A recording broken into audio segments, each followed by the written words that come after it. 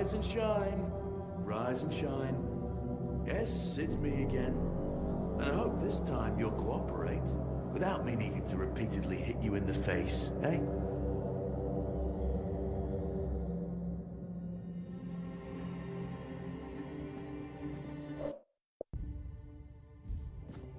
Look, we just... Yes. And trust me, you don't. Just like before, no food until we're done here. And the moment you start getting on my nerves, we're going back to my tried and tested fists. So, tell me, what were you doing in the forest when the Red Shields caught you?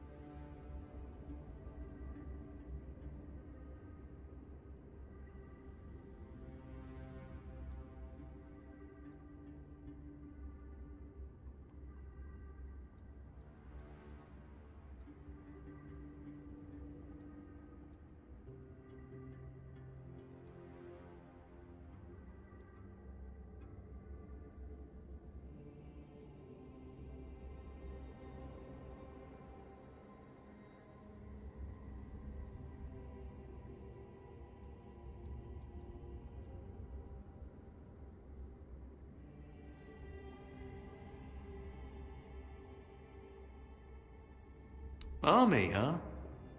If I were in charge, I wouldn't even consider letting you join the ranks. I'd rather feed you to the dogs. Less waste. And you were planning to enlist with...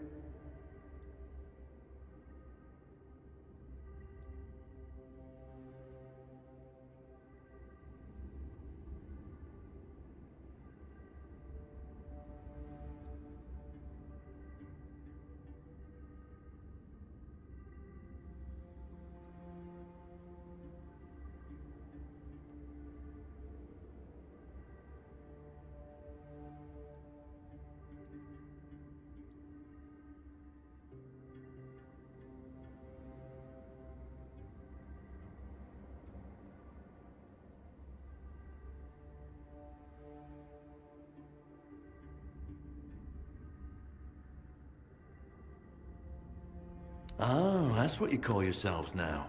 I've never seen you people do anything but fireworks and illusions. Not much use during a real fight, as is evident from you being in here rather than out there. Okay, that was easier than I expected. Now, unfortunately, we'll have to stop.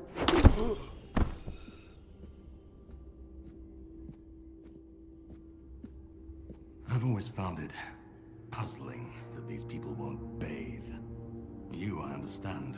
You're literally rotting in this damned cell. But them? There's just no excuse for the stench. There they are.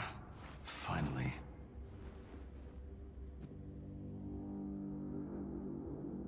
I know. You've a million questions. But they'll have to wait.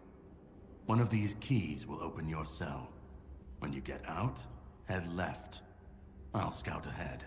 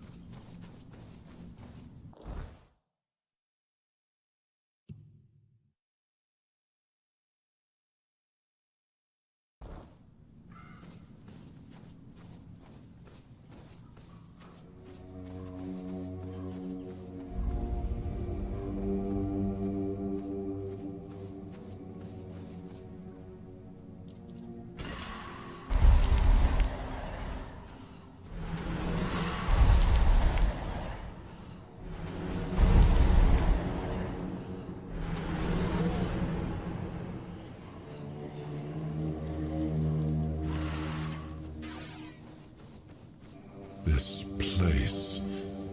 it still pulls at me. We should take a moment, just to be sure.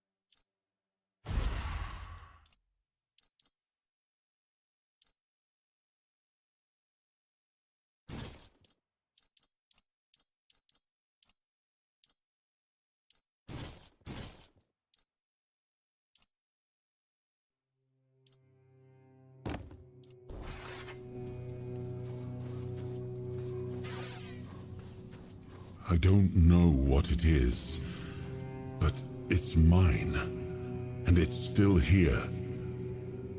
We'll need to find it before we press on.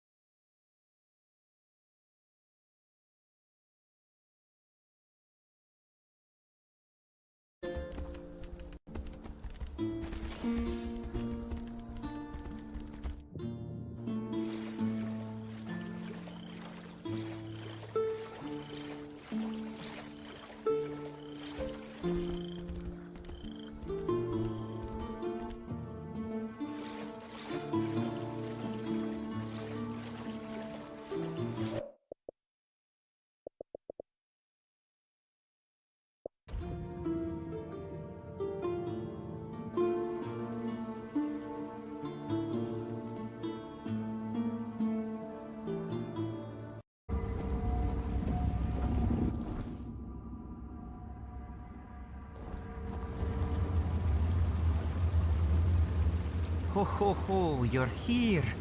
Munvarth knew you'd come, even before we headed to the Mother's Chamber. He's my friend.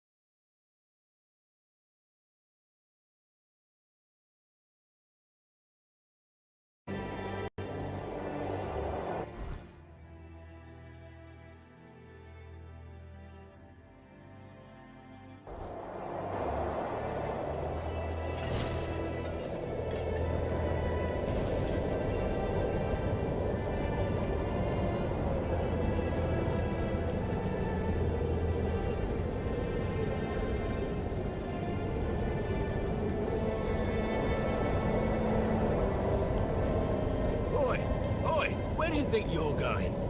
This is my spot. You can, take the other side. Just don't get greedy.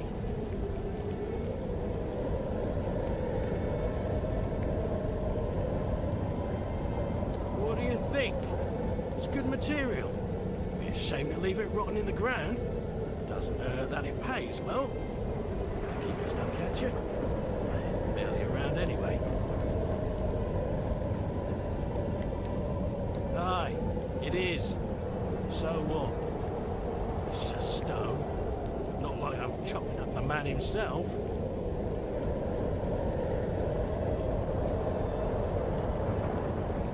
There. For a moment there, I was worried you were one of those knobs who get their panties in a twist over disrespecting a pile of stone. I can't stand that kind. They've never gone hungry a day in their lives.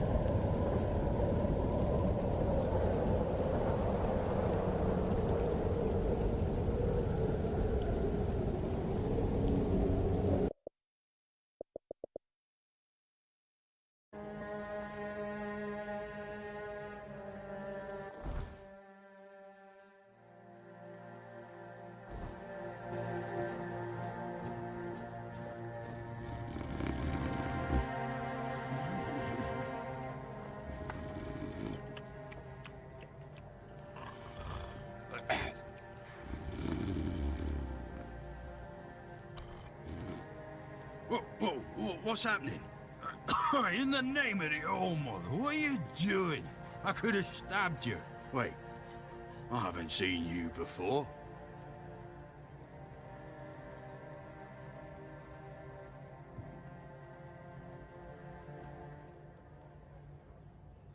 Not. I'm not. I could have sliced you up like a fish. No. Oh, like a potato. But I didn't, did I? All right, true. Why didn't you, eh? You could have killed me. So you're not one of them bandits, then? Who are you, huh?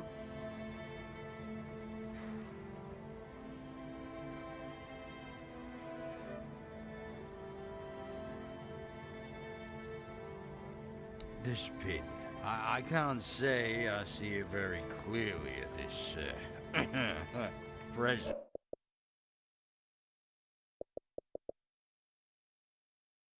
Official. But I remember Fergus said something about all this, these emblems once. Oh, yes, I remember now. I welcome thee, ye, royal person, on behalf of the keepers. You are a great friend to our own. Welcome. Please, speak with Fergus. He's our quartermaster. He runs things around here in the captain's absence.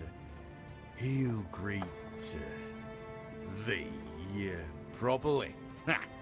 Have a pleasant rest of the day. Open it up, boys!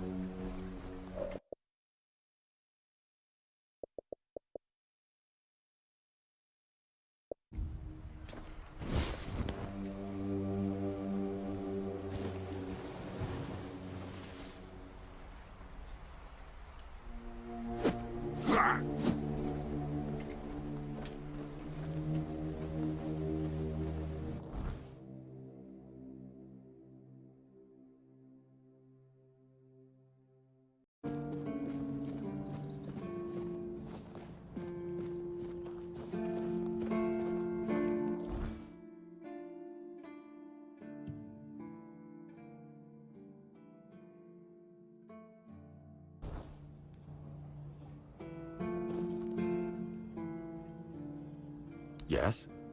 Did you find out what's been happening out there?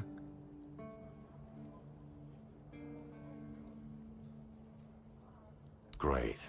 A necromancer. Just what we needed. It wasn't the Dark Druid from the legends, was it?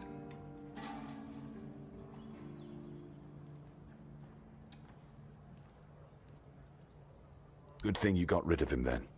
We already have the Dalriada almost on our doorstep. We don't need an army of the undead to boot. You did well. Maybe it's not so bad having you here.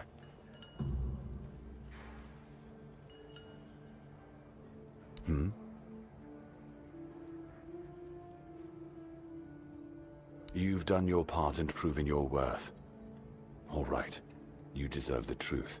You won't find the captain at the Horns of the South. He ordered us to lock down the keep, and then he disappeared. I have my suspicions about where he might be, but I can't say for sure. And frankly, I hope I'm wrong.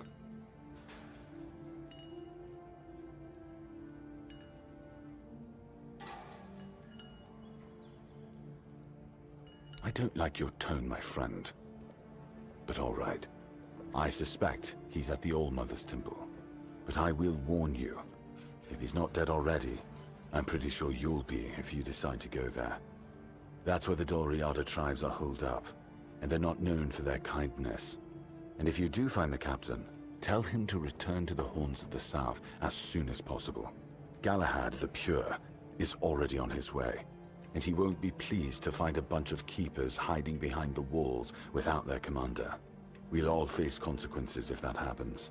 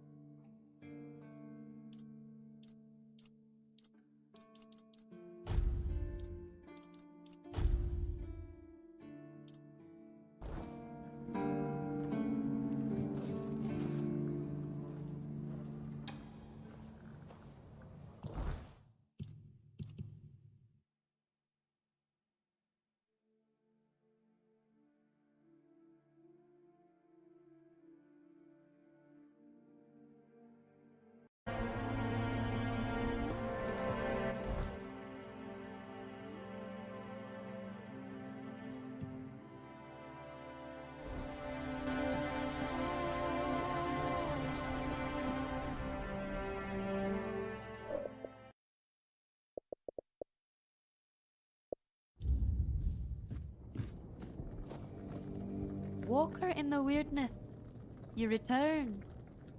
Welcome.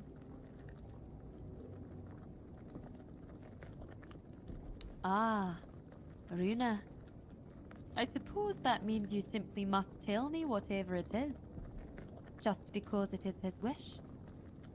He has told you, I hope, how much he longed to become chieftain. He tried everything to be chosen. One of those attempts nearly cost me my life.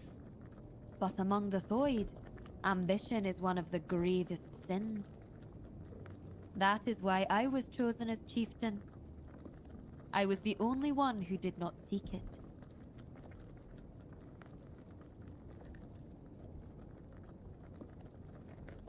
Does he now?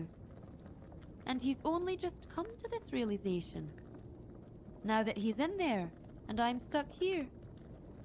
Let me guess. He wants to switch places.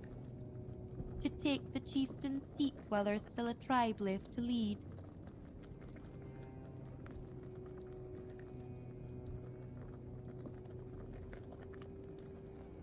Sacrificing himself for the tribe?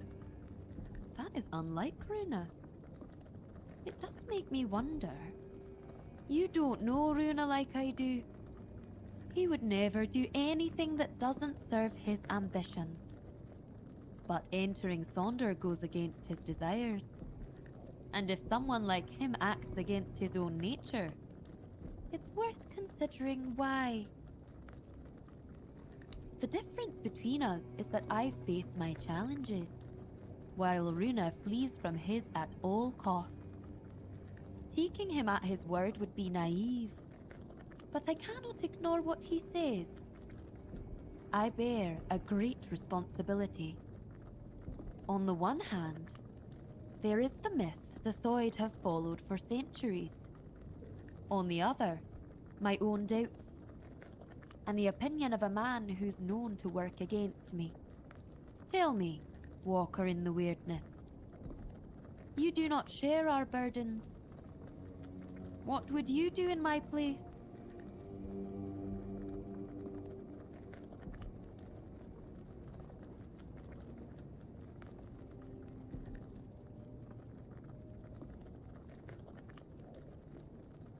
I will. You have my word. You, Walker in the Weirdness, see things in a way the Thoid cannot. We've always placed our trust in intuition. And if mine tells me there may be truth in Runa's words, perhaps I should heed by it. Thank you for your involvement. My duty as chieftain is to hear the voices of my entire tribe, even those who are not respected, like Runa. You may leave me to my thoughts now.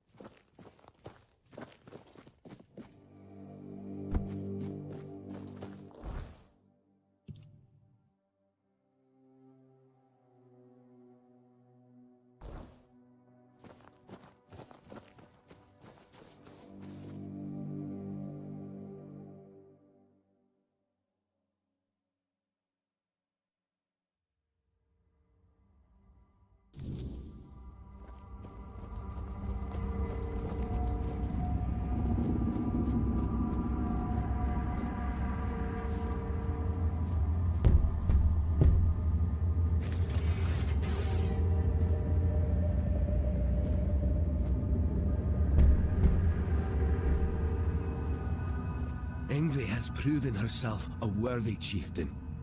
She heard my plea.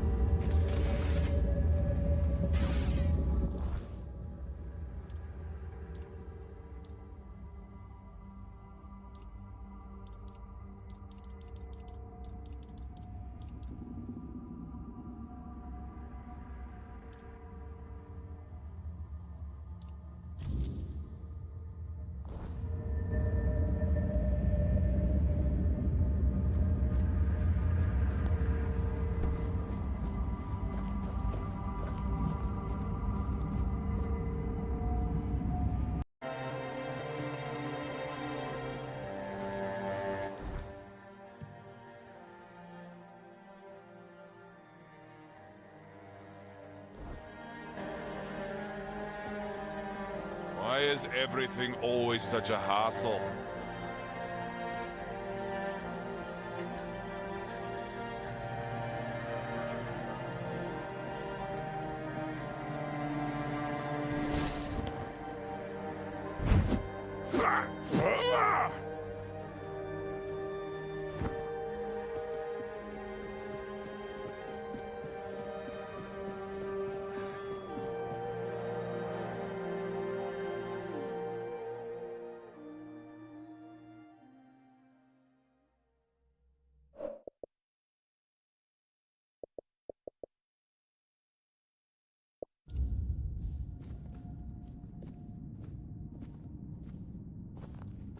Ah, you're back.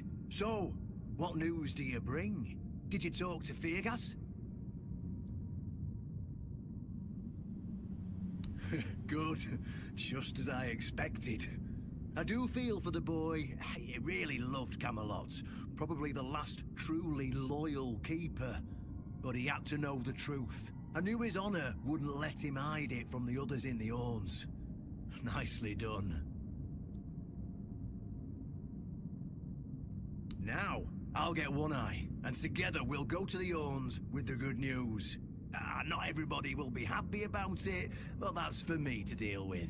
Those who don't support us will be released from their oath, and I'll ensure they're safe until they leave the south. After that, Whatever they choose to do is up to them.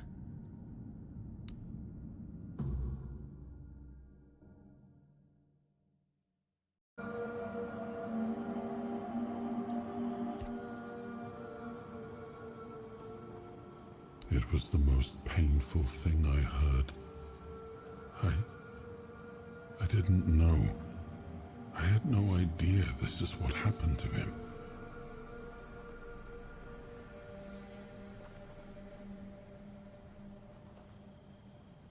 There were other things that required my attention. We were losing the war.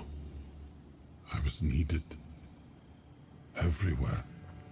I should have paid more attention to what Merlin was doing. I shouldn't have let go. Much the same. He was a fierce warrior, determined to win at any cost. I watched him closely, and I found him too consumed by cruelty. That is why I chose Seawall and Palamedes as my closest confidants, not him. Yet this Galahad still seems as fierce.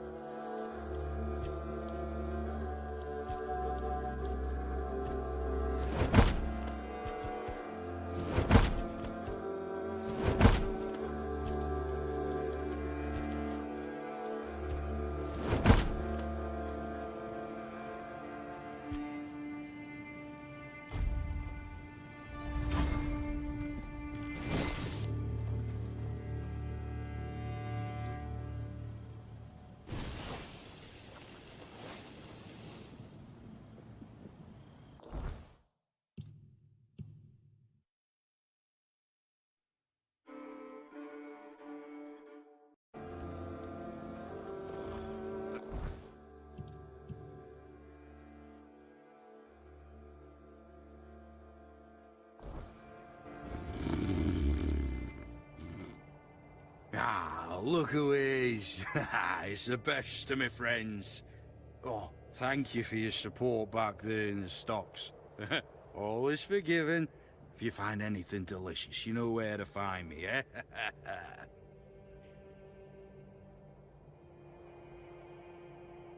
Oh, peaceful, dull, windy.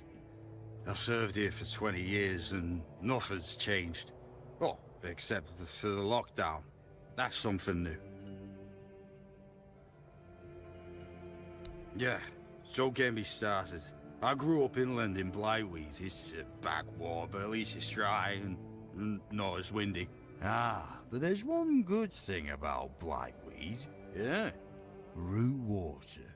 The best moonshine on Avalon. Aye, we had some good times, me and Rootwater. But one day, my parents just dropped me here. I don't remember how it happens. I just woke up with a huge hangover, but they kept me. Ah, the keepers, I mean. Keepers?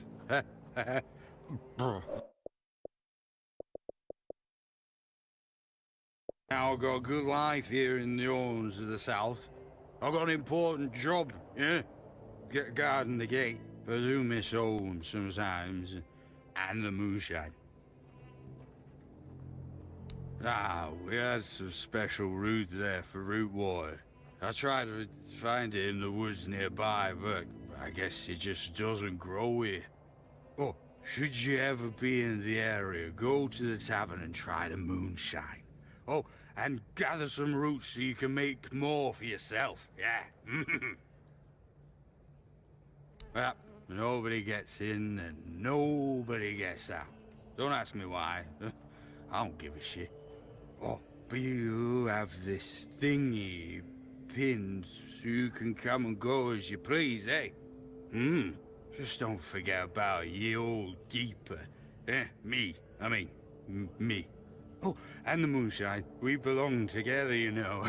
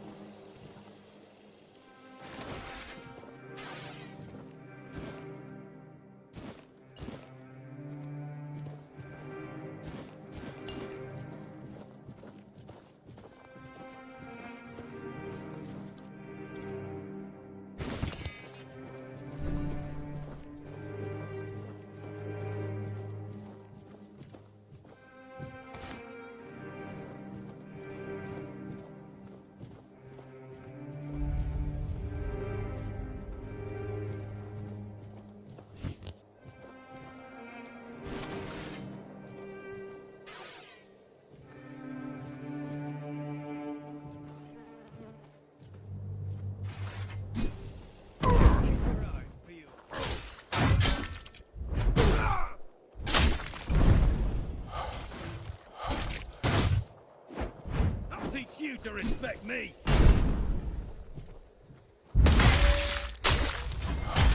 Keep your eyes peeled. Stop on me.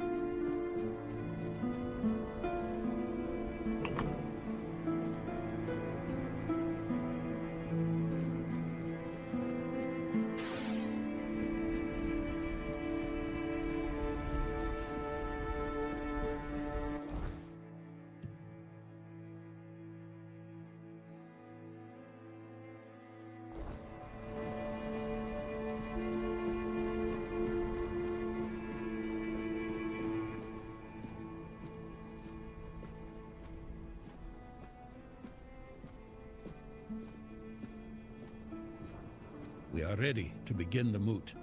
We were only waiting for your return, once and future king.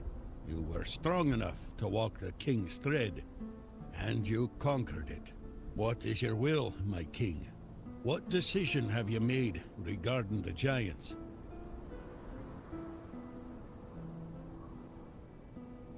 Glory be to you, once and future king. Fame and honor to you for all time. Thanks to you, Camelot will fall, and with it, the dead laws and the suppression of the Dalrida tribes. Thank you, my king, for your intervention. I, the voice of the Dalrida tribes, accept your decision with humility and gratitude.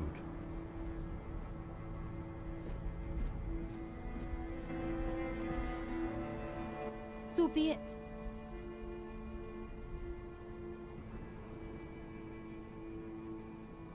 My plans to rebuild the tribe must wait.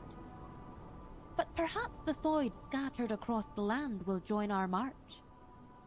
I only hope that many of us return home safely. Without Thoid blood, rebuilding a tribe as strong as we once were will be no easy task.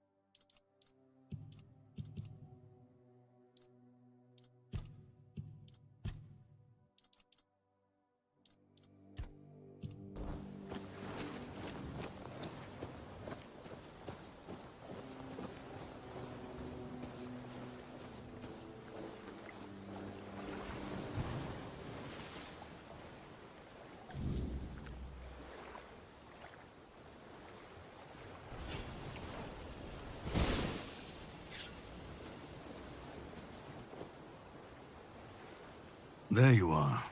It took you a while. I was getting worried you wouldn't make it. I even realized that I didn't get a chance to introduce myself. I'm Caradoc, your savior. What kept you so long?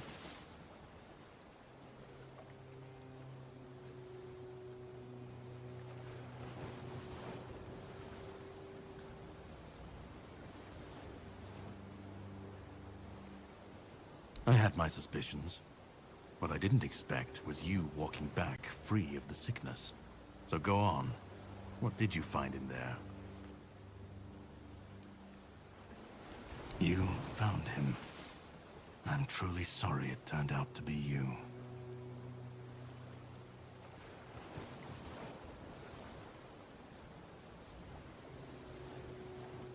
Well, it seems that the Red Priests managed to succeed in at least one of their experiments. You were able to go deep into the weirdness, survive, and even bring a piece of our king's soul back with you. I don't have to explain that this isn't something that happens every day. My job is to make sure it won't ever happen again. And this means you have to die. I'm truly sorry.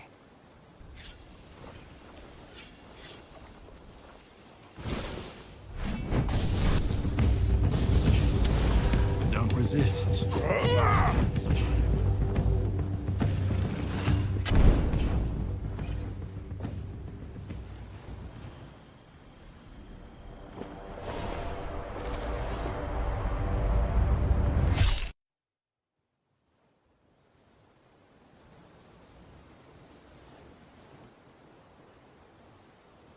I'm sorry, but that had to be done. It shouldn't leave any lasting damage.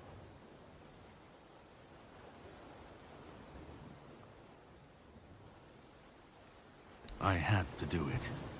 I had to get rid of the parasite that infested you a moment ago. You've seen, no, you've felt what he's capable of. This power can't be unleashed on Avalon. Not again.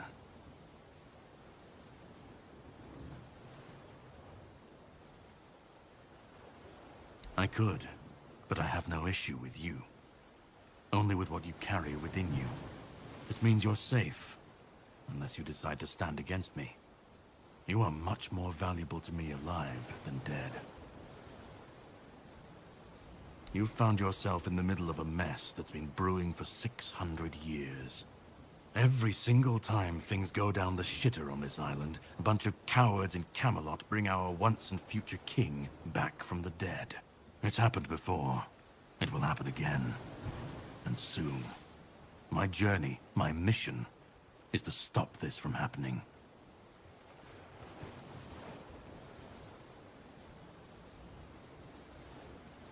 No, but thanks to you, I finally destroyed a piece of him I couldn't have reached otherwise. And from where I stand, that's progress.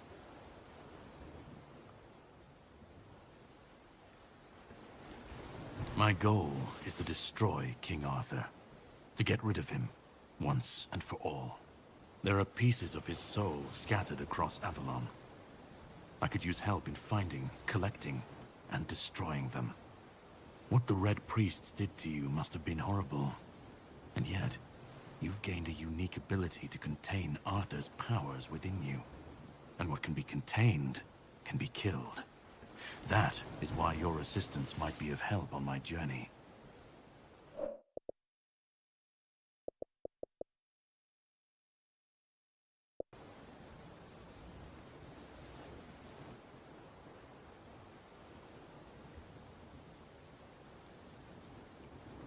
He's the reason the world as we know it is coming to an end. Every time they resurrect him, the weirdness grows stronger. Soon it will cover all of Avalon, and nobody will survive that. I've been cleaning this mess for a long time now, and I truly wish for this nightmare to end. The plan is to steal Excalibur, or at least what's hiding within that damned blade. A piece of our king is bound to it, and so it needs to be destroyed.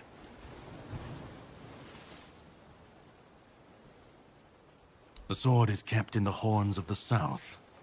It's a fortress, but if someone has this emblem, they can enter freely. Here, pin it to your clothes. If you decide to help me, you should get in without any issues. When you do, find the captain. Brendan's his name. He'll tell you the rest.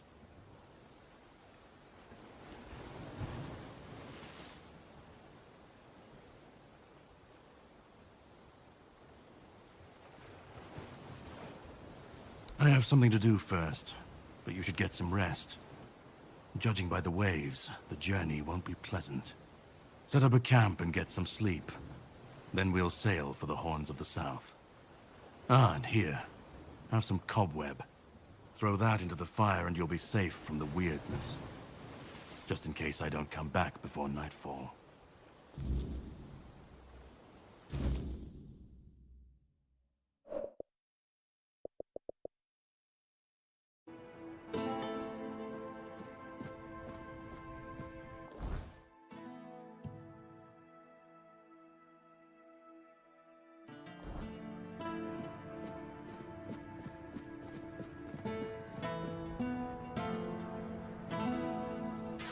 Well, look at you. Moving along nicely, aren't we? You're piecing him back together faster than I expected. We're getting closer to the end. And since you've proven yourself so capable, maybe it's time.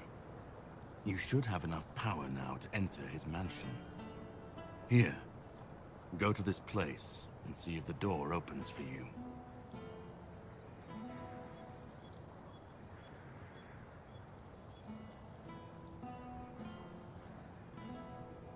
No. If you want to know the truth about the man pulling the strings, it's time you took a look behind the curtain. It's the house of someone I once called my employer, Orin. The same one whose plans got you out of the island asylum.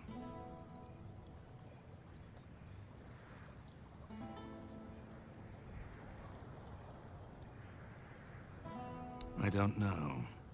We stopped seeing eye to eye on certain things, and our relationship soured. No, not really. There's one last piece of Arthur's soul waiting for you. The third artifact. His crown, this time. You'll find it deep in the Forlorn Swords, in the capital city of Dalriata. Meet with Gerfan. He'll either attack you on sight, or explain everything patiently, depending on how he feels about... Well, you'll see for yourself. How would I know? I'd say going into Dalriata territory is a surprise all on its own. But don't worry, they've got bigger problems at the moment than you sneaking off with their sacred helmet. Once you're done, meet me at the Charred Conclave. That's where we'll finish this, one way or another.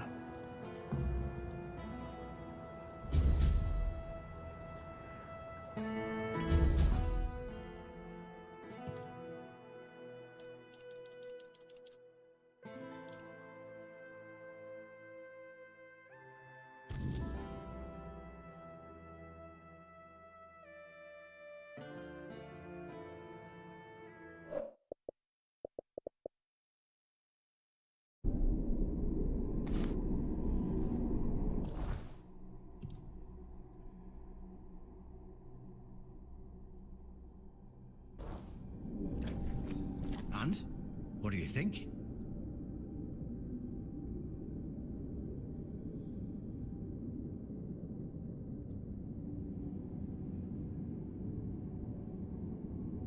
Oh, they're just fools. Somebody made a stupid mistake in the past.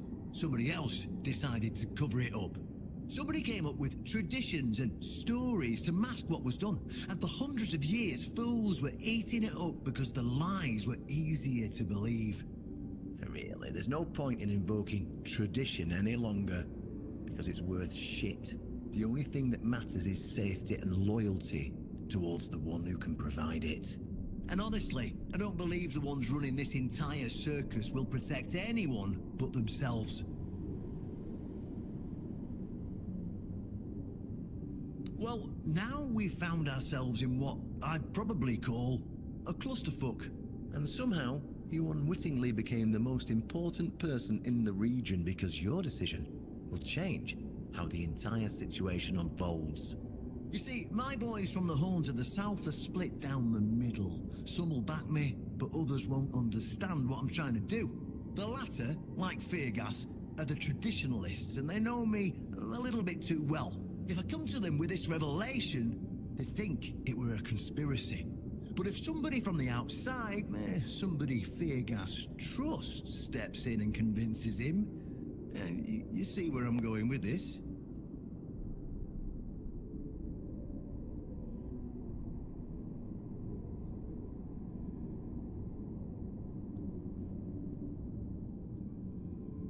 Ha! That's what I wanted to hear. I knew I could count on you. Go talk to Feargas, get him to visit this place. After you're done, please visit me in the shrine. I just hope Feargas shows some sense and doesn't let his pride take over.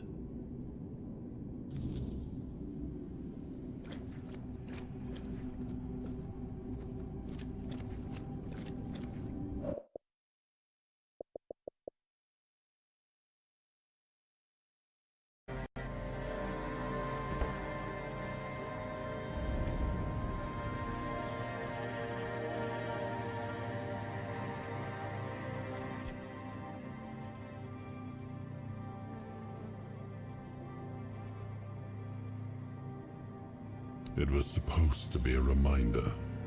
The sword was never just steel. It was a symbol of what we stood for. Strength, justice, the will to carve a path forward. A weapon, yes, but also a promise.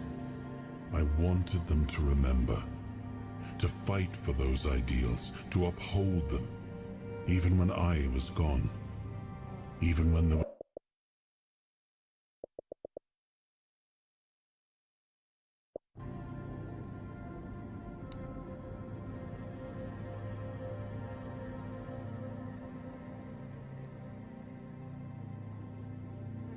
much the same.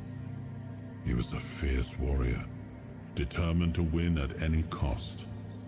I watched him closely, and I found him too consumed by cruelty. That is why I chose Seawall and Palamedes as my closest confidants, not him. Yet this Galahad still seems devoted to Camelot and the old ways, and he remains just as fierce.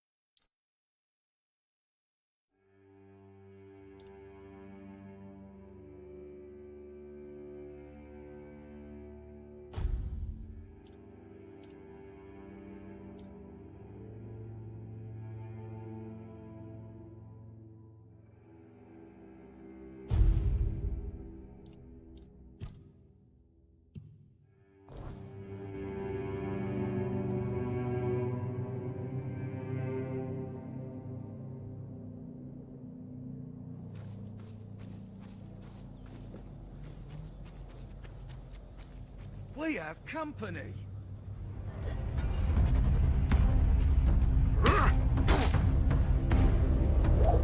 Midgard belongs to us now.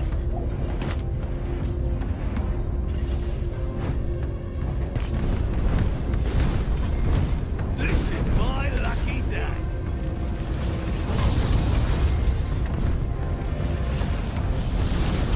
You'll regret this.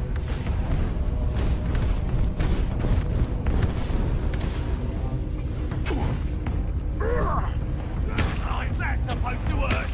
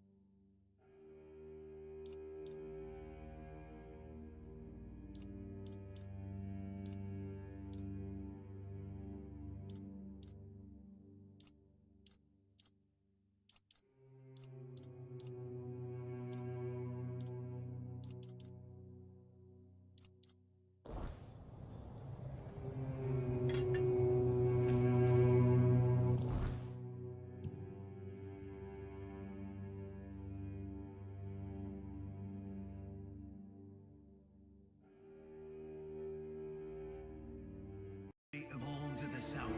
Today, we put an end to fear and poverty.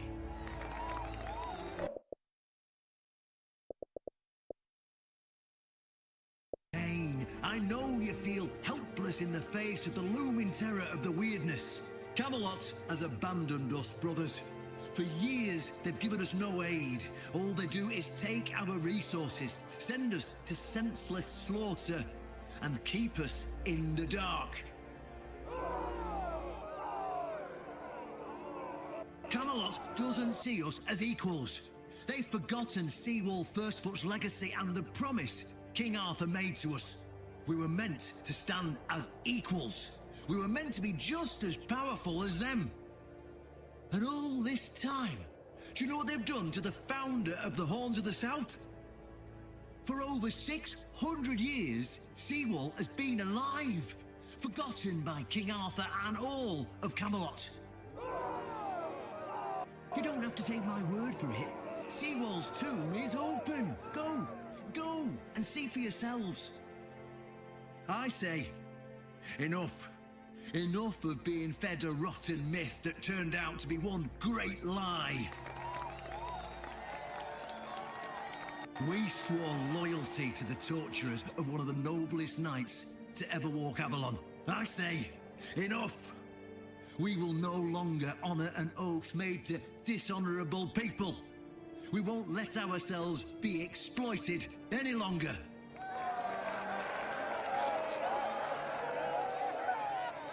But, my brothers, I bring news. Galahad the Pure, the same Galahad who threatened to burn half our garrison at the stake, is dead.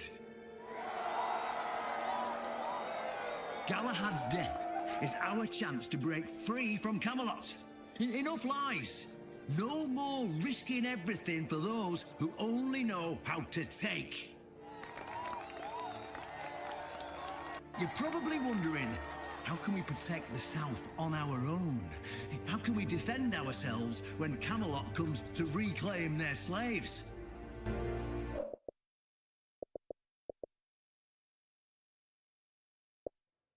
Yes, that's what we are to them. I know the lockdown of the fortress surprised you, and for that, I truly apologize, but it was necessary to keep you from attacking our new allies, the Del Rita tribes, led by One Eye.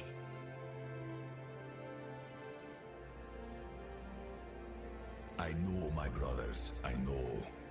This must be a shock, especially since I didn't share my plans with you earlier. But hear me out.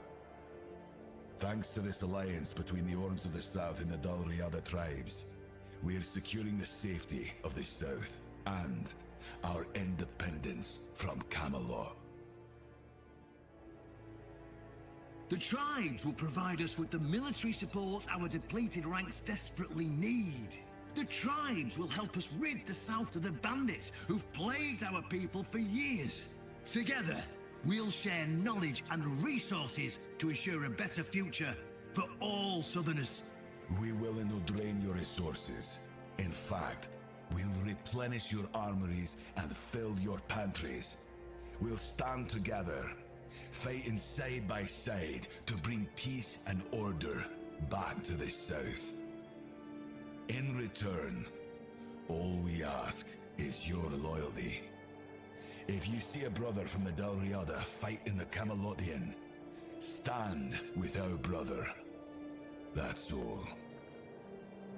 Of course, if anyone isn't in favor of this alliance, you have the right to leave the service. I declare a new era for the Horns of the South. Those who don't wish to help build this future are released from their oaths. To those who choose to stay, I promise a good life, and you won't face any more threats. Now, brothers, return to your duties and rest easy. The Horns of the South will endure, and soon we'll be stronger than ever before.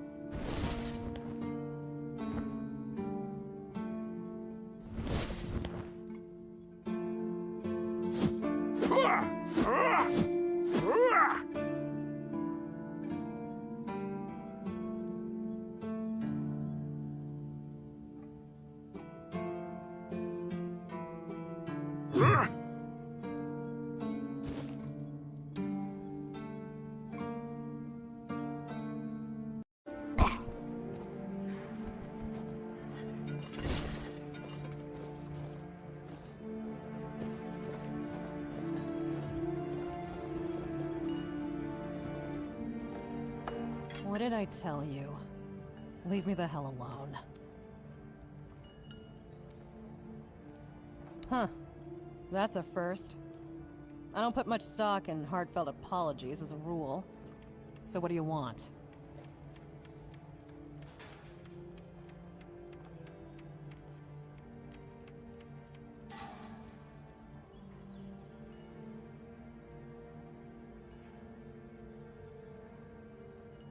That, I must admit, is the universal language of apologies.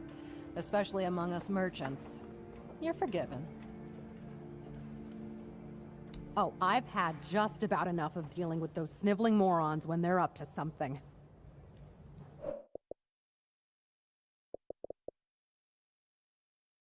From a mile away.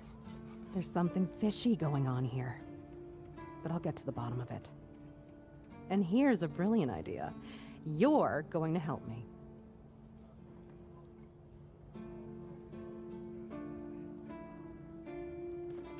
Straight to the point, huh? Don't worry, I'll pay you. And who knows, you might even get a discount on my wares.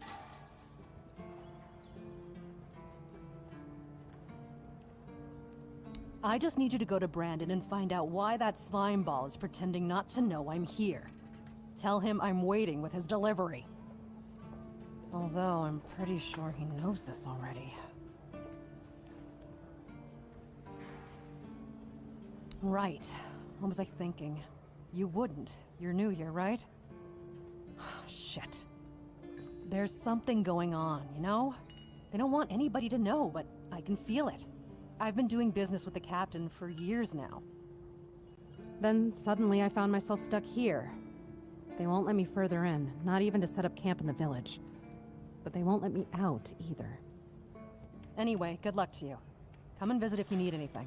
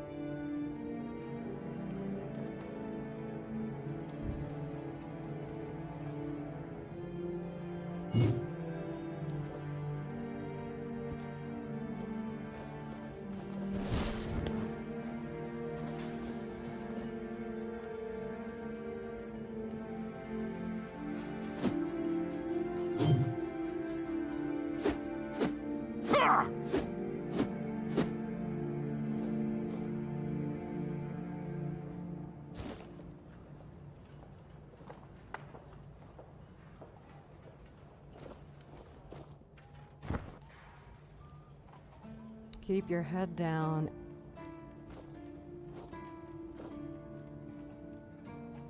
You do realize you won't score any points with the Keepers by helping me right? There's a... You still... My... Good luck.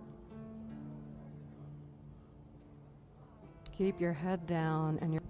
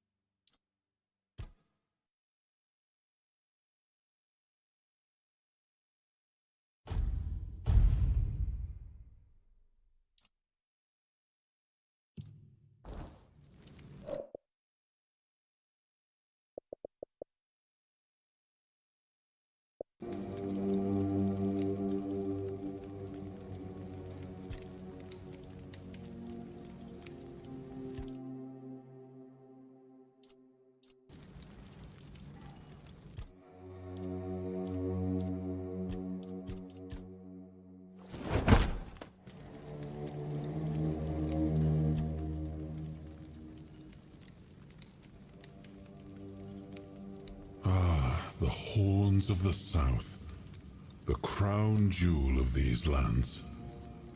We had barely laid the foundations of Tintagel when Seawall and his men had already built a lighthouse, eager to guide our ships to them. He always had a competitive spirit. Of course, it helped that he took every sailor from the homelands with him, along with a handful of knights, so they could learn from one another.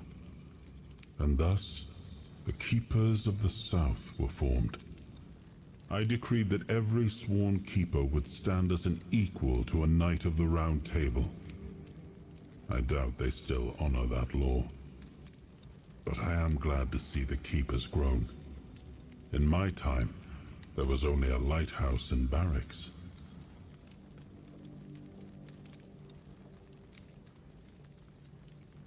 I suppose it wasn't. I can feel it guards something primordial within. The markings on the stone resemble the work of the Foredwellers. In my time, such inscriptions would shift and change, making them impossible to decipher. Yet, I met some people who sought to unravel these mysteries. Most of them were Picts. I allowed them to explore Avalon without my oversight. And so, I remember that the Royal Geographers came to be. My favorite band of adventurers. True pathfinders. Avalon owes them a great debt.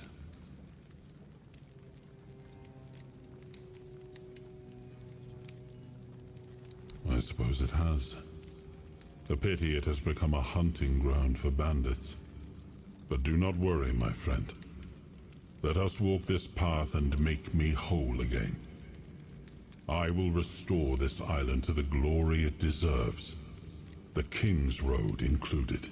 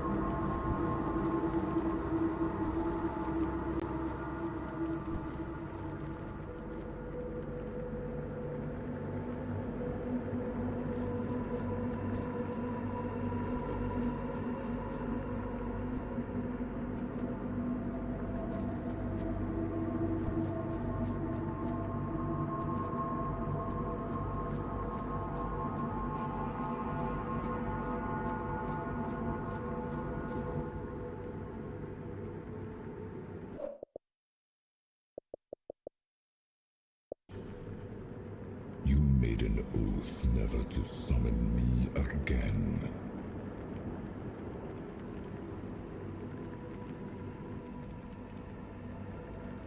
Excalibur. Wait. Is it really you?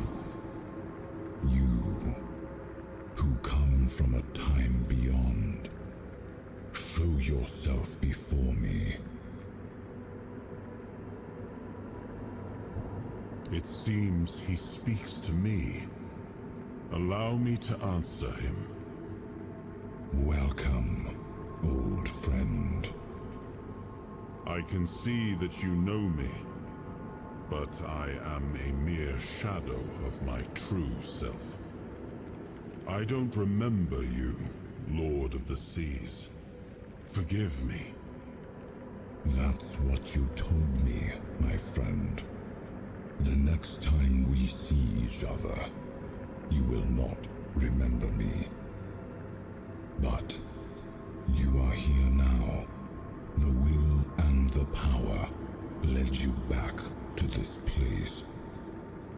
Even in this incomplete form.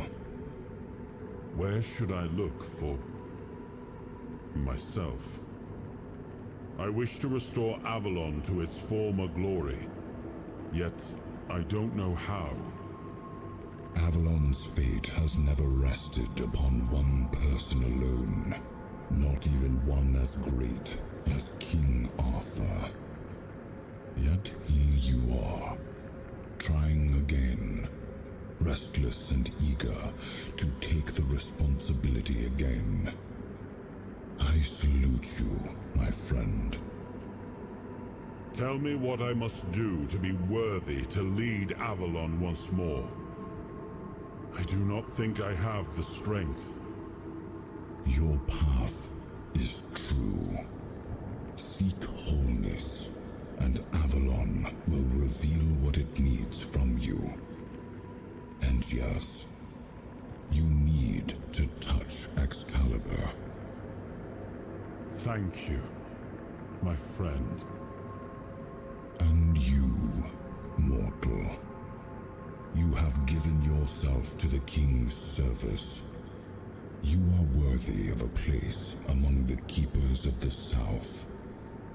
Arthur, take out your sword and fear no failure. It is yours to take. It always was. I deem you worthy, my friend. The promise I gave thy mother is fulfilled, and thus our pact is ended. You know where to look for your soul. Trust yourself. And when you reach your journey's end, I trust you will make the right choice.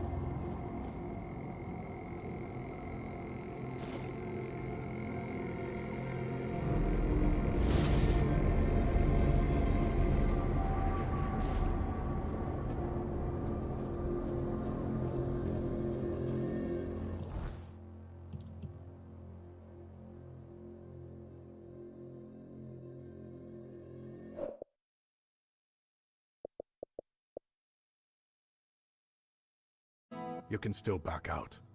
Camelot will surely forgive you for this insubordination. I have never been more certain of anything in my life. This is the only way. Fine. Do as you will. Look who woke up. You're a bit late, though. You missed the show. Our Lord gave a rousing speech to his subjects explaining why he's going to leave them in these dire times. I'll leave you two. I need to start cleaning up the mess you made, Yvain. And before I forget, some shady-looking character was looking for you. Didn't tell me his name, but said you're old friends. Said he'll wait nearby. Greetings, friend of our house. What may I do for you today? Really? I hope he supports my decision to embark on a quest for the Holy Grail. Although, in truth, it doesn't really matter.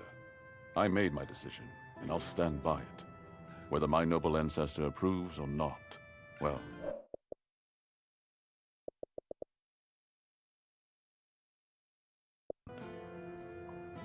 House Terion ends with me. Lady Maeve was never granted the chance to give me an heir. And I couldn't bring myself to take another wife or continue the lineage while the world I knew crumbled around me. But your words are kind. The story of my family began in glory, and in glory, it will end. As soon as the necessary preparations are complete. With any luck, it won't take much longer. Ansem will assume my duties in my absence. He is my most trusted man, and he is respected by the people. For now, he's assisting me in gathering supplies. I do not know when or if I will return. Kurnocht and its people must be ready for either eventuality. I cannot say for certain, but I have faith that Ansem will manage. Truth be told, he's been the one keeping things in order for quite some time now. Since Maeve's passing, I've been all too aware of how much I've neglected my responsibilities. Camelot will keep the peace in my stead, and I can only hope that the people of Kurnocht will come to trust Denholm and his men. We may not agree on every matter, but I cannot deny Denholm's honor. When I return, it will have to be enough. And so, I thank you once more.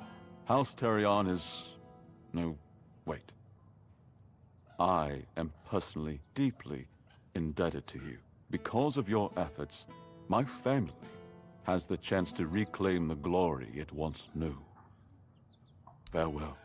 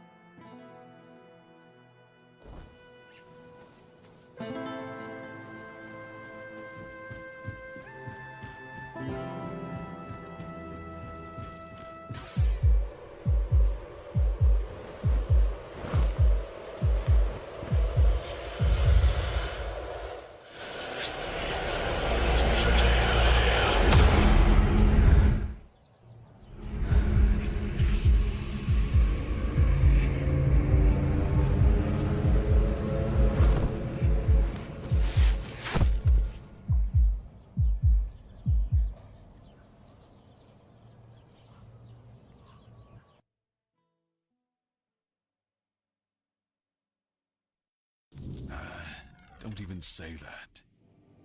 Someone comes, lights them in here, and then dies on all watch? People would be at my door with pitchforks.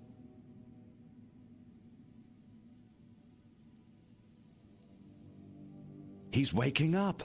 Welcome back to the land of the living, our hero. Help him up, Ansem.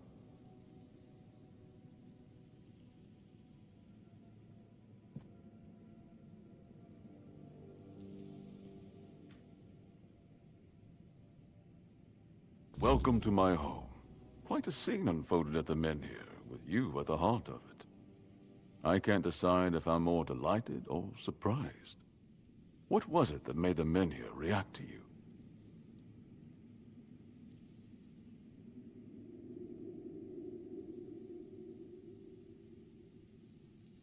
I see.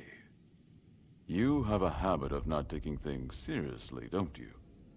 But this is no trivial matter, so I demand respect. Come now, you must have a theory.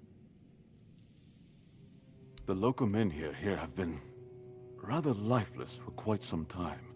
Then you come along, breathe life into what was dead, and, whether you meant to or not, alter the course of our history. That's how I see it anyway. Tell me, do you know what this menhir represents?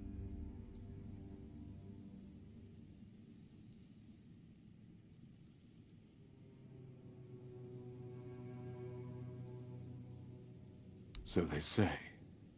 The menhirs were raised by Merlin to ward off the ancient mists that burst monsters beyond human comprehension. But none of this matters in our current situation. Here, the menhir represents something more. For some, it's a symbol of freedom and independence. Strength, if you will. It shows that the people of Quornoct, my subjects, can face any challenge, even at the world's end. And for others, like our guest from Camelot, whom I'm sure you've seen, it's a symbol of power. Power once granted by King Arthur, and therefore by Camelot.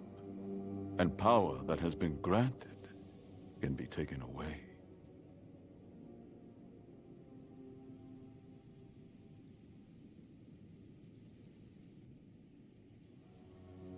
I'm well aware.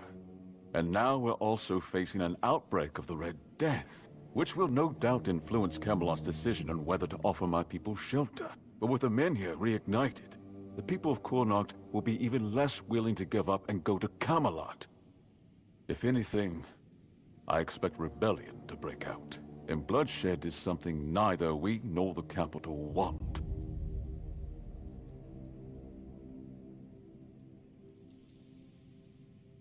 Palomiti's shield, you say? An unusual request.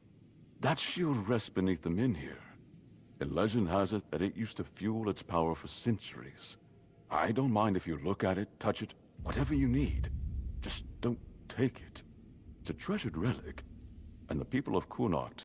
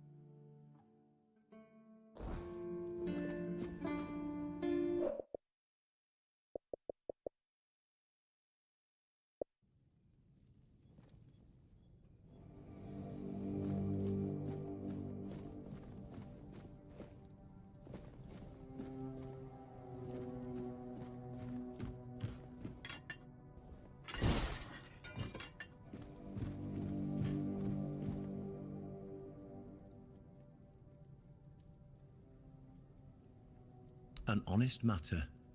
What do you need?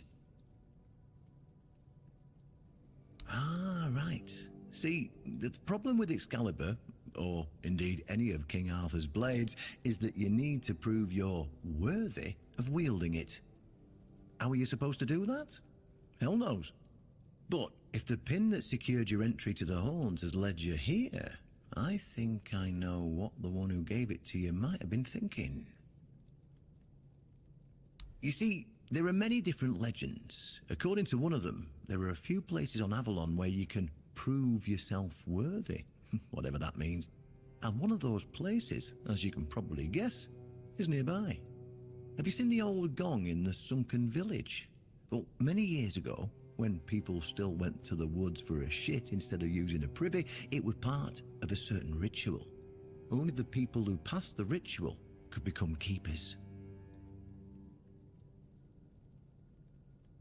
Eh? None of the living keepers were recruited that way, so we don't really know what happens during the ritual. That's why Galahad now appoints keepers and the captain chooses them. It's just safer that way. I only know that you need to sound the gong and then lie down to sleep at its base. If you wake up, I mean, when you wake up again in the morning, you'll know you've been deemed worthy. Unfortunately, the gong is broken, so first you'll need to find a way to fix it, and since it's made of weird steel, that's not going to be easy, is it? Fortunately, Oshbrit should be able to help you. A little bird told me he likes to play with weird steel when nobody's looking. Just tell him I sent you, and he won't give you any trouble.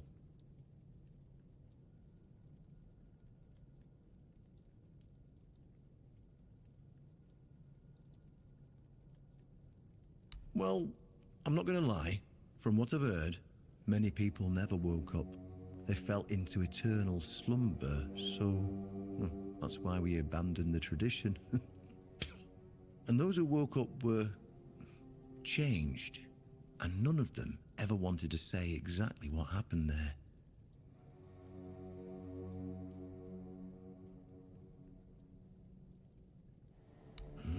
Of course they tried. It turns out that the keepers who passed the ritual could hold it longer than anyone else. Maybe it'll be enough for what you need, and maybe something entirely different will happen. It's your risk and your decision. Then you'll have to find someone smarter than me, because I already told you everything I know. Go, and may the southern wind be in your favor. If you need anything from the old captain, you know where to find me.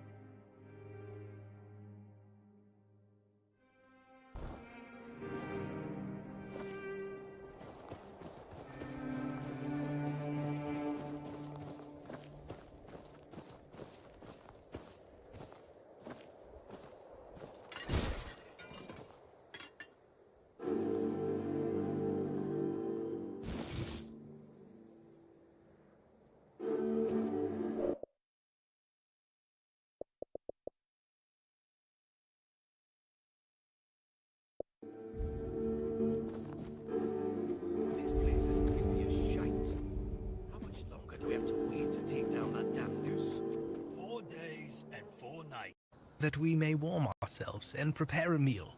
And if you're in need of a blessing, we're here to offer that as well. The strength...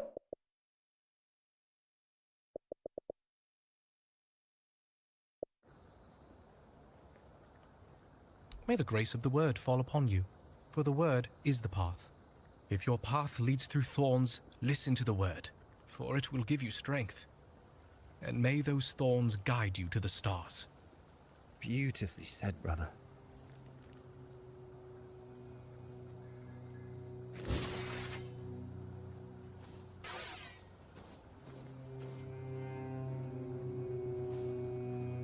nights are full of terror. The Prophet guides us through the darkness. Yes, Wanderer. I am listening. As I mentioned before, we don't have much, but I...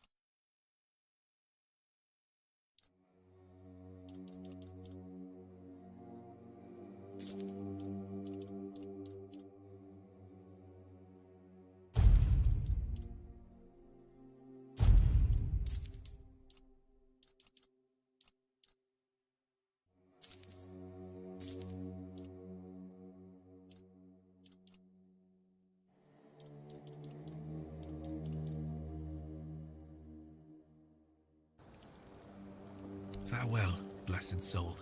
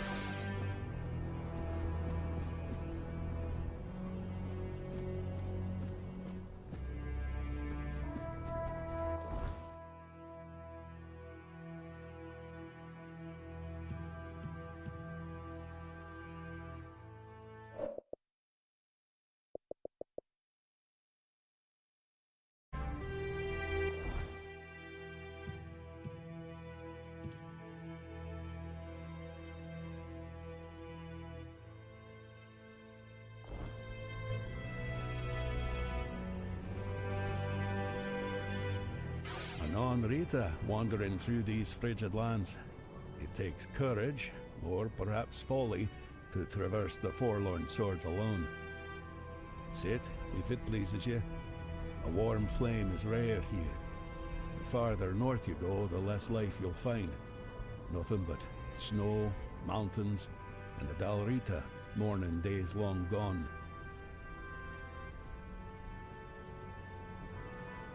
I'm an old...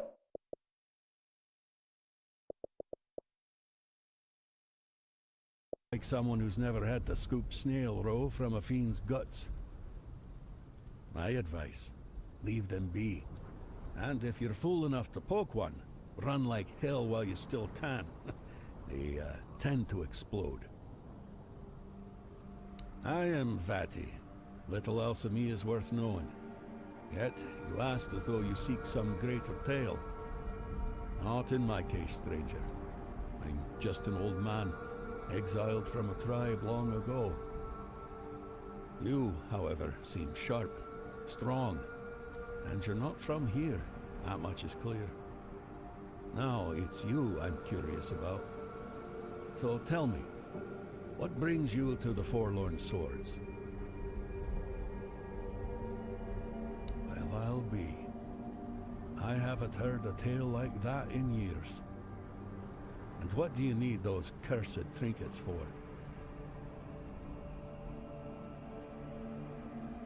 A mission, you say? And it must be damn important. I'm afraid, however, that in this ruined village, you won't find what you're looking for. But I know someone who might be able to help. Gerfan. That old codger might finally prove useful to someone for a change.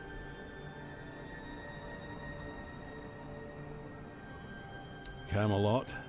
They butchered almost everyone from the Gunvaldir tribe. Old Frode, Gunvaldir chief, knew the Camelocians were coming. He called for aid, but no one answered his plea. What a disgrace. And so, divided we fall. Now, his firstborn wages his own war in the south. The Dalrita dare not speak his name aloud.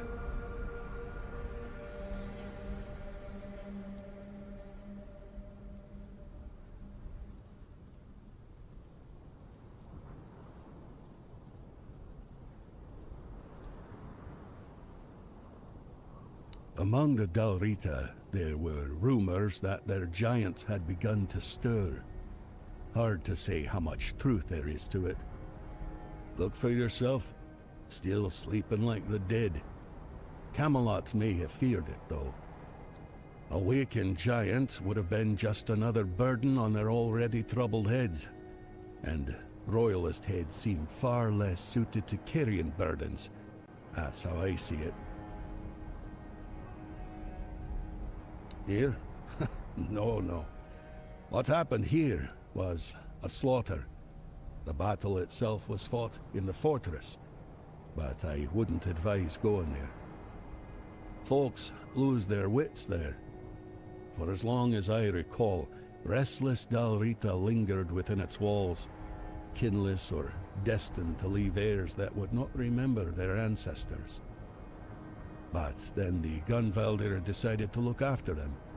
They claimed the fortress for themselves. No one objected.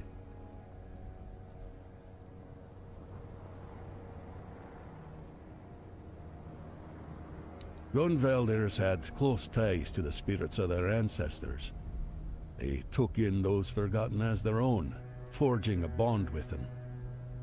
In return, the spirits granted them strength, sometimes even coming to their aid. Frode and his people thought moving the battle within the fortress walls would give them advantage. Well, they all died, so that tells you how it turned out.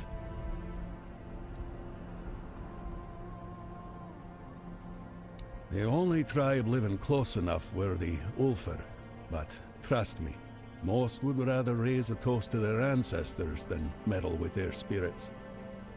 Let the dead remain dead, as they say.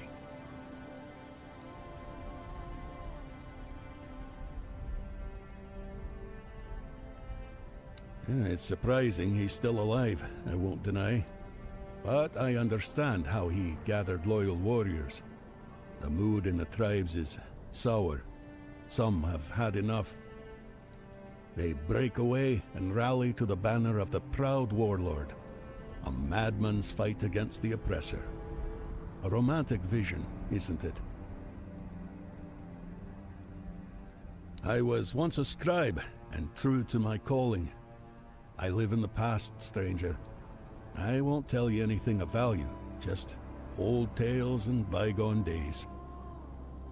I have little contact with the tribes these times. The words of an exiled Darita carry little weight, same as his name. You'd be better off discovering things for yourself, believe me. It will be a far greater lesson than anything I could ever tell you.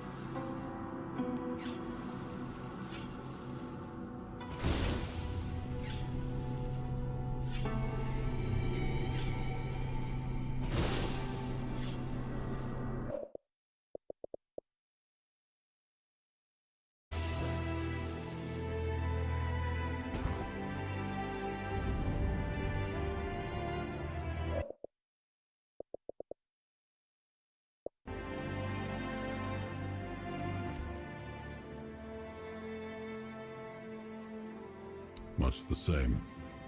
He was a fierce warrior, determined to win at any cost. I watched him closely, and I found him too consumed by cruelty. That is why I chose Seawall and Palamedes as my closest confidants, not him. Yet this Galahad still seems devoted to Camelot and the old ways, and he remains just as fierce.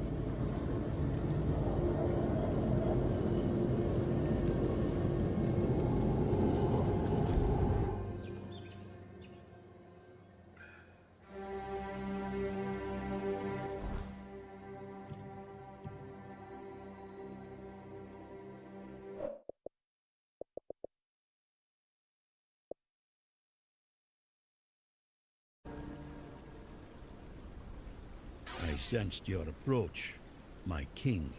All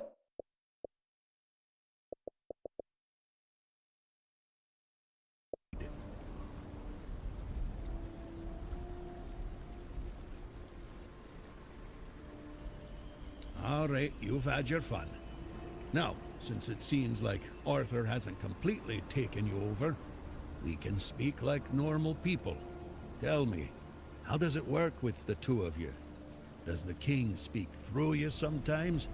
Or is he just a passenger in your head? Will he ever come out and talk to me face to face? Or does he just sit there quietly, never getting involved? Either way, I've got a few things to say to him. Not exactly polite ones. Ah, so he won't be speaking. Still too weak, is he? Not surprising. Well, then give my regards to the old man. Tell him the Gunveldir tribe stayed loyal to the old treaties right to the end. The same can't be said of the Camelocians. A pack of cowardly dogs without honor. I hope Arthur's squirming in your head, seeing what his beloved capital has been up to.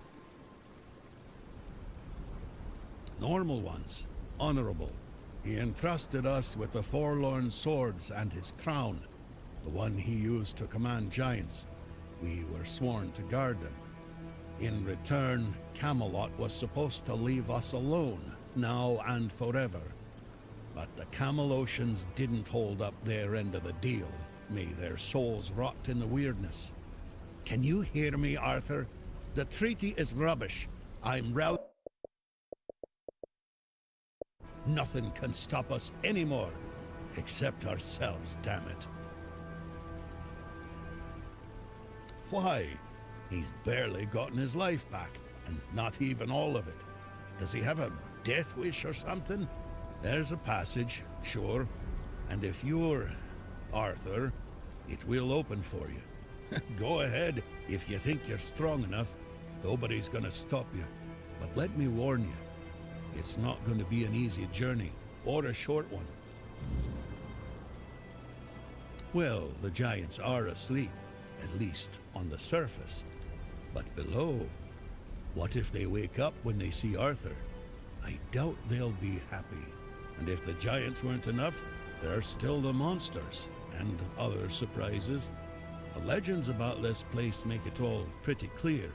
If I were you, I wouldn't go in there. At least, not until you're sure you have the strength to handle what's hiding inside. Or without the blessing of the tribes, as agreed 600 years ago. You'd know that if you remembered our agreements, Arthur. Yes, the funny thing about our king, as you may already know, was that he was pretty sure of himself and his abilities. He knew he could march in there, grab his crown whenever he wanted, so he didn't sweat when he made a deal with our ancestors. He said he'd come back for his royal hat, only if the kingdom was in a dire situation, and if all tribes agreed to let him. Traditionally, this was meant to be done during a moot, an assembly of the tribes, and I'm calling one, so we can help each other out, if you're up for it. Well, I need the chieftains to come here, because we have to agree on a united front if we're going to fight Camelot. And I want to make damn sure that we fight Camelot not as a solitary tribe, like hot-headed One-Eye once, but as a united force. But I'm worried that something might be keeping them from leaving their villages. I'd like you to look into it. They won't. Our tribes aren't exactly known for getting along, and gathering them all in one place at the same time. That's almost a miracle. But now they've left Gunvelder in its time of need, and they're ashamed. And that's even worse. That's why you have to shame them even more, so that they have no choice but to come here or risk their honor. And if they say they won't come because, then you'll deal with the because, right? After all, you're the king, aren't you? Exactly. There's only one sane course of action, but you do you. I'll be waiting. I'm not going anywhere. As a Gunvelder, I've got nowhere to go anyway. Yes? Who have you managed to convince?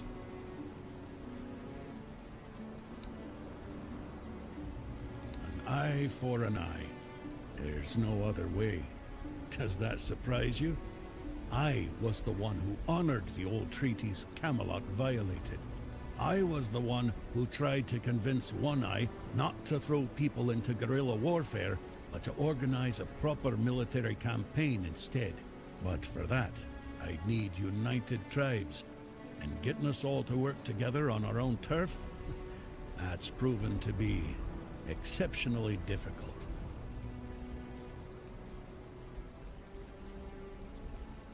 If you ask me, I got scared. The giant in our village started glowing. Maybe waking up, maybe coming alive. Whatever it is giants do. We were glad, though the other tribes, not so much. They envied us, no doubt about that. And that's probably why they didn't lift a finger to help when Camelot invaded our lands. Us, the Dalrita, we have changed. We're a shadow of our ancestors. But we were not the first to raise our weapons. Well, you see, the giants for us are a bit like gods. We call them our protectors. It's a tradition dating back to the battles of the Age of Legends. The Dalrita befriended the giants long before Arthur ever did. There was peace between us, even when we stood on opposite sides of the war. We honor them because we believe that when they awaken, they will repay our care with their protection. It's good to have allies like them.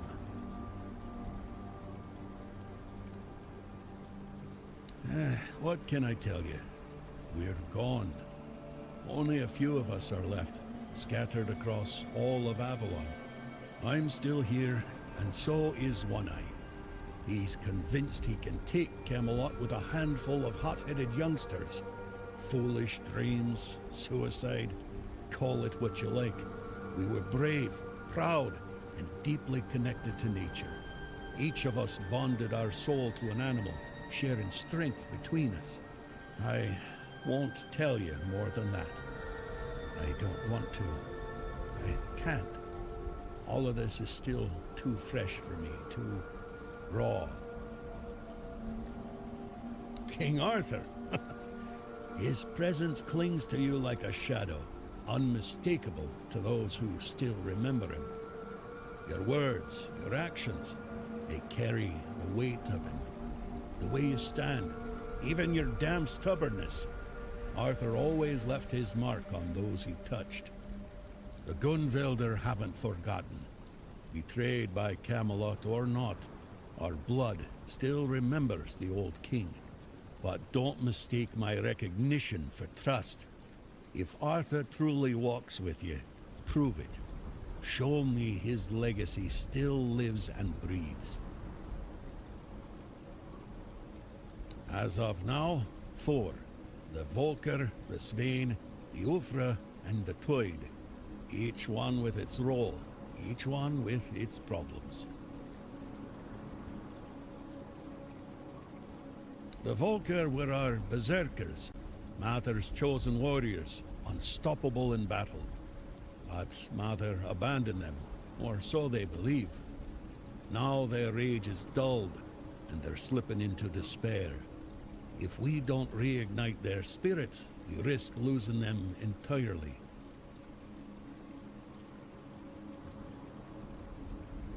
The Svein are hunters and guardians of something ancient, what they call a god.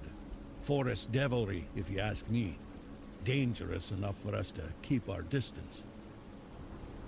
The Ulfra are warriors, the best of us. Or they were. They've gone silent.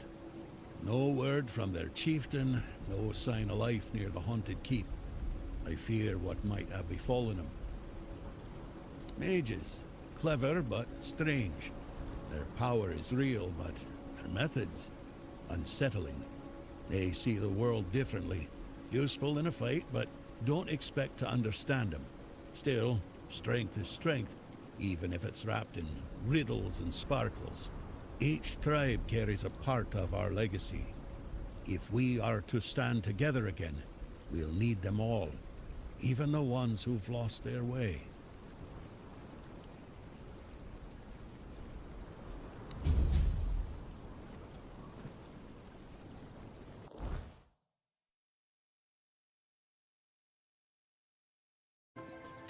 Oi, you. You're new here, aren't you? I don't think I've seen you around before.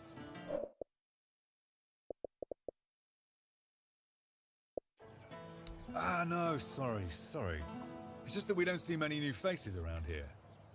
Just us and the locals and, well, if you haven't noticed yet, they're not the friendliest bunch.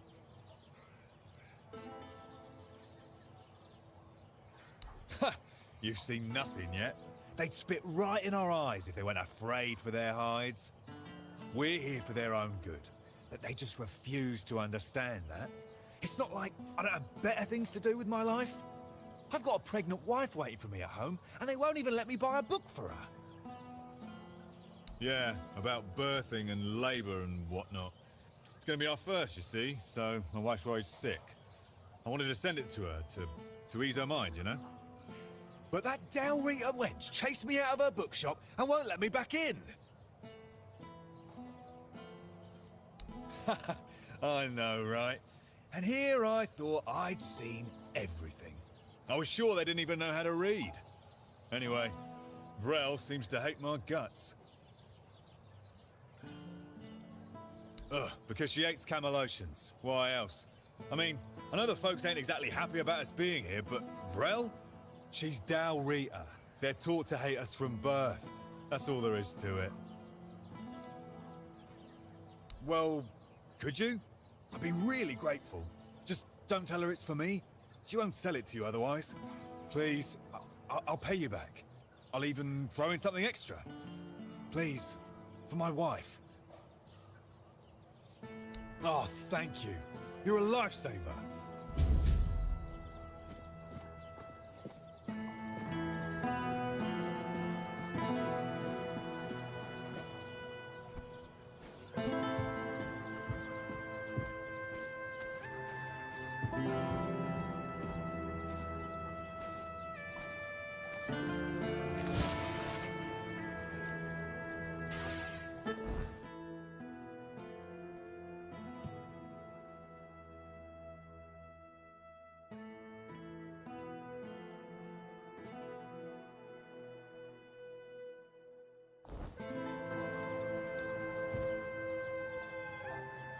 Ah, here's our troublemaker.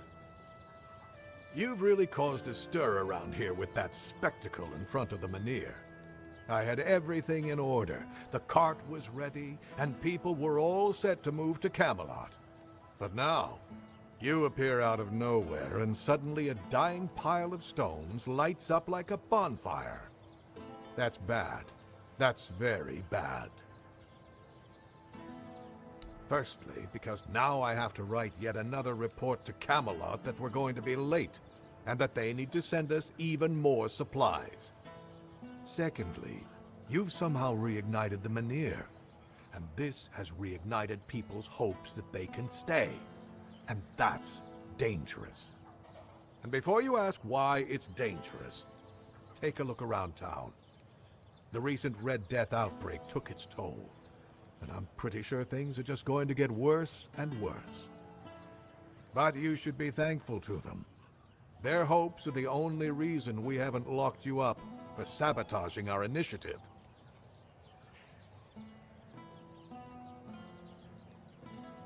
That's the assumption I decided to go with, and that's why we're talking. Perhaps there's still a chance to sort out this mess.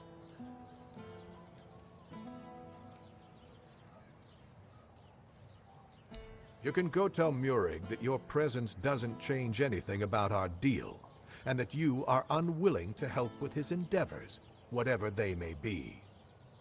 And if he doesn't listen, play along, but come back to me when you learn what he has planned.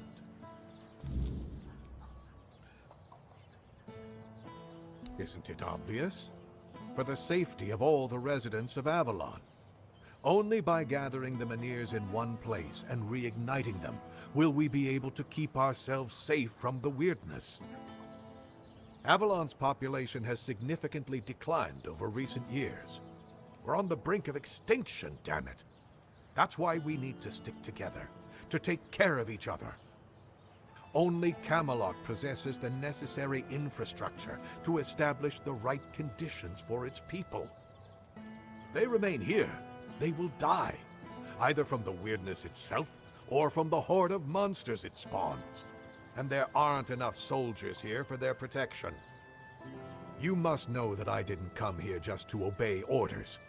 I truly believe that this is the only way to save everyone on Avalon.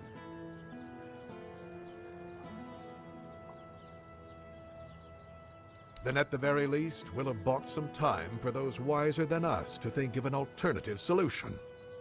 Perhaps we will invade Tuathan, like in the glorious old days.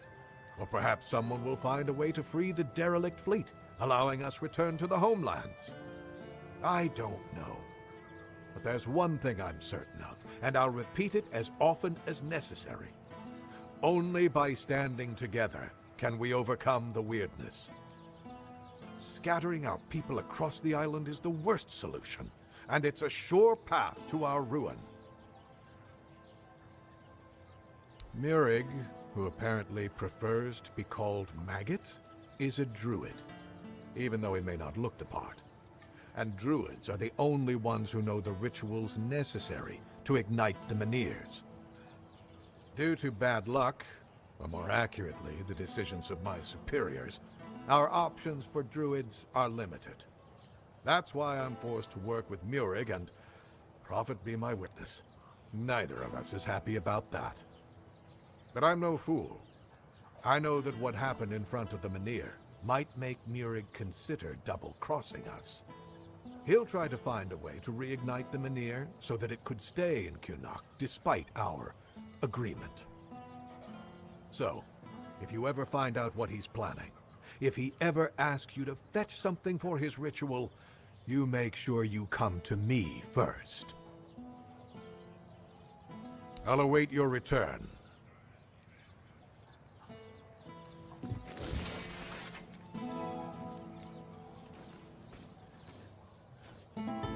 Watch yourself.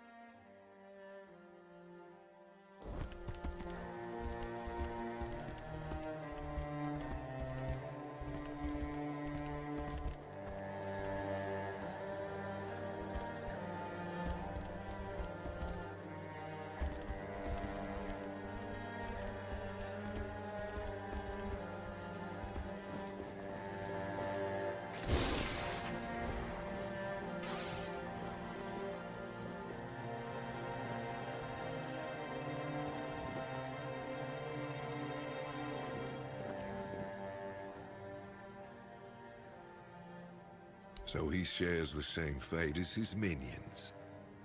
Ironic, don't you think? Well, at least we'll have some peace and quiet around here again. And the dead might be restless for a bit. But I'm sure Hwardak will put them back to sleep. You can report a job well done to the quartermaster.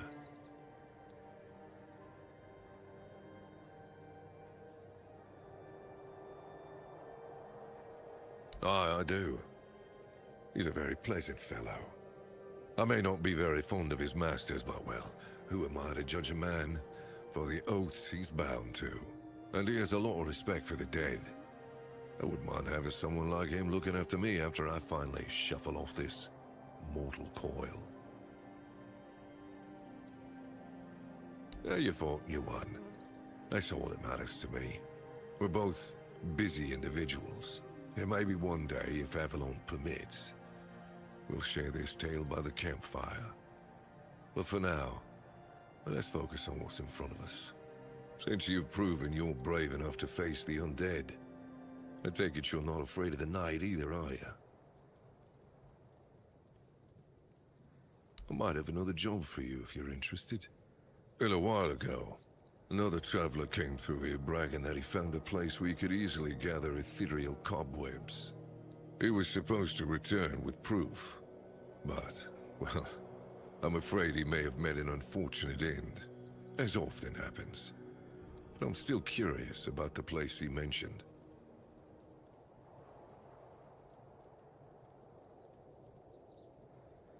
That's good. Hand me a map. I don't know the exact location, but you should find it in this area. Good luck.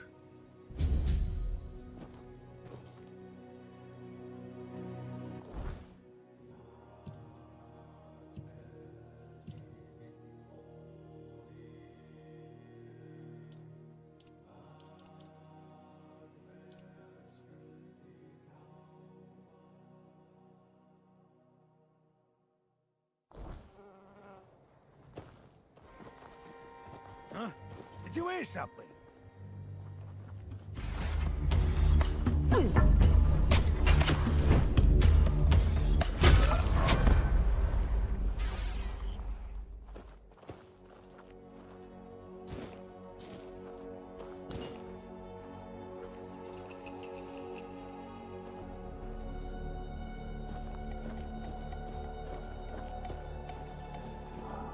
Now I understand. The shield isn't an object. It's the bloodline itself. But I also remember the shield was meant to resist. Not enemies, not blades, but corruption, compromise, cowardice. Palamedes understood that. Nothing I've seen here reminds me of him. Nothing resembles the kingdom we were trying to build. Lord Yvain, a joke of a man.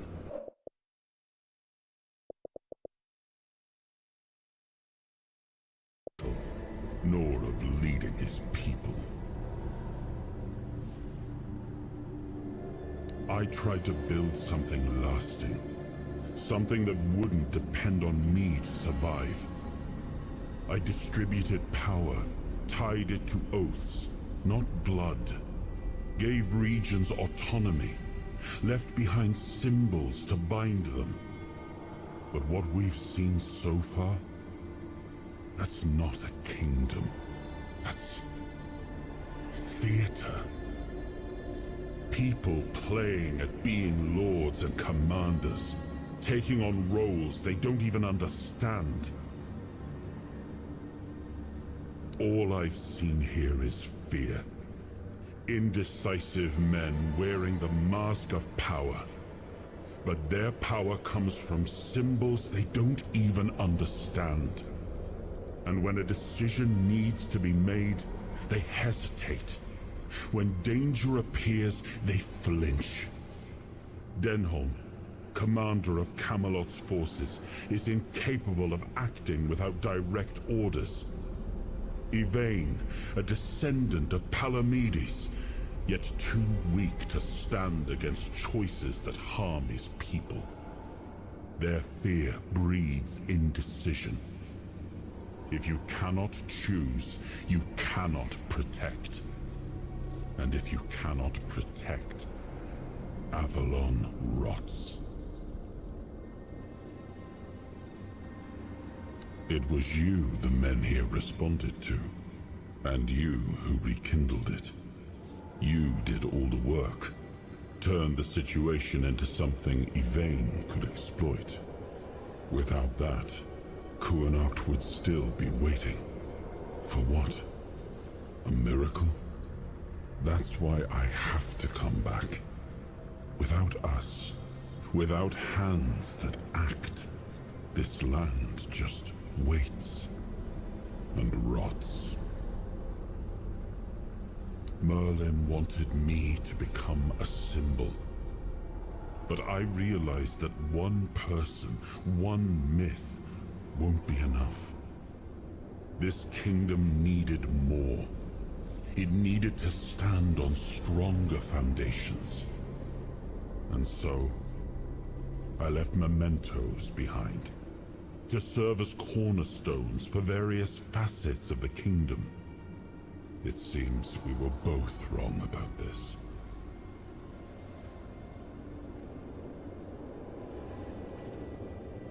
Yes, the situation is complex.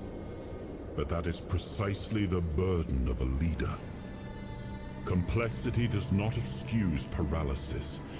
And yet they sit in deadlock, doing nothing, while the world around them fractures. Turn every resource toward understanding why the weirdness is returning and stopping it. Hiding in Camelot is cowardice. Staying here? Stupidity. But what I would do doesn't matter. This is precisely why Palamedes was made Avalon's shield.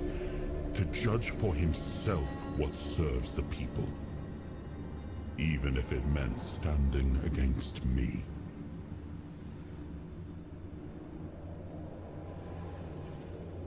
We gave our people peace, but they've come to take it for granted.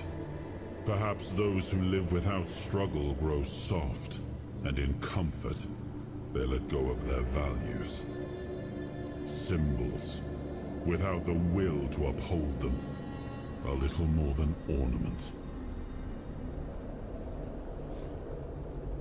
I named his bloodline the Shield of Kuanacht, and granted them dominion over this menhir, with full autonomy. The land here is among the richest in Avalon. This place was meant to stand as a counterweight to Camelot's rising power. Well, my friend, they still call me the once and future king. Still hold feasts in my name. Feasts won't save them, but action might. We've wasted enough time. Let's move to the Forlorn Swords and find my crown. Let's make me whole. It's the last hope for this wretched kingdom of ruin.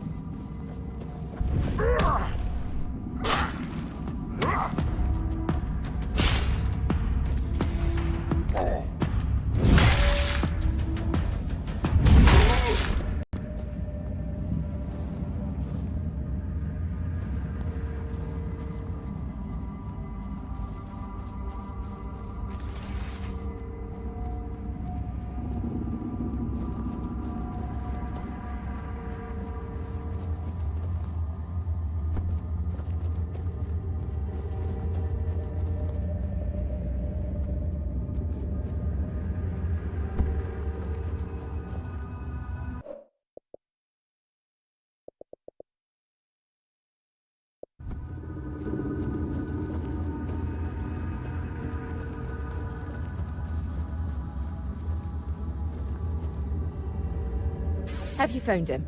Have you killed him? Oh, thank Mother. Senya is finally safe, and now I can see her again. Thank you. Wait, who are you exactly? You look like an outsider, yet you entered the dreaming. Walker in the weirdness. You? Oh, thank Mother. That means the vigil will soon end, and we will all be together. And I will see Senya again.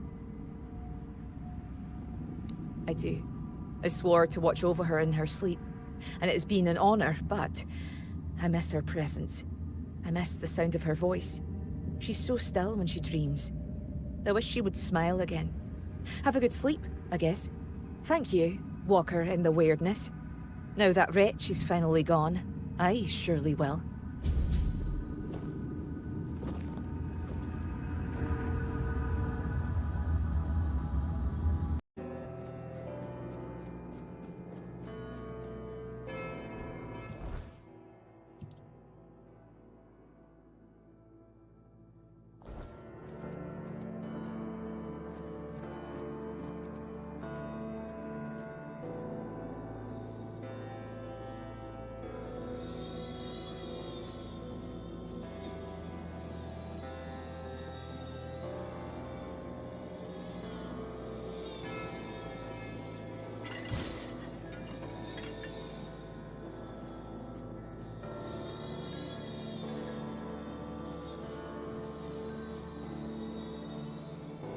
They are here.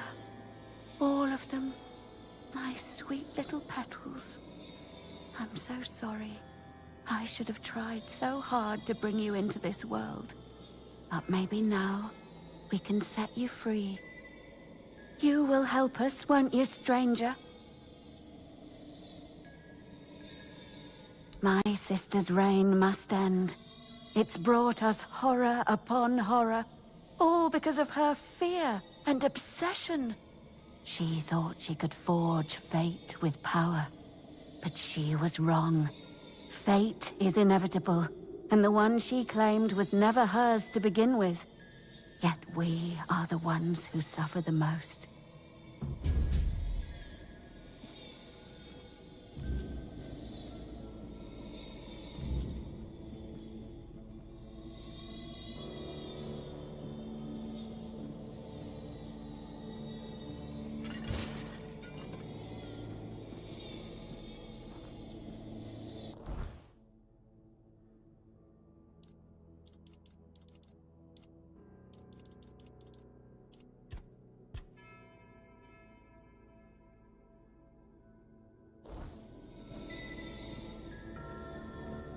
Hello again, my lord. Are you ready for your audience with the king and queen?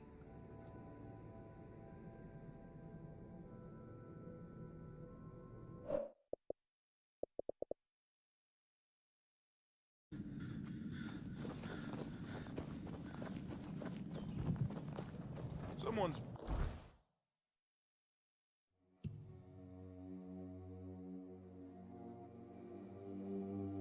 to start trouble.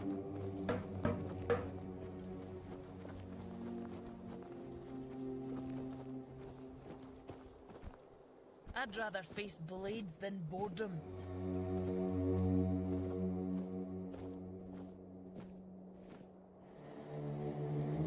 You're back.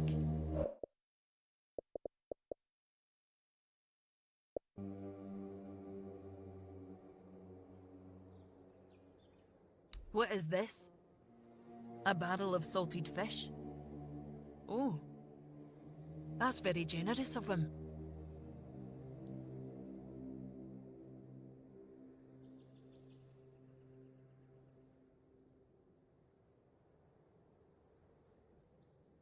We live up in the mountains. It's cold. Nobody's keen on freezing their arse off for hours just to catch some fish. For us, it's a delicacy. Even if it might not seem like much to them. But food is scarce everywhere, so this is a really thoughtful gesture, even if it isn't grand. I am, to be honest, I wasn't expecting much. I figured the potion would just end up shattered on the stone. But he's not only took it, he's reciprocated. Maybe I was wrong about the Southerners. Maybe there's hope for peace with One Eye's plan after all. You head to the temple. I'll bring him the good news once you're gone.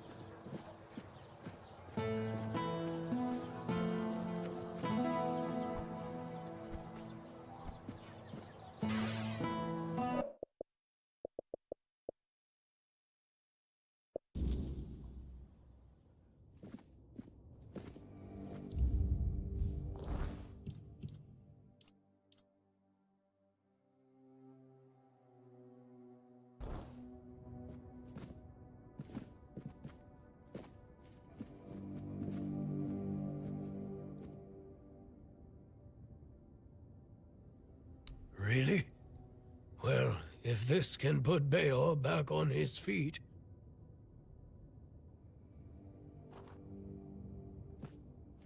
Beor? Your wound... it changed. What? What happened? I don't remember much. There was a cave. And a girl? She touched me. I came back and dreamt. Then there's only darkness.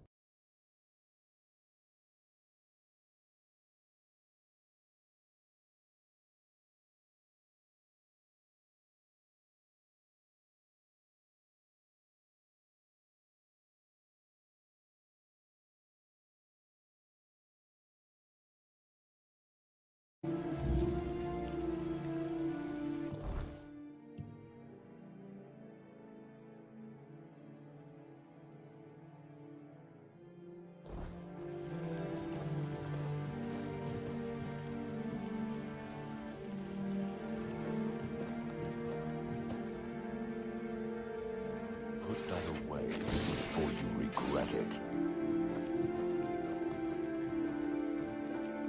Sir, I haven't seen you before. I wasn't expecting any guests, and you don't look like a new recruit. And yet, Odrin let you in.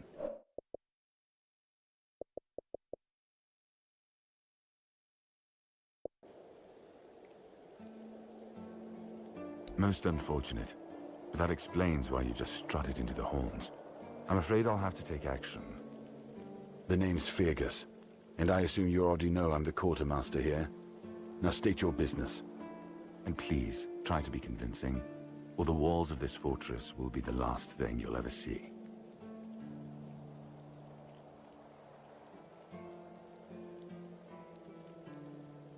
Yes, I know. And that's why you're still standing in front of me. However, these pens were only given to certain people. They mean that in times of trouble, these people will always find a safe haven here in the Horns. And that makes me wonder, what happened to your friend? Where is he?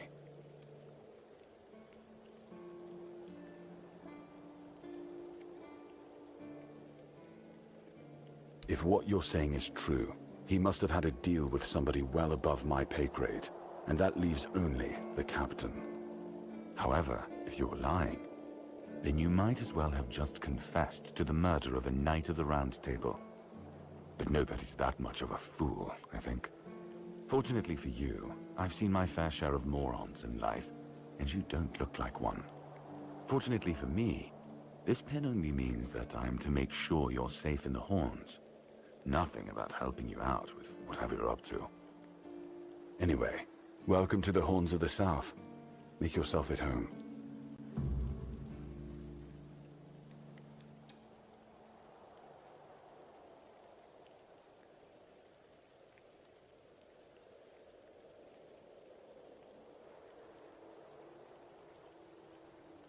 We've been having trouble with the dead lately.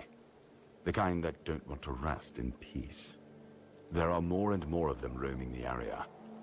It might just be the weirdness, as it has been steadily creeping closer from the north, but somehow I doubt it. Anyway, I suggest you go see Marg first. He knows best what's going on there. He's our huntsman. He keeps us stocked with meat, so the lads don't have to live on fish alone. They get pretty grumpy when that happens. Right now, Marg is the only other person who's allowed to leave the keep. I'm not about to risk the life of our last link to the outside world, especially when you're so eager to lend a hand.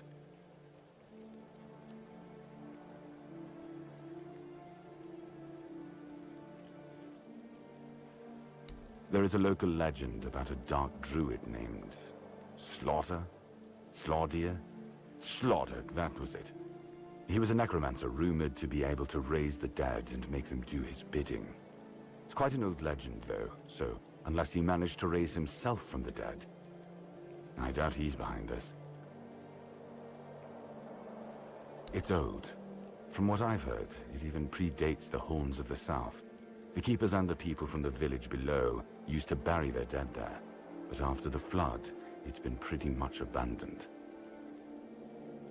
Yeah, damn druids. They flooded a village of innocent people just to show everyone they're still in power. Fat lot of good it did them. I'm not gonna lie, I'm glad we got rid of them. The things they could do were unnatural. The captain forbade anyone from leaving the keep, so I couldn't. And truth be told, I didn't particularly want to. We don't get many recruits, and you're, well...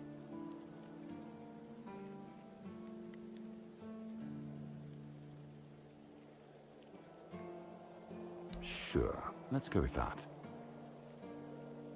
Good. Try not to get yourself killed, and get rid of whatever's been causing the problem. Excalibur. You want to pull it out? That's a good one.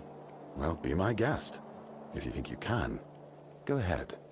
But unless you're King Arthur reborn, I wouldn't count on it.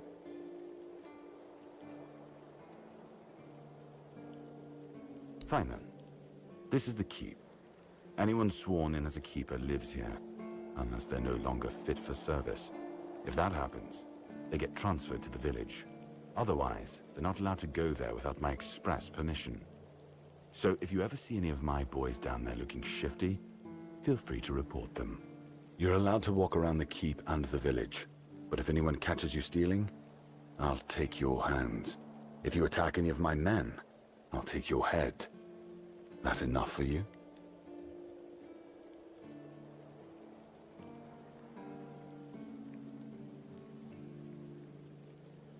He's not our first line of defense. The archers are. Every man here needs to have a job. And no offense to Odrin, but let's just say we can afford to lose him. I'm sure the hordes of visitors clamoring at our gates can survive the insult.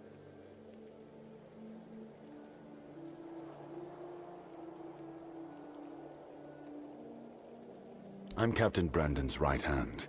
He deals with the serious matters I don't want to know anything about. I take care of our everyday life.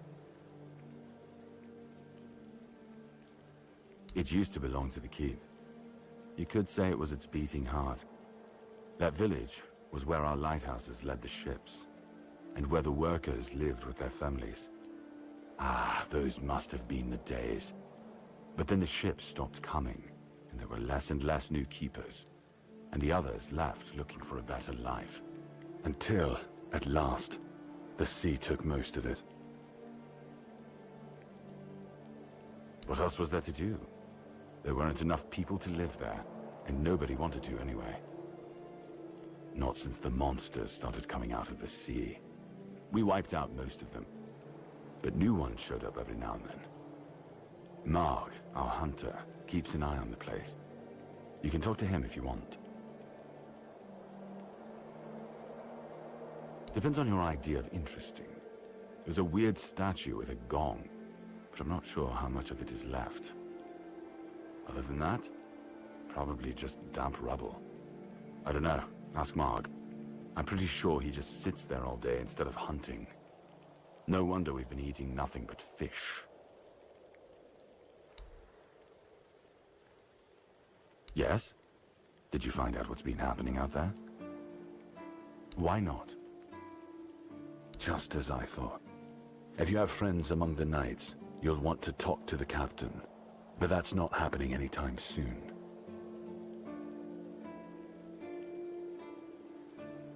Because I said so. What? Did you really expect that you could just enter our keep and head straight for the captain's quarters? There wouldn't be much point in having walls and guards here if anyone could just do that, would there?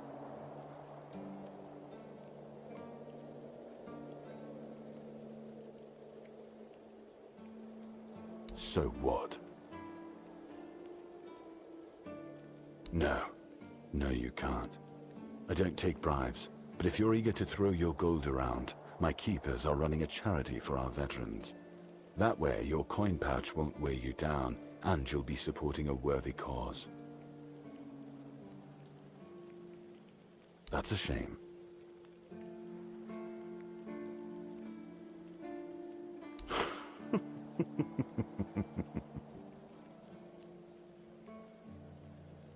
And have you helped any of my people? Or are you just here to wave that pin in my face again? First, show me you care, and then I'll take you to the captain. I can't have every random stray wasting his time. Not now, when the outcome of the war with its tribes is so precarious. I trust we understand each other?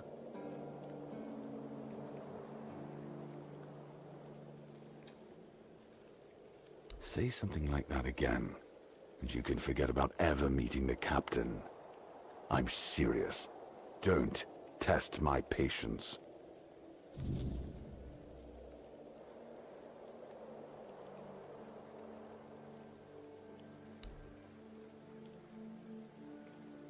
If you need rest, you can sleep in the barracks.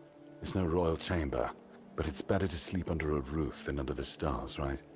Especially in this horrible weather.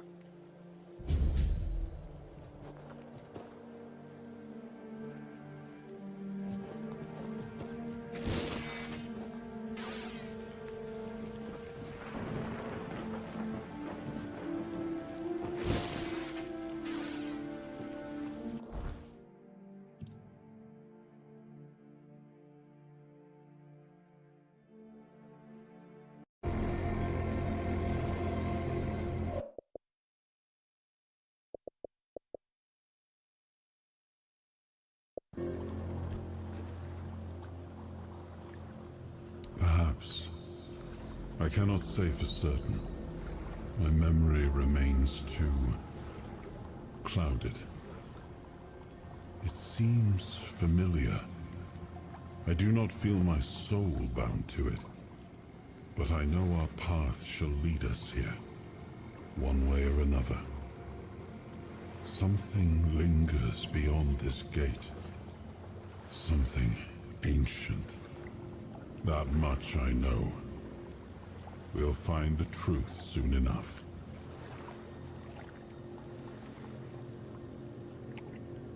Yes, it seems we knew each other well during the war. And this proves that I sought allies beyond our own forces. And I trusted him enough to carry the knowledge of Excalibur. This must count for something.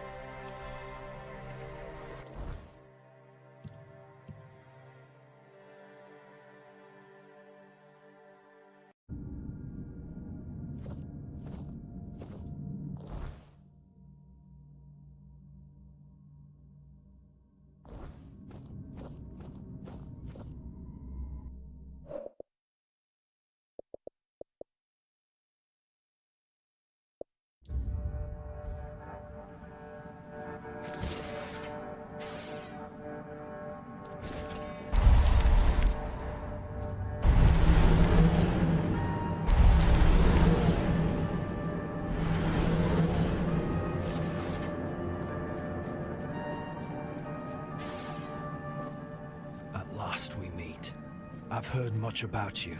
Your choices, your determination. Caradoc isn't easily impressed, but he was impressed with you. Few dare to seek the truth buried in Avalon's shadows. Fewer still make it this far. I was the first. Caradoc followed when my brethren burned and the tear opened. And now, here you are. A truly rare and joyful occasion.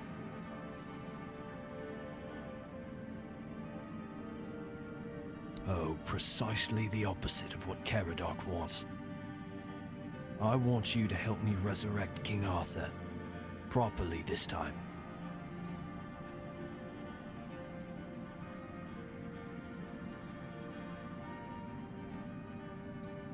Ridiculous, I know. But yes, that's what it boils down to. At some point, we stopped seeing eye to eye and chose different paths.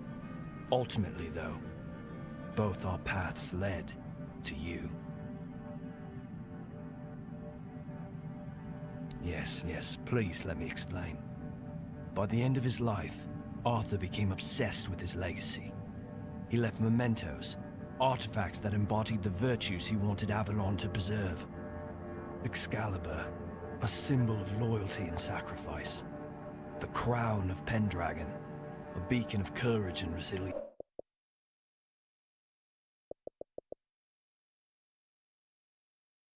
And the others didn't believe that would be enough.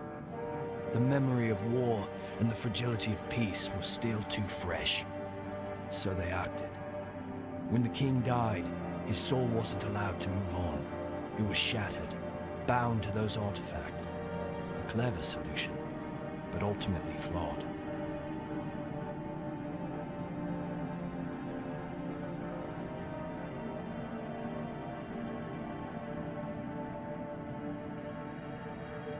They feared losing what Arthur represented more than losing Arthur himself.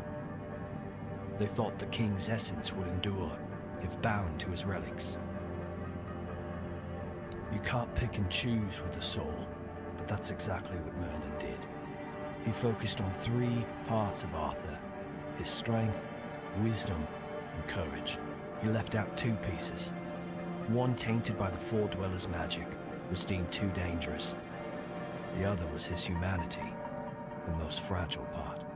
Merlin thought compassion and doubt were weaknesses, unfit for a king.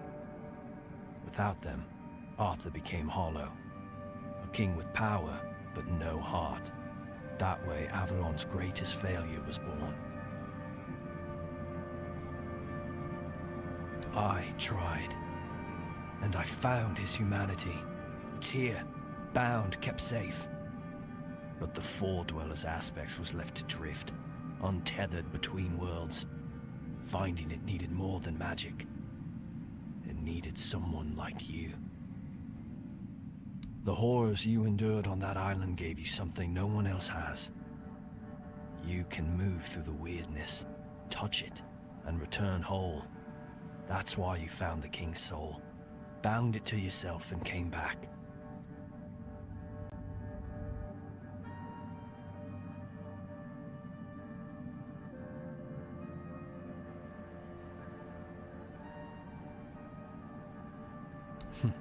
You flatter me. No, I couldn't have predicted all of that. I merely nudged the Red Church in the right direction and asked Caradoc to assist where I couldn't. I can see you're still doubting me.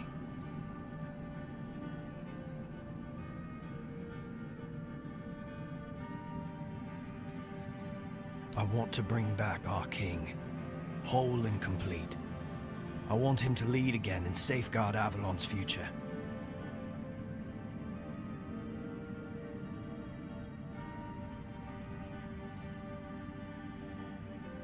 Because I've seen what happens without him.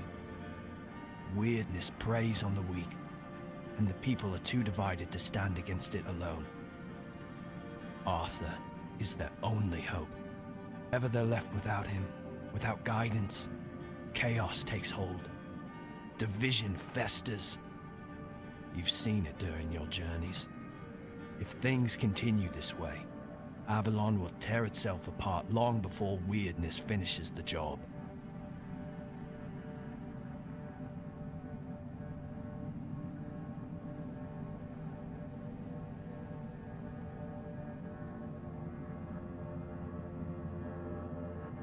they will follow him. That's what people do. When weirdness comes to their doorstep, they'll beg for a savior. And Arthur will answer the call. Help me bring the king back, whole and complete. That's all I ask of you. Now you need to go further. I made my case. Please keep in mind what I told you. This is the only way for Avalon to survive.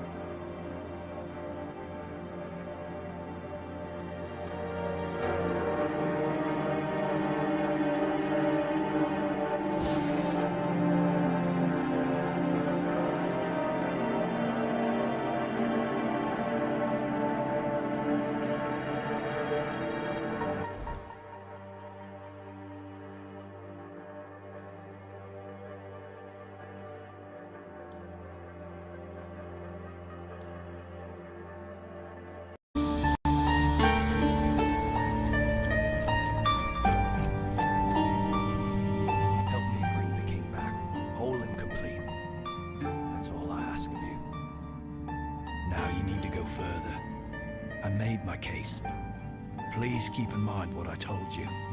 This is the only way for Avalon to survive.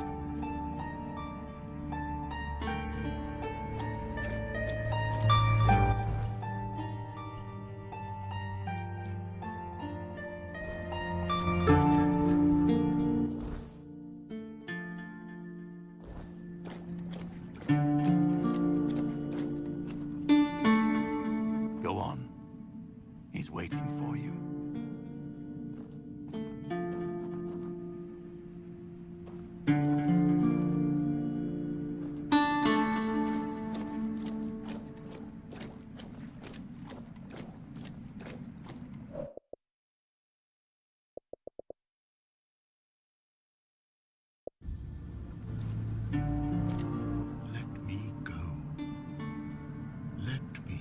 Finally, rest.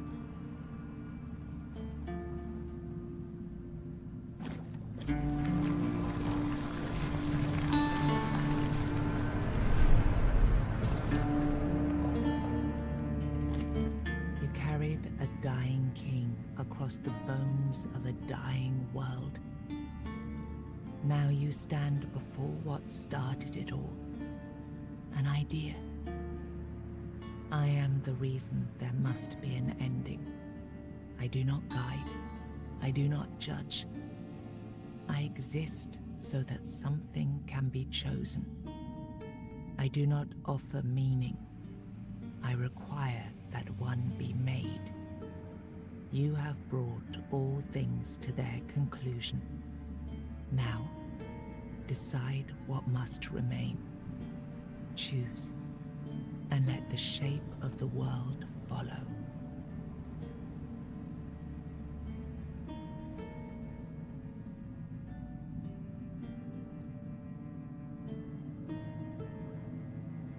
You will vanish into the story you chose to restore.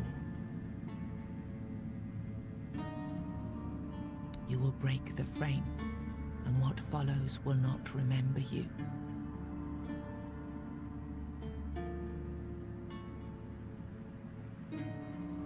You will shape the world to become its witness. You will be seen. You will be followed. You will be blamed.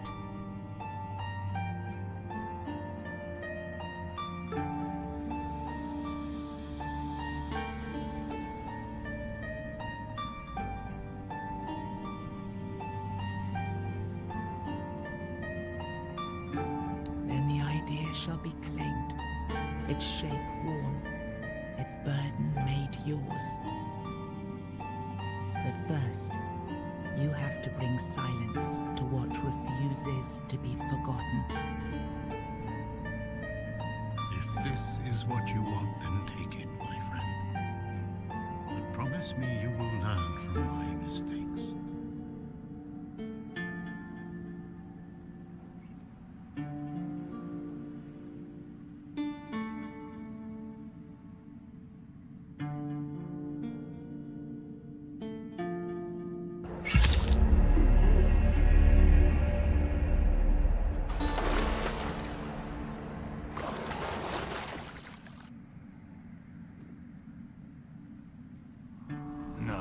I won't let this happen. Not again.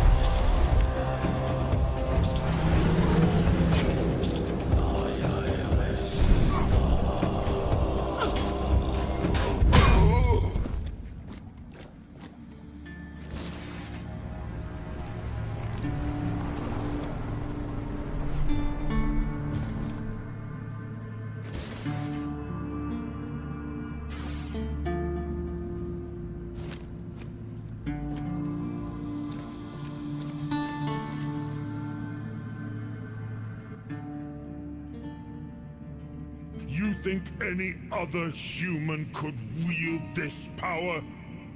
I endured 600 years of pain, of suffering, of loneliness.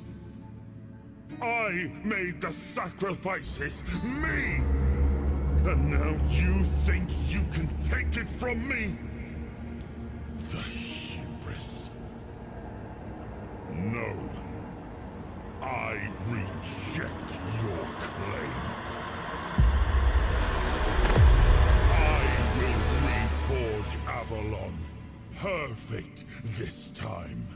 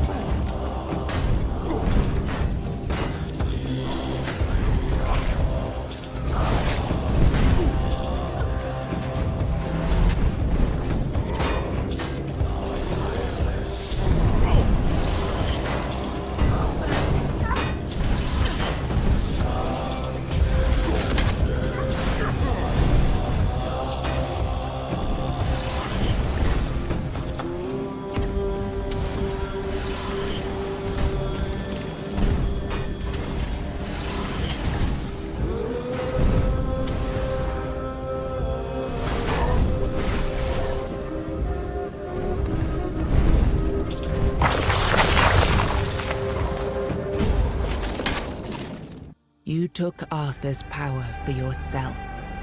Whatever drove you, need, ambition, or will alone, the strength of a king was now yours to command. Maybe you weren't ready. Maybe nobody ever is. But you decided to try. It's a heavy thing, trying to do right where others have failed. Still, you stepped forward, carrying the soul and every choice that brought you here. You ruled not as Arthur reborn, but as yourself, flawed, resolute, untested. Avalon changed beneath your hand, and history will decide what that truly meant. With One Eye and Captain Brandon working side by side, the South found a peace it hadn't known in years. The roads stayed open, the fields were guarded, and the people finally felt safe. No longer bound to Camelot or the Knights of the Round Table, it became a land ruled by its own people on its own terms. The men here stayed in Kuenacht, but Yvain failed to rally the minds and hearts needed for his Grail quest. With no clear leaders and rising tension, both Kuenacht and Camelot grew fragile, drifting toward division, with no one left to hold the line. You awakened the giants, and with them at their side, the Dal Rita conquered Camelot. As the capital fell, the customs of the tribes spread across Avalon. Not everyone welcomed them, but the change had already taken root. Firgas was named the new Galahad the Loyal. With One Eye and Brendan backed by the Dal Rita, the Forlorn Swords, he saw that the South's alliance was strong enough to stand on its own. He urged Camelot to leave the South in peace, and turned his attention to securing the rest of Avalon. The captain led the South to independence, breaking all ties with Camelot. Under his rule, the Horns of the South flourished. Merchants, pilgrims, and adventurers returned to the roads, and prosperity once again reached the far corners of the land. One Eye ruled the South, with the Horns of the South at his side. Over time, the Dal Rita of the Fallen Swords rallied to his banner, forging a unified force.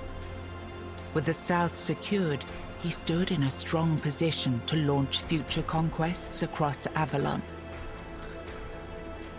Nianta left Kuenacht with Yvain, and her fate remained unknown.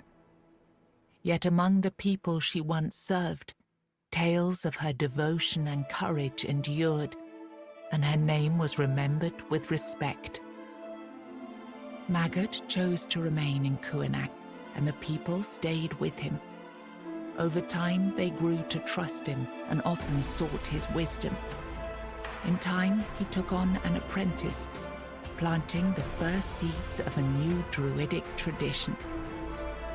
Eothra left Kuenacht alongside Yvain, despite concerns about his age.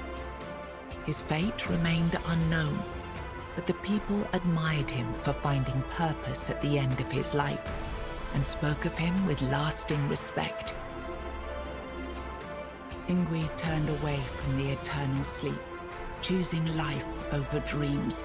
In time, she began to rebuild the Thoid among the living, planting the first seeds of a new future for her scattered people. After returning to Camelot, Killian lived quietly for a time. When he vanished, few asked questions. Unsettling rumors had always followed him, and most preferred not to remember.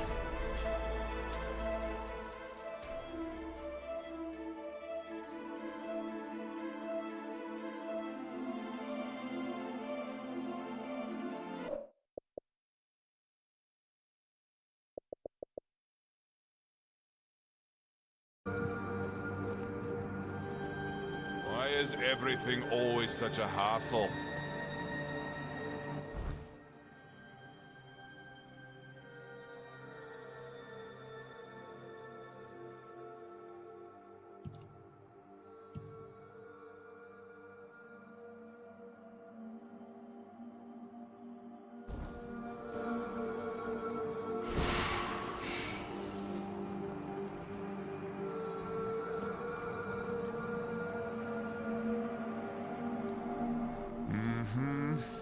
Still doesn't tell me anything.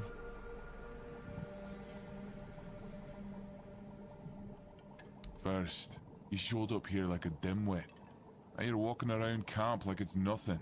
I look into your eyes and I don't know whether you're made of steel or you're just a fool. But you are here. And Maven didn't chop you to pieces with her axe.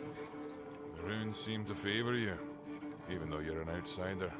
I guess that has to be enough, for now. It's still more than you should expect. If you need something, talk to Vran. She's in charge. The woman. What of it? The Dalriata are not like those in Camelot. We don't make women wear frocks and sit at home. Our women have names. And if they have names, it means they earned them like all other Dalriata. Vran was chosen by One Eye, and One Eye doesn't make mistakes. I don't need to tell you anything. Just wait and see for yourself. When the South is free from Arthur's dogs, as it should be. Go. Bring glory to your ancestors. Therov will be waiting.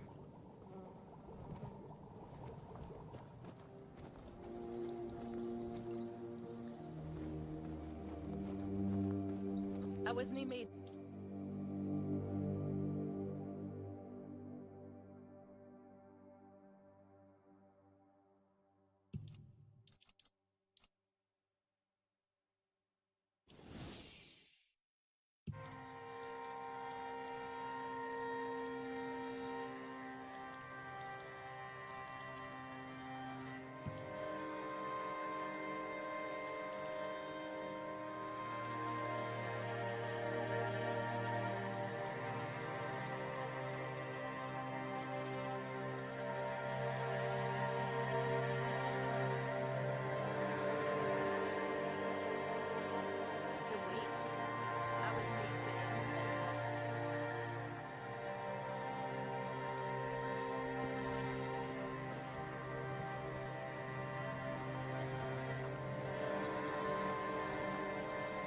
Oi, keep your hands where I can see them.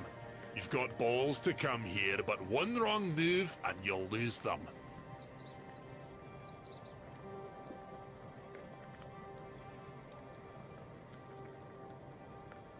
Yeah? I do. What are you doing here? Then you have a problem. Because the temple belongs to One Eye now, and he told us to sit out here on our arses and make sure no one goes inside. So, you're not going inside. But I really hope you'll try. At least I can warm myself up by chopping off your head.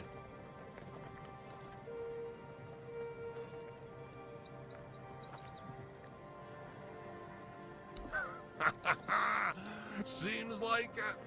Go see Vran. She might just make you one of her berserkers. She'd fit right in with those madmen.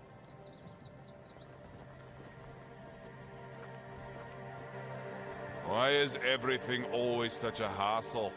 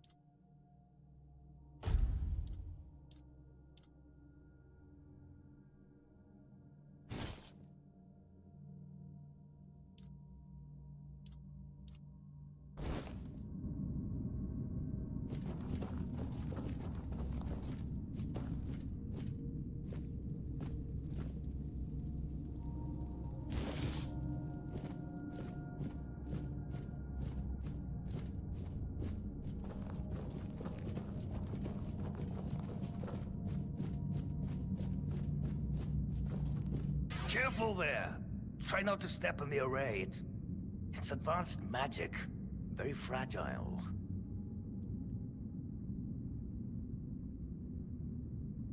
Stop.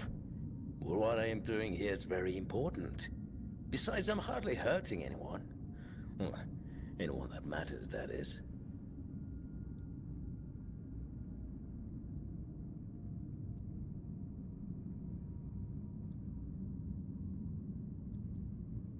That is a gross oversimplification.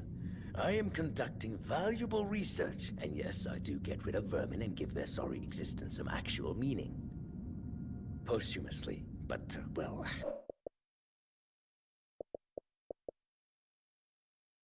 care about the lives of a few bandits.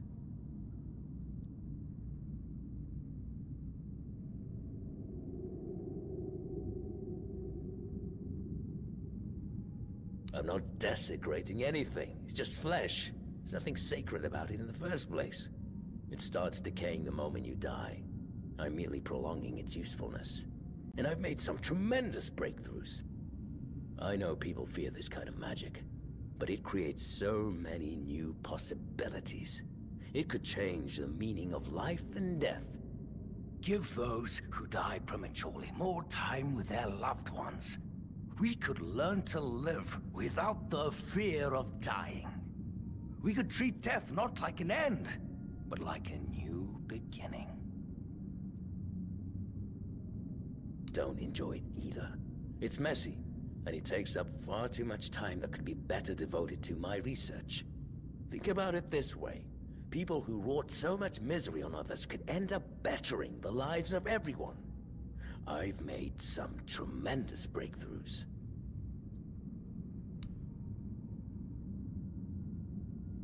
Oh, please. Is that the only thing people can think of when it comes to necromancy? What use would I have with an army? My ambition isn't to command the dead, but death itself. I aim to make Avalon a place where people won't have to fear it anymore.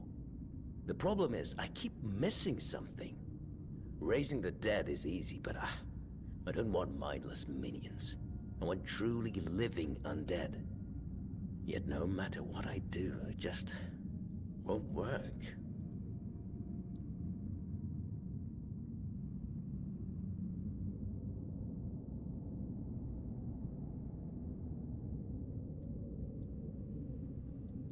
Nonsense. The process, as you aptly called it, holds no secrets from me.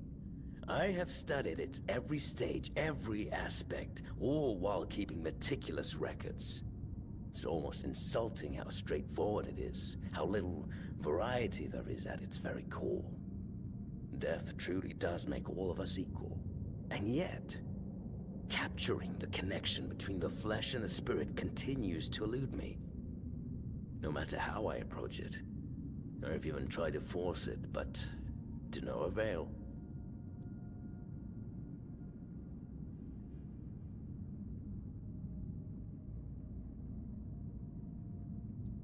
Warduk. You mean the servant? I'm not sure where you got that idea, but he is indeed merely a minion. Quite a sophisticated one, I'll admit, but he's never said more than 2 words to me. Fine. If you wish to waste your time with him, go ahead. Who knows? Maybe his first master simply forbade him from speaking his mind. Still, don't hold your breath for any groundbreaking insights.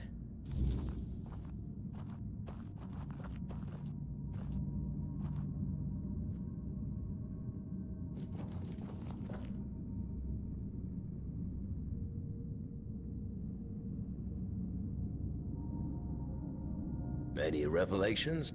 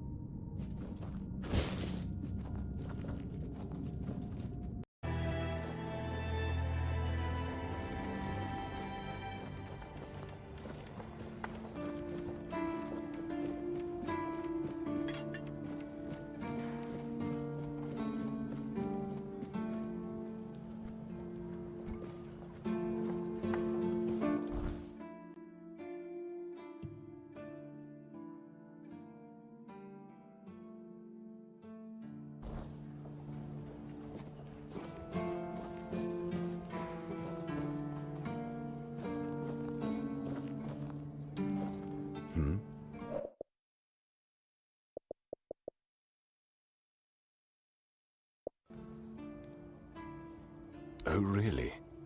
And here I thought the Horns of the South had no secrets left to hide from me. But go ahead. Surprise me.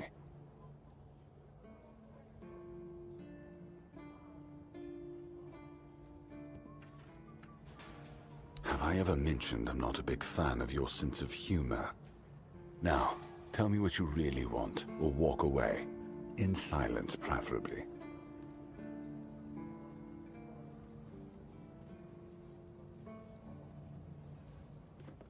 This isn't funny. I'm no Galahad, burning people at the stake for heresy, but I don't appreciate this kind of behavior either. Still, judging by the look on your face, you actually believe you've stumbled onto something important. All right then. I'll go and check it out. See what's got you so worked up. It might even be nice to get out of here for a change.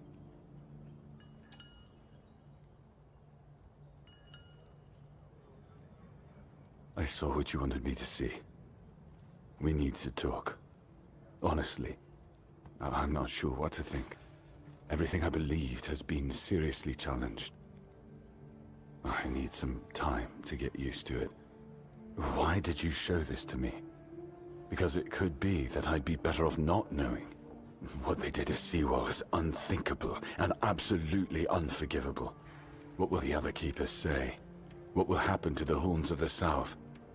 And what about Camelot? Everything we believed was a lie.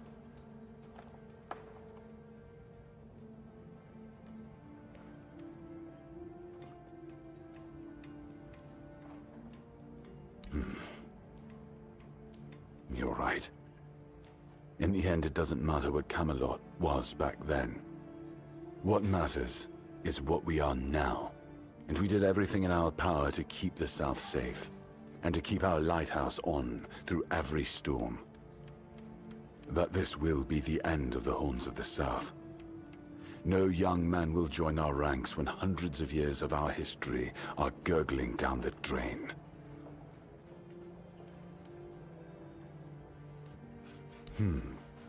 Any ideas?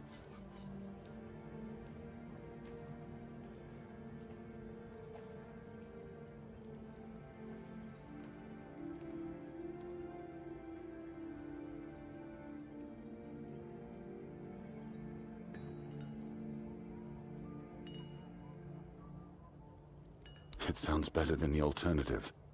That we're a bunch of fools believing in children's fables of knightly honor, valor, and purity. And we'll have to give everyone some hope to cling to after the truth about Seawall comes out. All right. I assume Brandon put you up to this, so you can go and congratulate him. He won. I'll support this case, if only for the safety and well-being of our boys. I don't have to like it one bit, but I can try to make it easier for the garrison.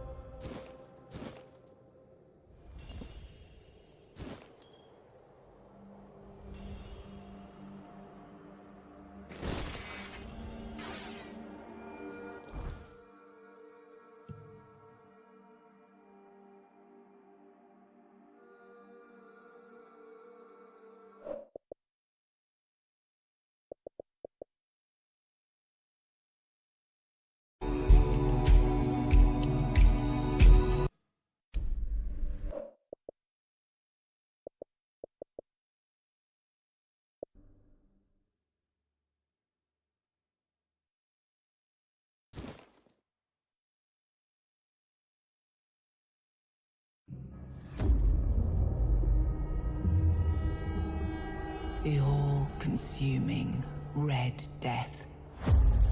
600 years ago, King Arthur led the Great Escape from the homelands, where our kingdoms were ravaged by the plague, leading people to Avalon he started the Age of Conquest and took the island from the Four Dwellers. Using the mysterious powers of Menhirs, together with Merlin, they cleansed the land of the weirdness, a primordial force of chaos and possibility. But now, long after the death of the king, Camelot is in shambles as Avalon fractures into chaos.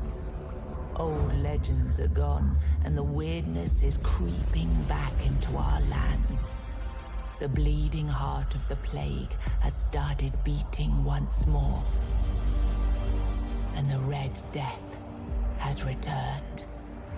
Rulers of the island asylum, an order of the Red Priests, are desperate to stop it by any means necessary. Rotting in one of their cells is a stranger who might bring a spark of change to this cursed island stuck in everlasting autumn.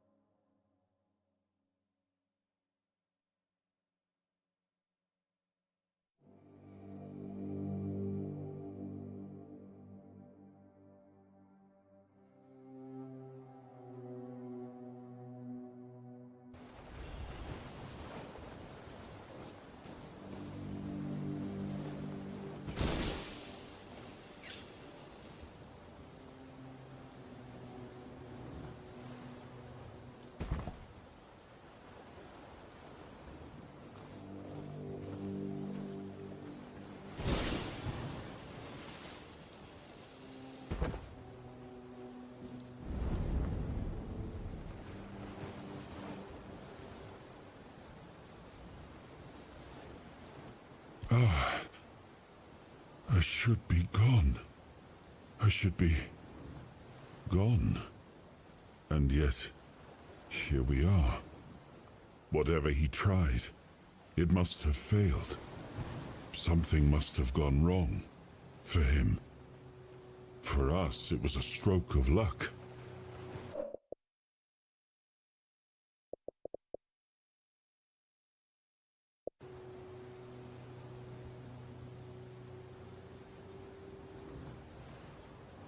Hatred, yes.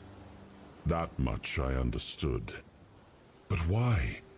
What did I take from him that he would go so far? He speaks as if he knows me, as if he has seen something I have not. And yet, I reach for it, and there is nothing. I felt him strike. For a moment, there was nothing. No weight, no voice, no self. Just silence. But then, you pulled me back, didn't you? Or have I never left?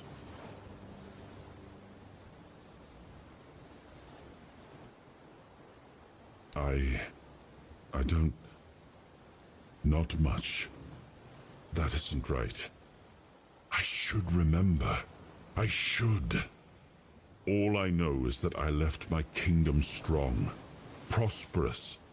It should have grown. It must have flourished in my absence. No. It seems that I should, but I don't. He knew me, spoke with certainty, with anger. But to me, he's a stranger. If he was a part of my past, then that past has been taken from me. I need to regain it. It seems so.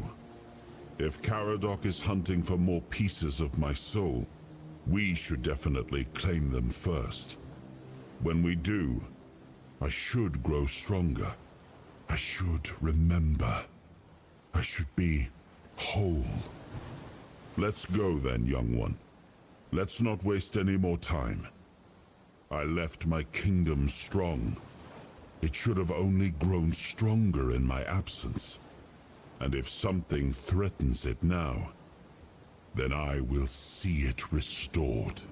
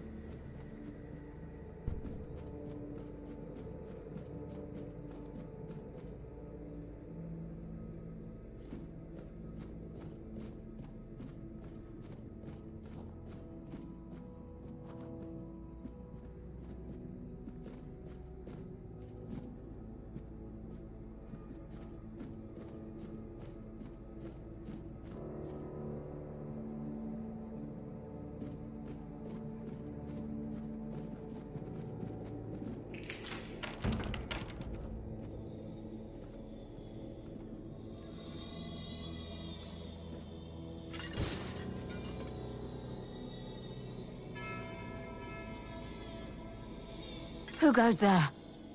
Are you here to see the children? Oh, my sweet babies. I lost them. I lost them all before they even got here. They scattered, poor things, like dandelions in the wind.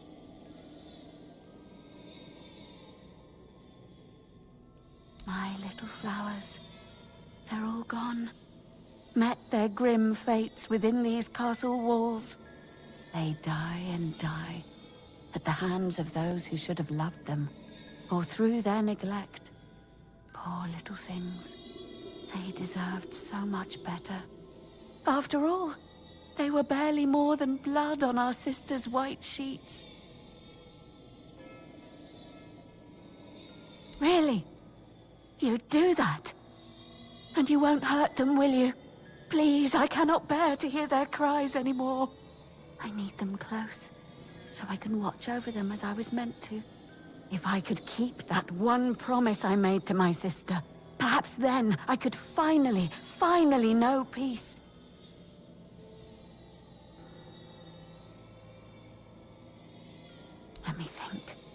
Let me think. Renaud, the Crown Prince, loved to stand on the balcony, gazing down at the gardens, watching the legacy that will never come to be. Little Noah, covered in blood. His mother would wash him again and again, scrubbing endlessly. It feels like he rarely leaves the bathtub. Oh, and Hugo, such a sweet child, sleeping soundly in his cot. Sleeping and sleeping, always and forever. He has his favorite lullaby.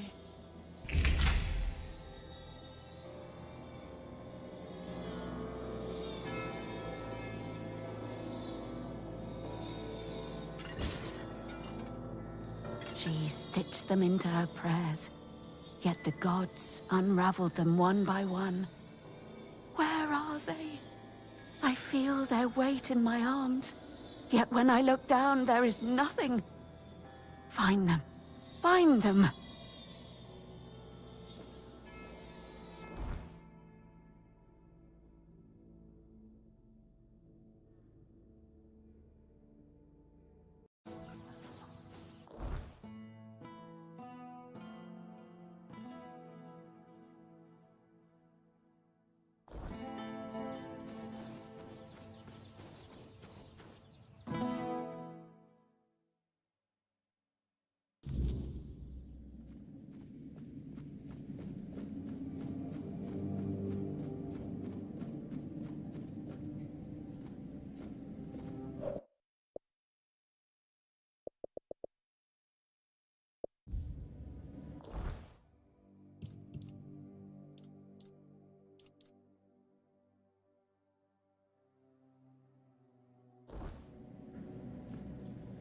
Aurelia's voice, it's different now. I take it you're the reason for that.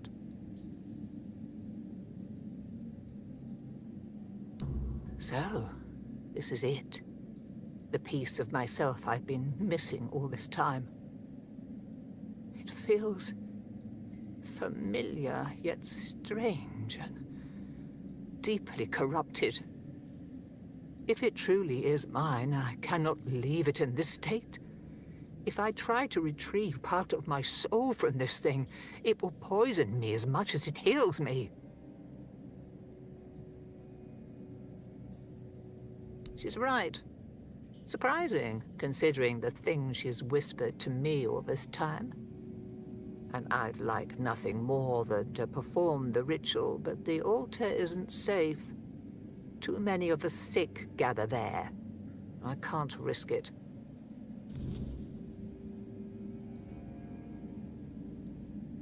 I know.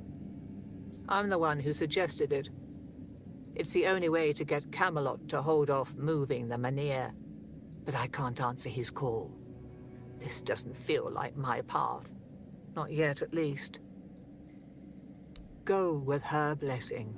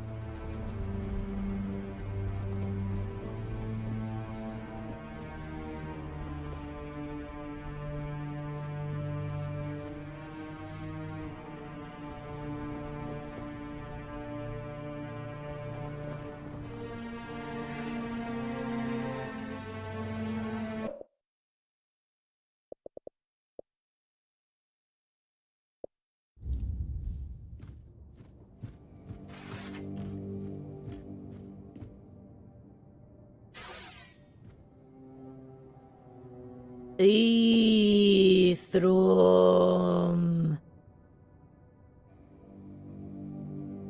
Thrum.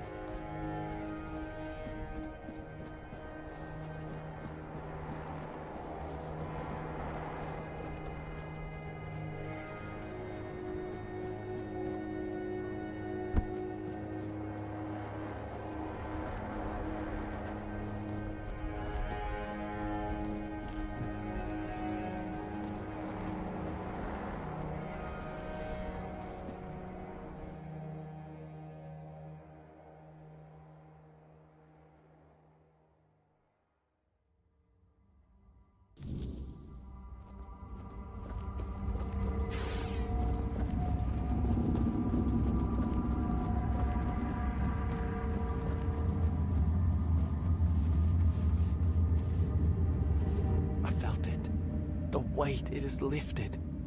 Their souls are free, and now there is only one more task to be done. You must send me to her. Wherever Sidara may be, I will follow. And I know we will be closer to Mother then. More than I have ever been. But listen, not because I wish to. Not... Thank you. Let this...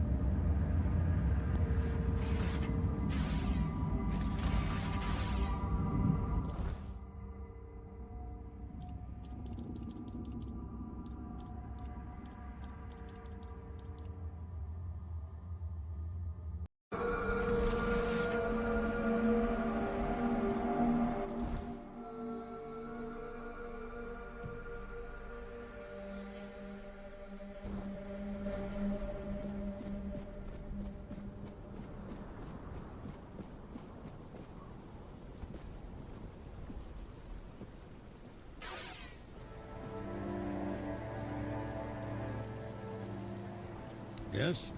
Who have you managed to convince? How did you manage to convince the Twyde tribe? They've always kept to themselves, no matter the hardships we faced. You've done the impossible, and I want to give you an artifact the Twyde tribe once guarded. Here, a part to the king's armor they were tasked with guarding. It will aid you as you face the challenges of the king's threat.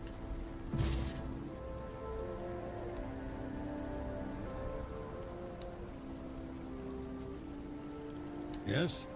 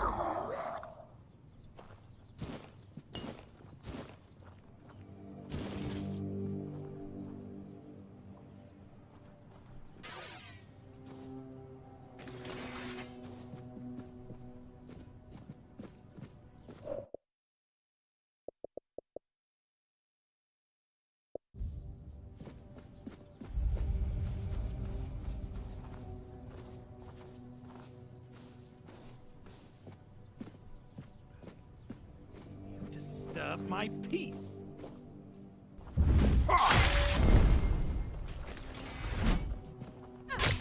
Back to your hovel, coward!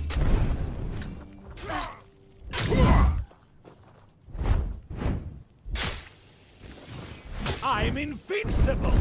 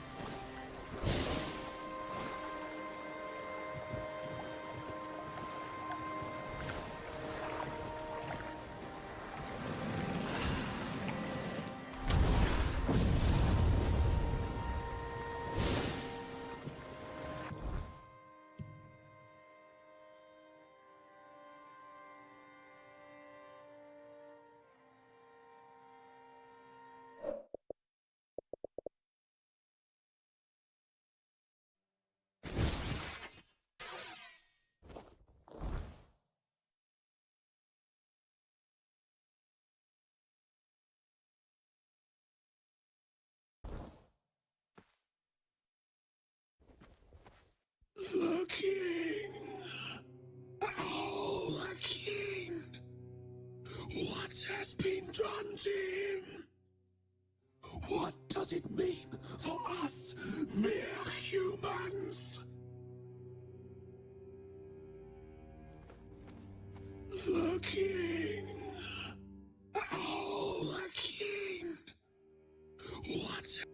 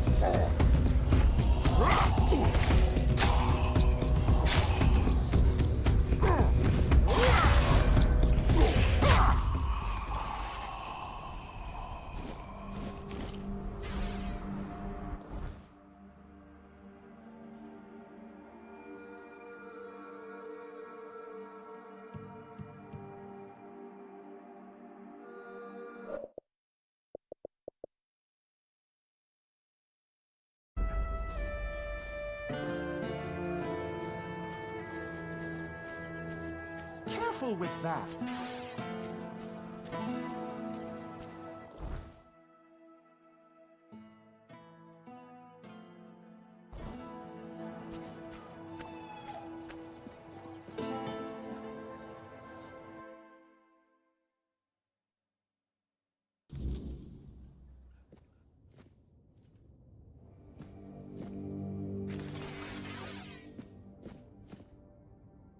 Well, you're here for porn. Kindly leave before you start.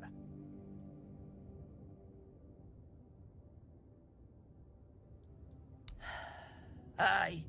Look, I don't begrudge anybody their reading habits. Each to their own. But some things should be kept private. Aye. Not only can I read, I can even make recommendations. Imagine that.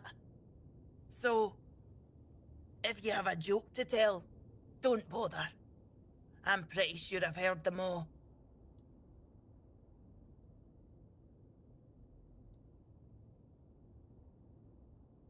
And then the shopkeeper says, "Huh, it must be raining." Told you, I know them all. Maybe one day, I'll even compile them into a collection and burn it.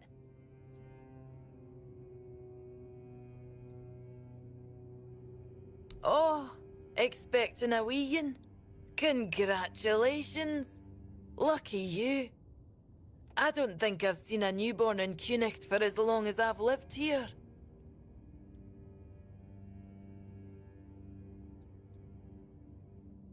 Is that so? How about you tell me the truth? Oh, is it now? Well, well, well. And why can't he come home and buy it himself?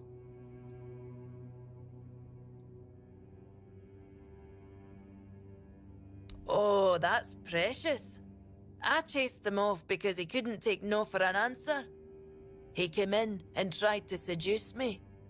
Told me he just loves to devour books. That he'd gladly do the same with me. Books, sure. Maybe for breakfast, to add variety to his military fare. When I told him I wasn't interested, he got all pissed off and called me an ugly dumb savage. I only let him leave with his teeth intact to avoid proving him right. Tell you what, I'll sell you that book. But fair warning, I'll be sending his poor wife the story of Giron the Unfaithful, with a special edition forward for me. Deal? Ha! Pleasure doing business with you. I hope his wife won't go easy on him. And you're asking me because I was born in the tribes? I thought you were better than that. I have nothing to tell you. Those are legends of the Ulfr, and my people never got along with them. But I think I have some books about the Stone Wardens. Feel free to read and educate yourself on your own.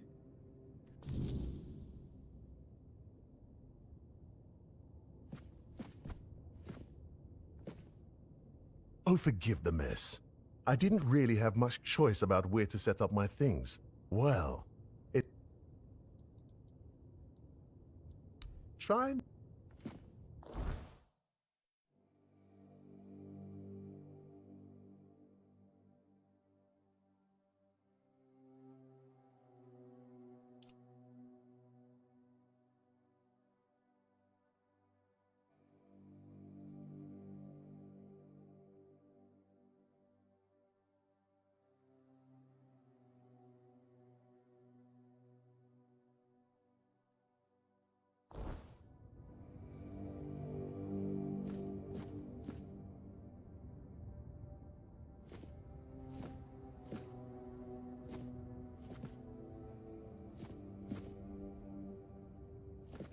Hello.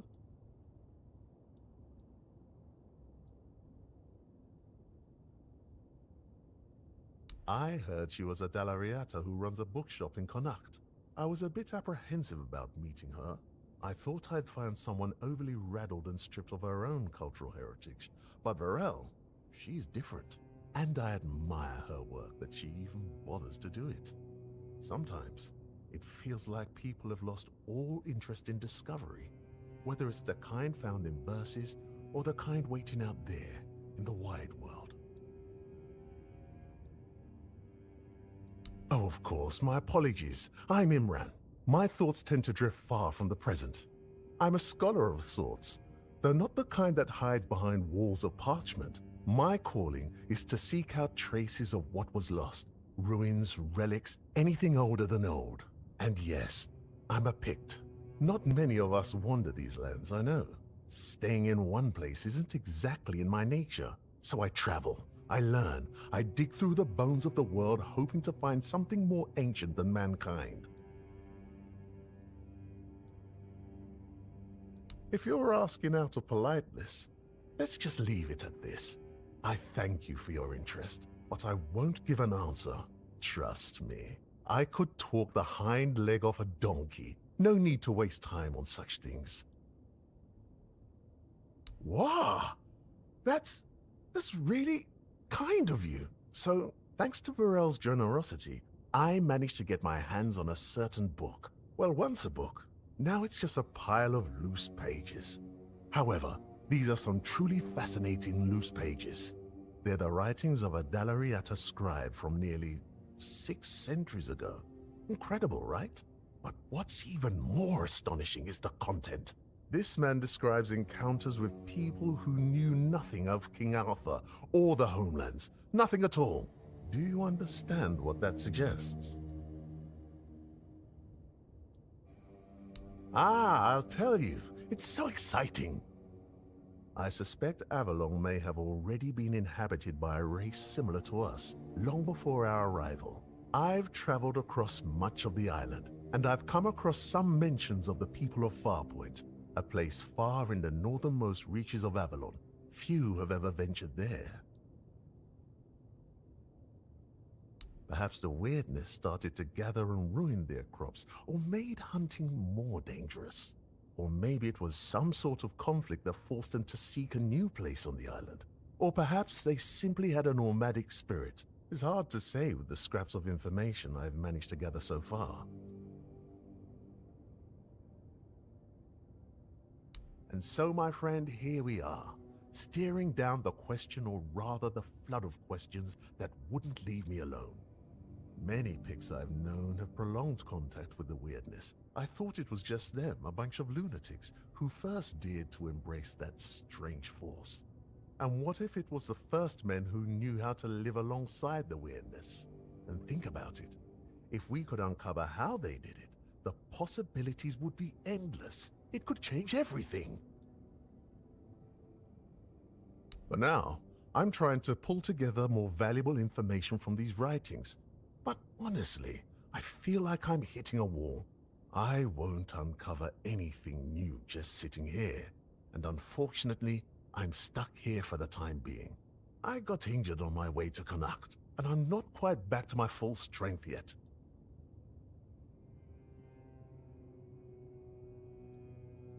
The Grotto of First Men. That tribal scribe detailed where it should be located. And I'm assuming you're asking for a reason, aren't you? I'd love to go there myself, but this is a matter of some importance to me. I don't want to wait for this one. So, if you're one of those bold souls who take such ventures, I'd be more than willing to entrust this task to you.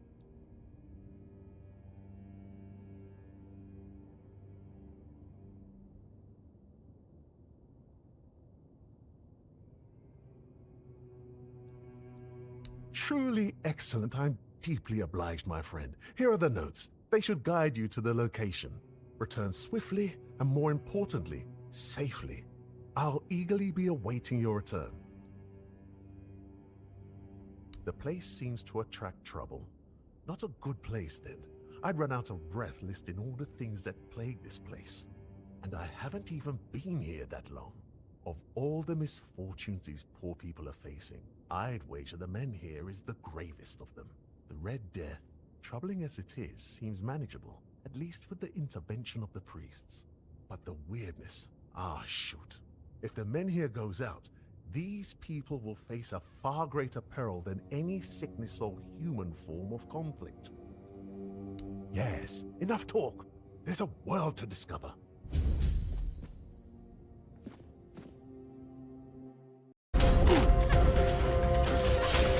Get up now!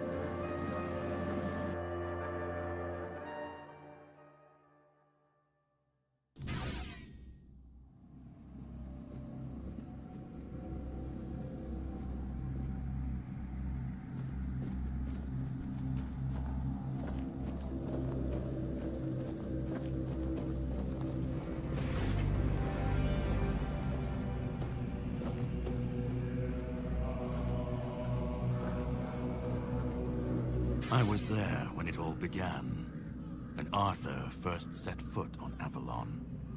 I was a knight in his army. We believed in him, in his dream, in his kingdom. And for a while, it was glorious. Every battle felt like a step closer to peace. Every sacrifice justified by the dream we shared. But then came the cost. The war crimes, the impossible decisions, the massacres, slaughters, and irrational cruelty.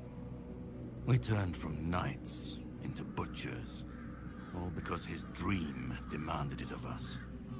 At first I told myself it was necessary, that it was the price of building something great.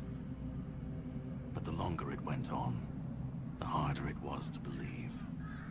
That's when I realized Arthur wasn't a god, a savior, or a king.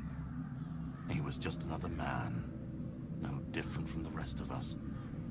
And no man should have the power to demand such sacrifices.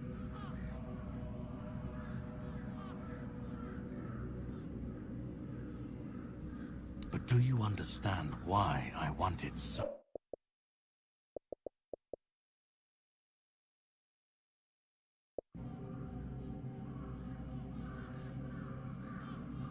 I'd like to believe that after 600 years I've moved past pettiness. You need to understand that people thought, and still think, that he was more than human. But he wasn't. He made mistakes, just like any man. And the cost of those mistakes was always paid for by others. I've seen what happens when people cling to kings and myths. They wait, they follow. They waste their lives on promises that never meant anything.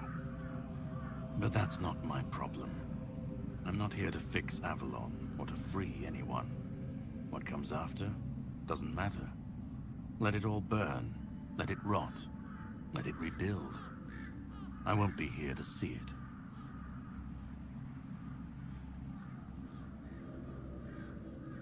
Arthur's the only myth that still holds weight. And when he's gone, the rest will rot with him. A puppet king, another empty throne, none of it will last. Maybe they'll keep pretending for a while. Maybe they won't.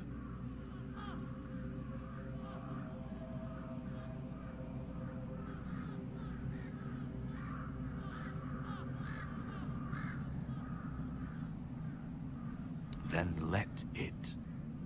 If this world can't stand without a dead king propping it up, maybe it deserves to fall.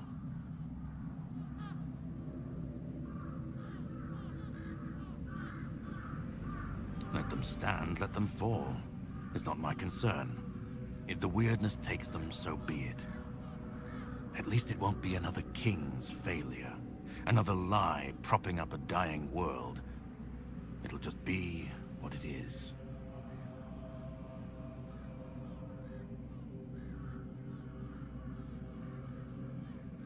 Call it chaos, call it freedom, I don't care. Let them rise, let them fall. Let them tear each other apart. I just want to watch it all come down. To see the last lie collapse under its own weight. What comes after?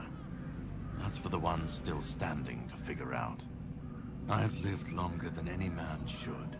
Seen more than anyone should ever bear. And I've waited centuries for this moment.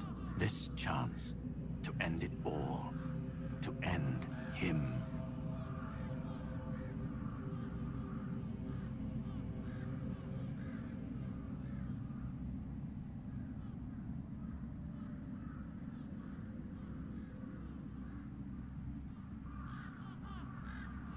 Orin's a druid. That's what they do. They believe. They believe in myths, in symbols, and some of them believe in saving Avalon.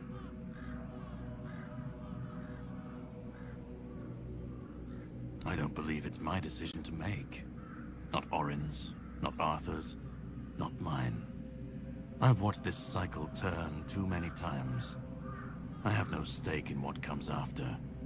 only in making sure this nightmare finally ends. We were fools to tamper with forces we didn't understand.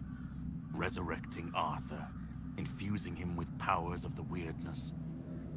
We didn't just bend the natural laws, we shattered them. Such violations of nature's order cannot go unanswered. The bill comes due, sooner or later. Always. This cannot be allowed to continue. Listen, it's taken longer than I ever imagined, but now, here we are. You've done what no one else could, what even I couldn't do. You've brought Arthur's soul back together, almost complete, but not quite. And because of you, I can finally finish what I started centuries ago. So, thank you for bringing us to this moment. You're close now. Just one more step. The last fragment of Arthur's soul is waiting for you. Complete what you came here for. And then, we'll meet again. As allies, or as enemies. That's up to you. Go. Find the last piece, and let's end this. Whatever comes next, I'll be ready. I hope you will be too.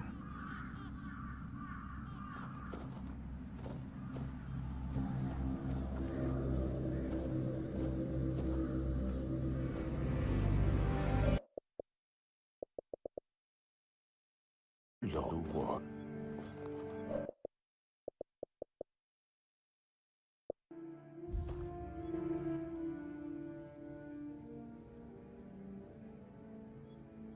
What in the world is this supposed to be? Some kind of potion? We already have Heba with his endless experiments. Do we really need more dubious concoctions floating around? You don't suppose they're trying to poison us, do you? Peaceful, you say? The Dol Riata, talking about peace. I never thought I'd hear the day. What bizarre times these are. Well, pass on my thanks to them. Damn it. I don't really have anything worthy to send back. Wait a moment. How about this? Take a barrel of fish with you. It's not a sacred potion, but food is food. Not something to scoff at nowadays. I just hope they won't take offense.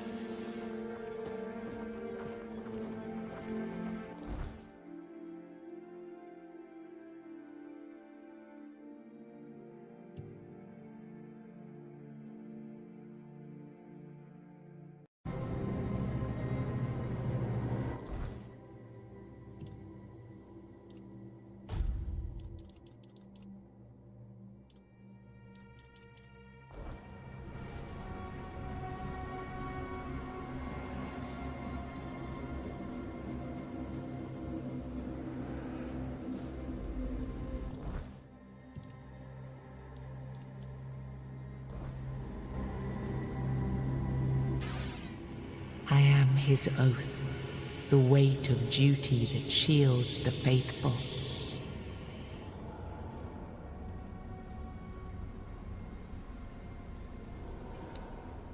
I am the wall between order and ruin.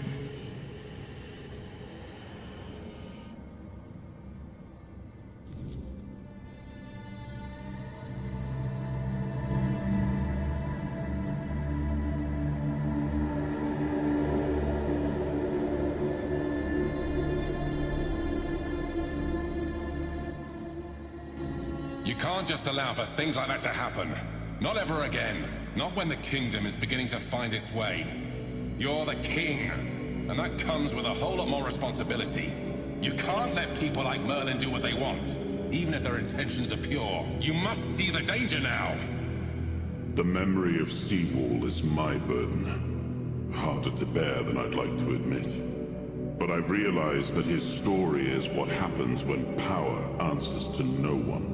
Then do something so that a tragedy like that never happens again! Palamedes, You've always spoken your mind, even when I didn't want to hear it. You've stood beside me through the darkest days and fought not for glory, but for Avalon and its people. I have done only what I believe was right, nothing more. Yes, and that made me realize that Merlin was wrong. The legacy I leave won't endure through the legend of a single man, whether it's me or anyone else. I decided to give my sword to the Horns of the South, to bind them not to me, but to the people. But Avalon needs more than that. It needs structures, memory, and resistance to corruption. It needs the foundation of something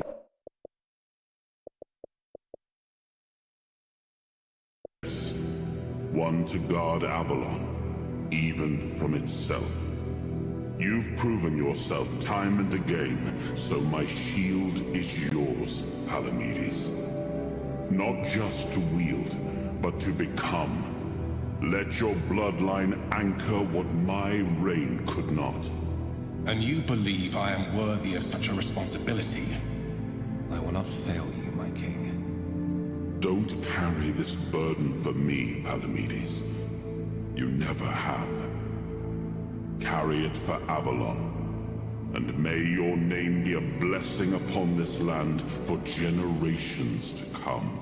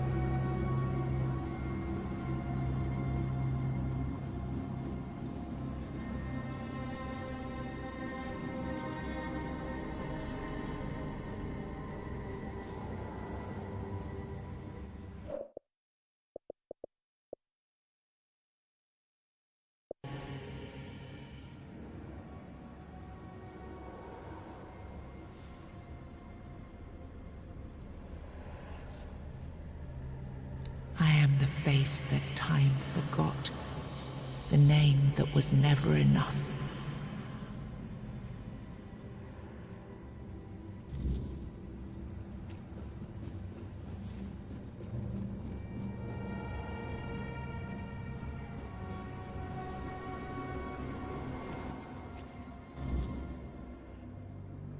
First, you used these people to win yourself a kingdom, and now you herded them here under threat of being stomped to death by giants if they leave or disobey. After all that they've gone through, all that they've done, all that they've suffered, this is how you intend to repay them? No kingdom will stand with people like them within its borders.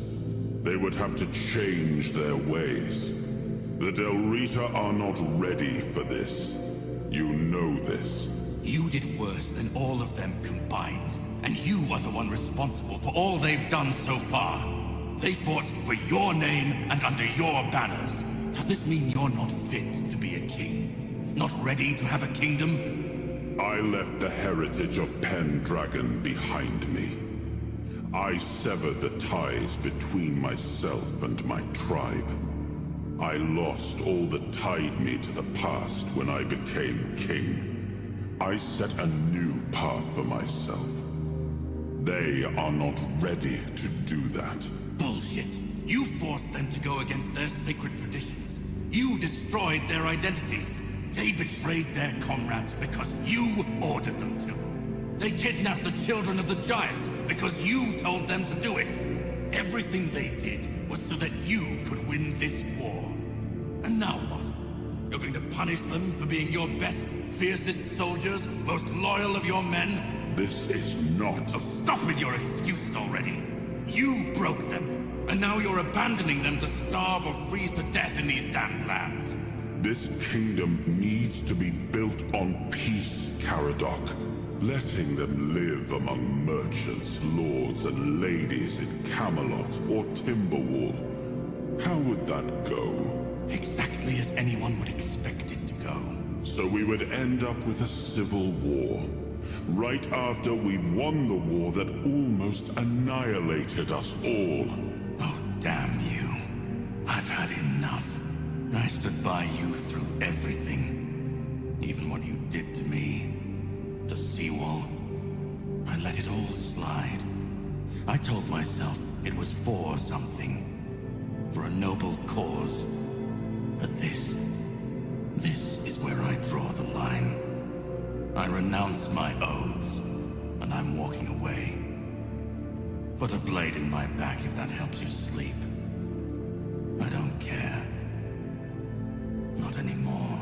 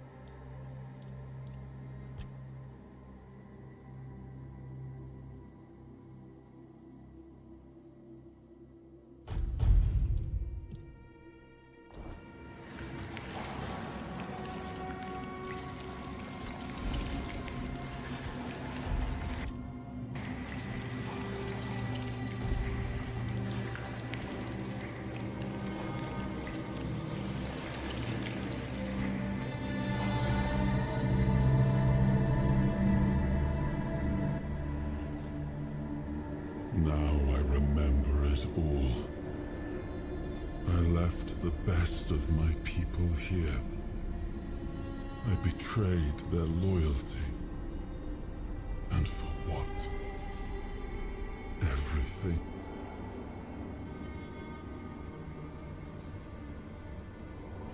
This land, it had a glorious past. But it has no future. There is no way to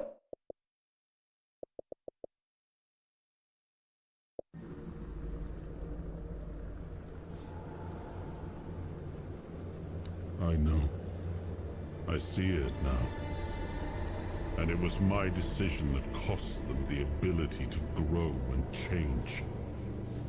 I may have been right about the diagnosis. Now I see I could have been wrong about the cure. The tribes helped us win the war. They were fearless and followed every order. They were the most loyal of all. But I left them broken. And after the war, their bloodlust was insatiable. I had to do something. This felt like the only choice.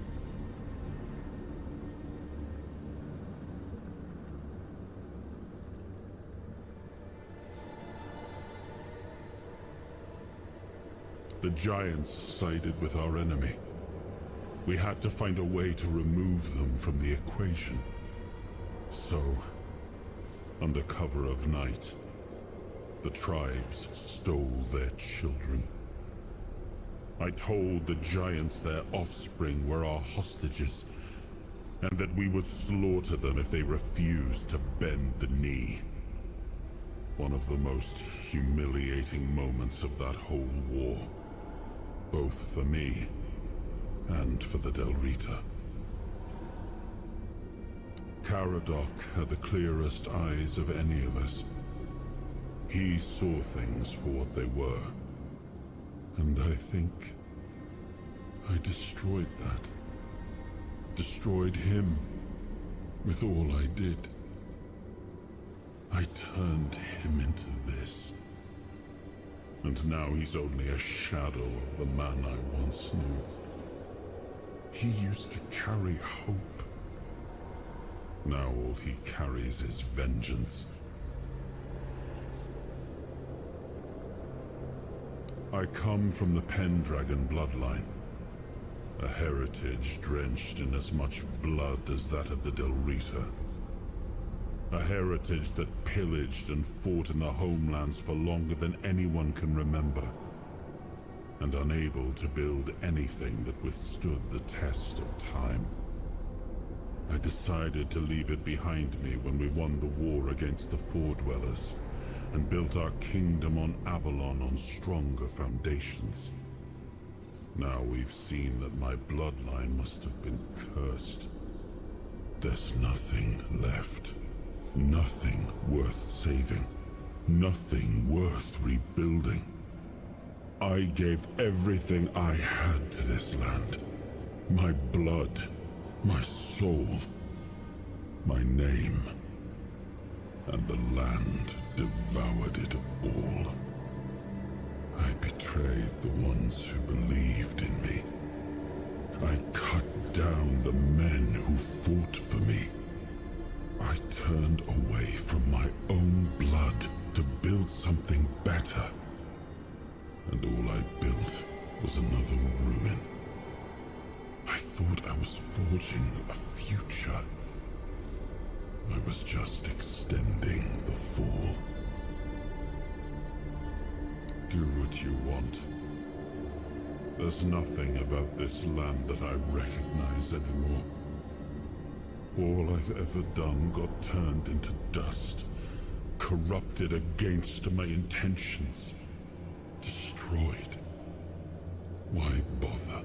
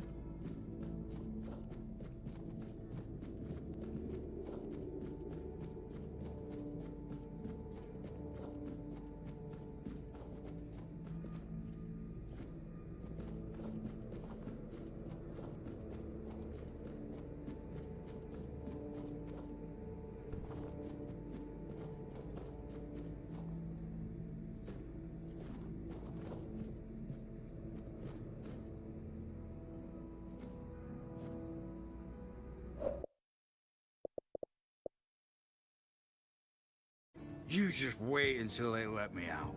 I'll beat you so hard your own mother won't recognize you. In your face.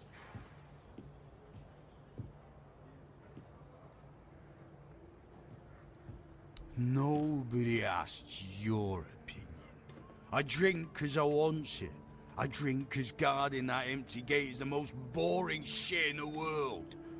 What's it to you, anyway, huh? Maybe I was drunk, but the gate was guarded. It's not your damn pin, I wouldn't even let you in. But all is not lost. We can still be friends. Listen, just pour something delicious down my throat, huh? And I'll forget this insult. I'm not guarding the gate right this second, am I? There's nothing wrong with having a little sip, right? Come on, don't be like that. Just a drop. That's all I ask.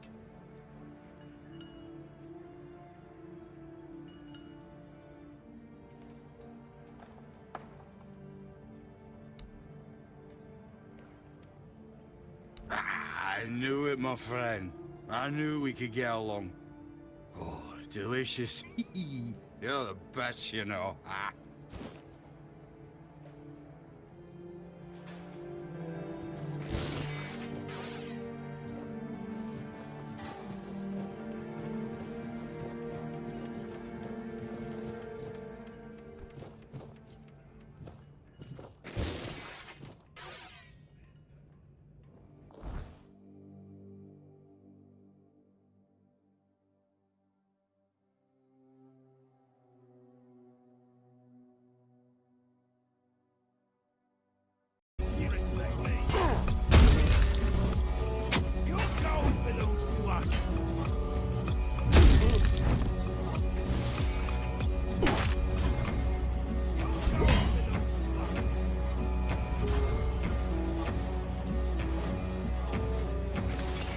This is going to hurt.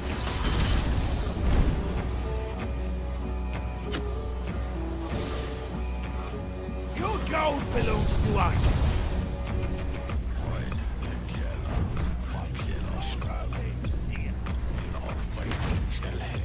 We'll make short work.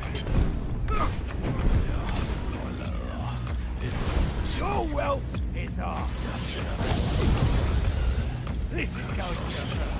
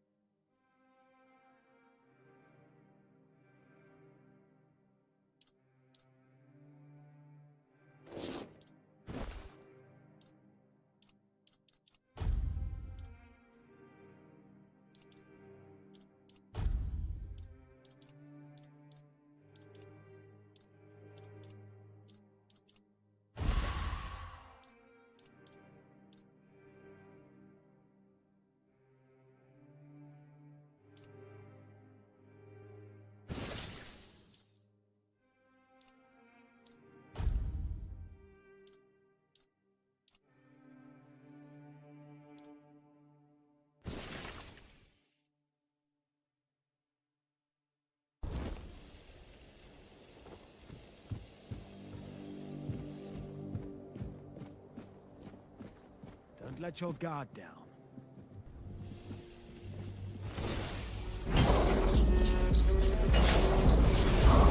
I'm invincible!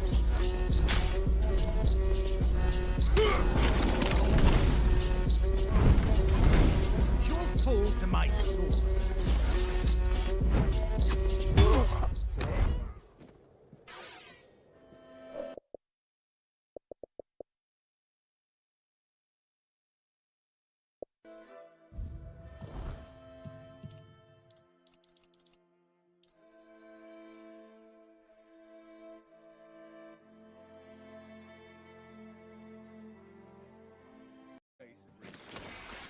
You'll fall to my sword! I'll strike you down!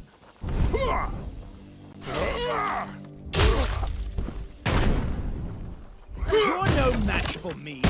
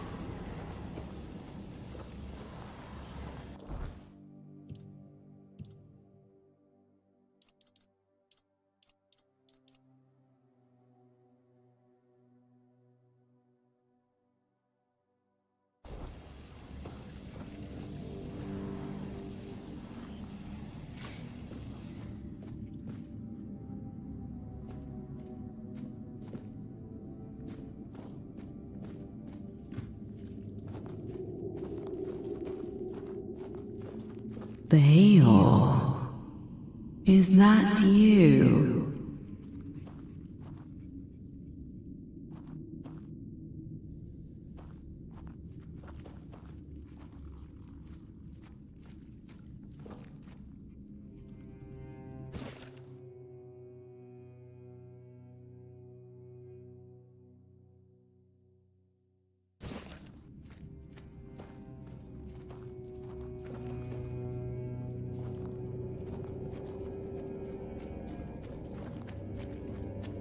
Come closer.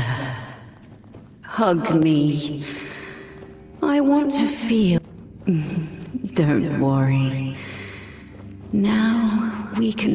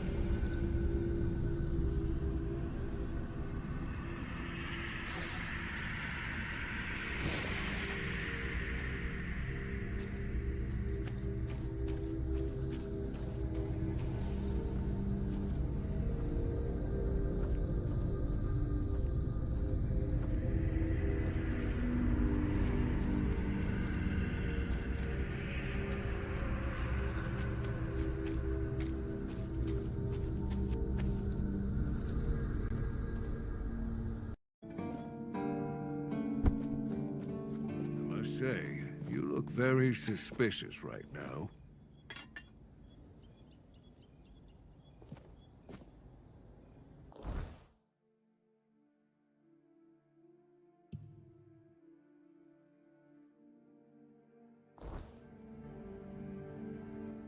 Oi, friend, a question. Do you know why people always stop and watch a blacksmith at work? Because he's riveting.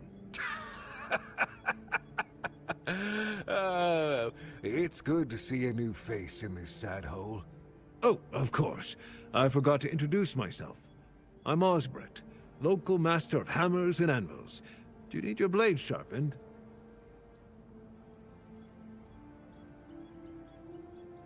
Why would you want to fix it? Do you even know what it is? Take some advice from an old man. If there's a giant, ancient statue that somebody tried to turn to dust, they must have had a good reason for it.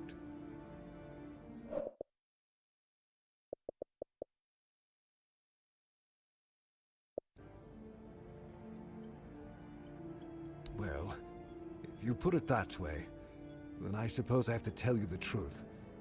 Otherwise, the terror from the sea will bite me in the ass while I bathe. Of course I can fix it. I've been doing this kind of thing since I could swing a hammer. It's a skill we pass down from master to apprentice, generation to generation. Nothing fancy, just good old blacksmithing. Obviously, though, you'd have to bring me a couple things so that I can actually do it.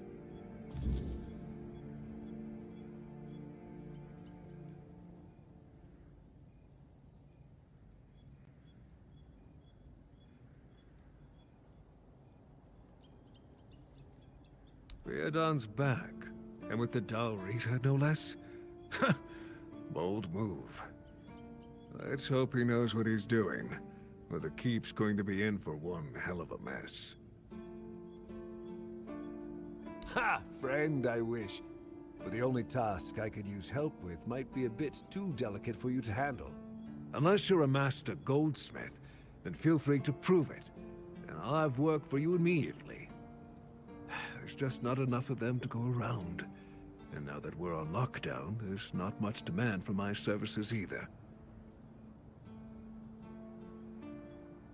Listen, I said I don't have any jobs, as in things I pay you for doing. That doesn't mean I can't teach you a thing or two. If you're willing to learn, that is. Since you're free to wander about while I'm stuck in the keep, maybe we can make good use of that. You've probably bashed in the skull of a beast or two, right? The alchemists. They're likely snatching up the corpses, using the muck to cook their weird concoctions. But perhaps you'd rather craft yourself some armor from those hides, huh? We should start with something simple. Let's see. I'll give you some notes on how to make armor. You gather the materials and get to work. And when you're done, you can bring it over so I can see what you've made.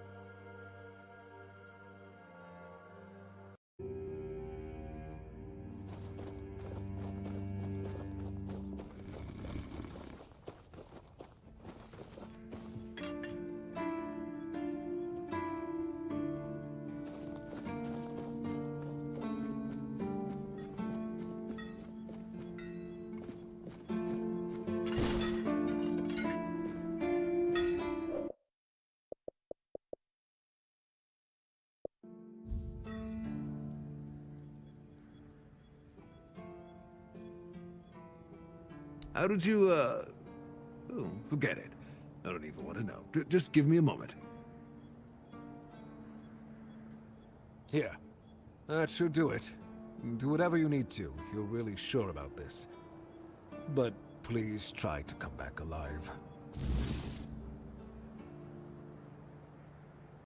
I have nothing to tell you. I could try to talk you out of it, but I'm guessing that wouldn't work.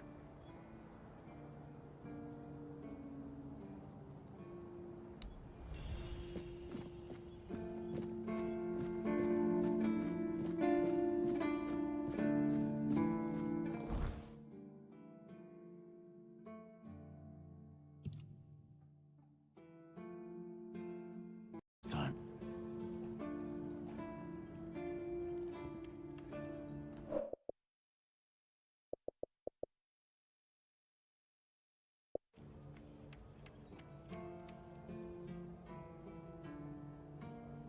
Merlin. Merlin and his obsession with the weirdness. The king thought it could save us. Merlin thought it could be controlled. Together, they were willing to tear the world apart to win.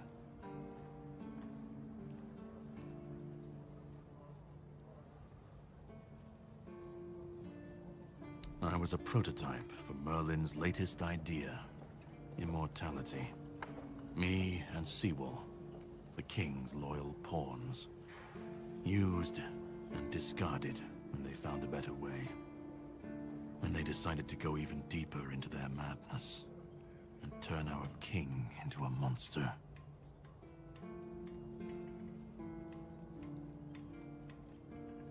Fight back? Against who? Merlin? The king? You don't fight gods when you're just a pawn on their board. You endure. You wait. And when the time comes, you either break, or you're left to clean up their mess. That's what I do. What I've always done.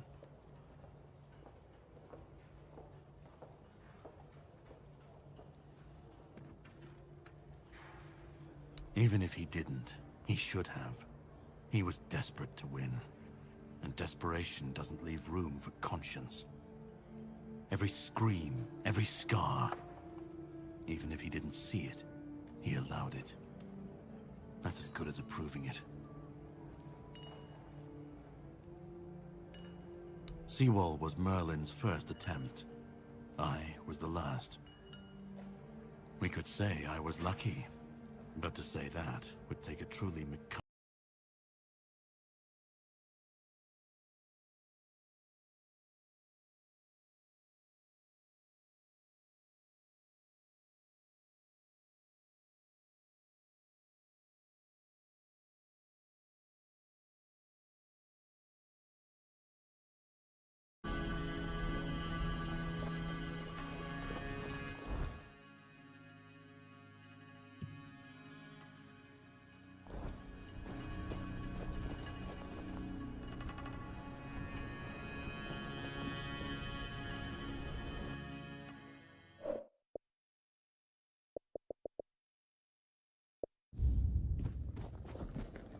Walker in the weirdness, you return. Welcome.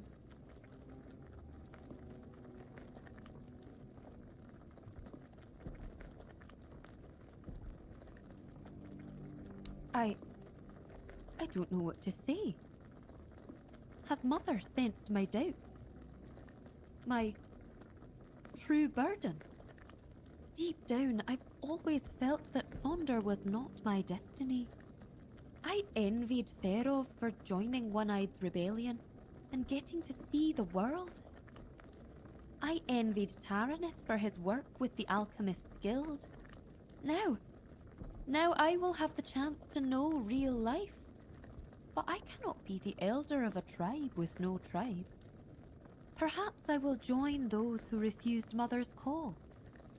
For the first time in my life, I feel free. The Thoid. We have long been divided between those who follow Mother and those who are deaf to her call. Or at least, that's what we believed. That they were cowards, unfaithful, ungrateful wretches. But I was never convinced by those words. To me, they were simply brothers who dared to walk their own path, even at the cost of eternity. Deep down, I admired them. I am still Thoyd, and I am young. When I come of age, I can bring more Thoyd into this world, perhaps even with the help of those who return home one day.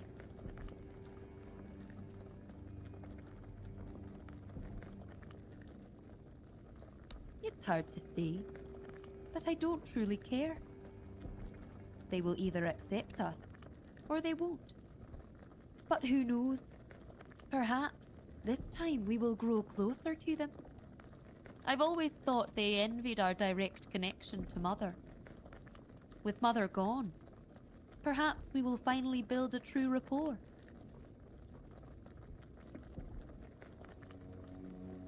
I am certain they will be.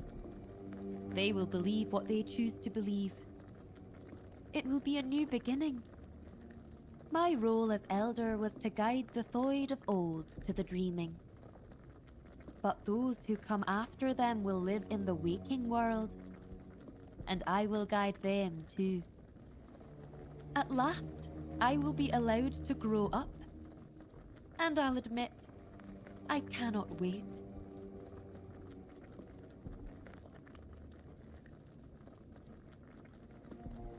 I don't know how Gerfan will react to an elder without a tribe, but, well, he summoned me, so I will come.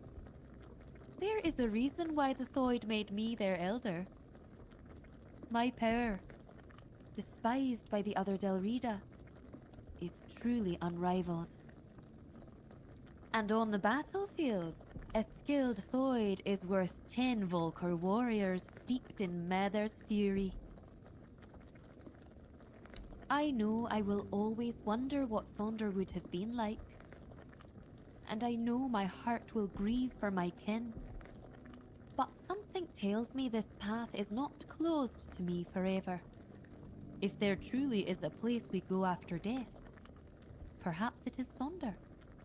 That would also align with Runa's claim that Sonder is a trap, and that, in truth, everyone dies before entering Sonder. Maybe he was right.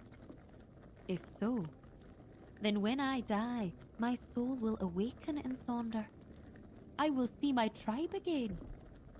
And finally, I will meet Mother. That is what I see you at.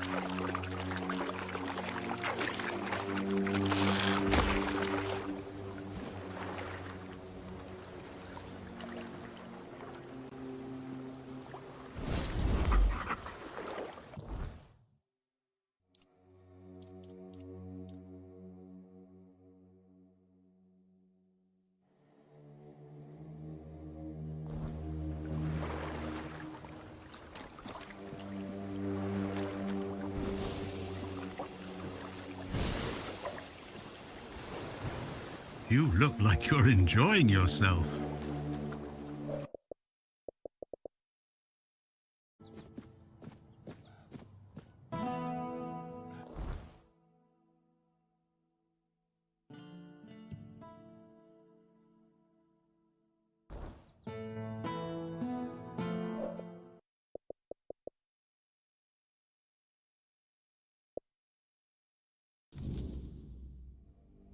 Stay quiet. Stay safe. Just passing through? Good.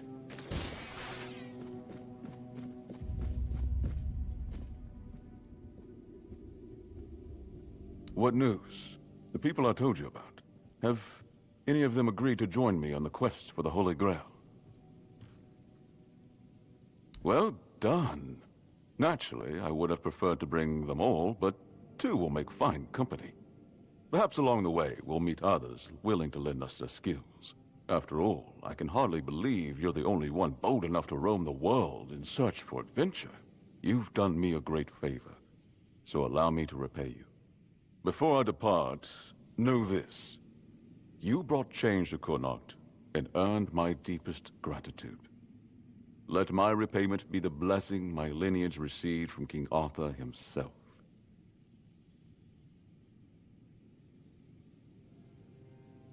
Be the shield that watches over Connacht, as House Terion has done for generations.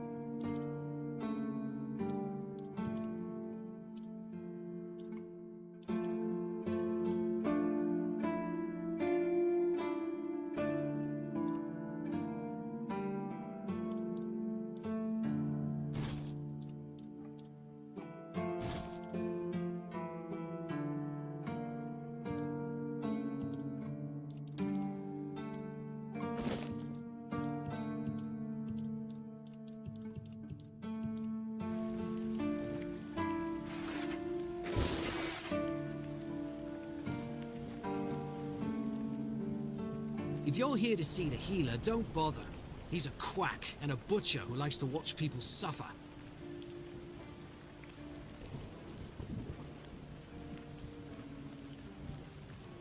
I came to him with a toothache, asked him to make me something for the pain, and you know what he did? He said my tooth is rotten, and then sent me to Osbrit to get it pulled out.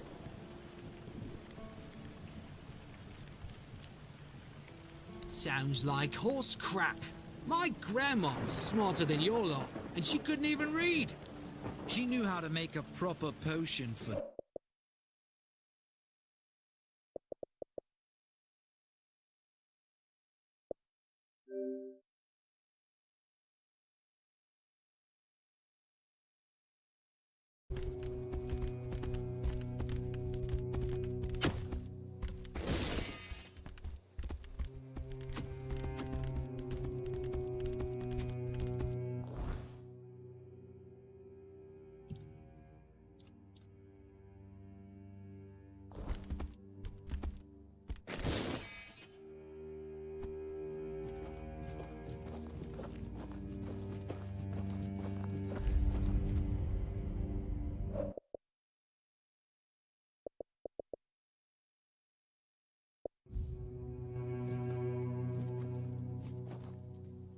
Oh, a new face. I haven't seen you before.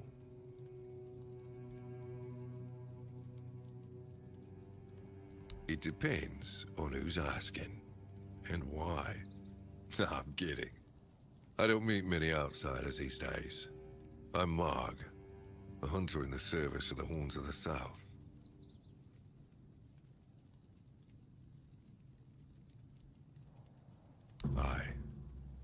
I don't know what it is about this place, but even the dead hardly ever get any rest. Though I'll admit, it's getting worse lately. They keep emerging from the local cemetery in numbers greater than that small plot of land ever held. So I'm guessing we might have a necromancer on our hands. And here I thought after the Charred Conclave, we'd have more than 100 years of peace from them.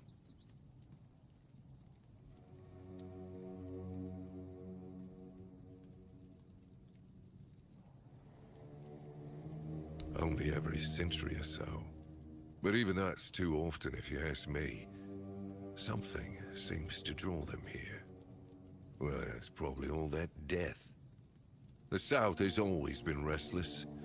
And after what happened with the sunken village, I guess death has seeped into the very soil of this land. Must be quite alluring for that lot.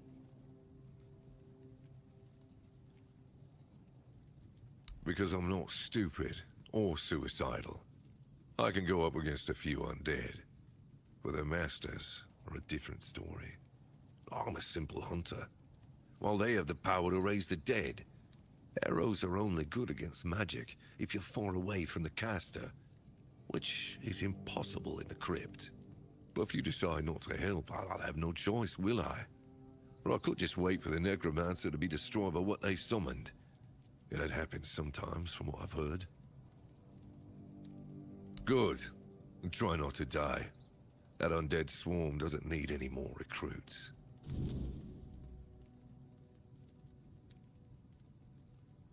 Everything is interesting around here. But ultimately, it depends on what you're looking for. No. Because I'm not an interesting person. You need to understand that when someone enlists with the Horns of the South, he leaves his former self outside the walls of the keep. His old life, it loses all meaning.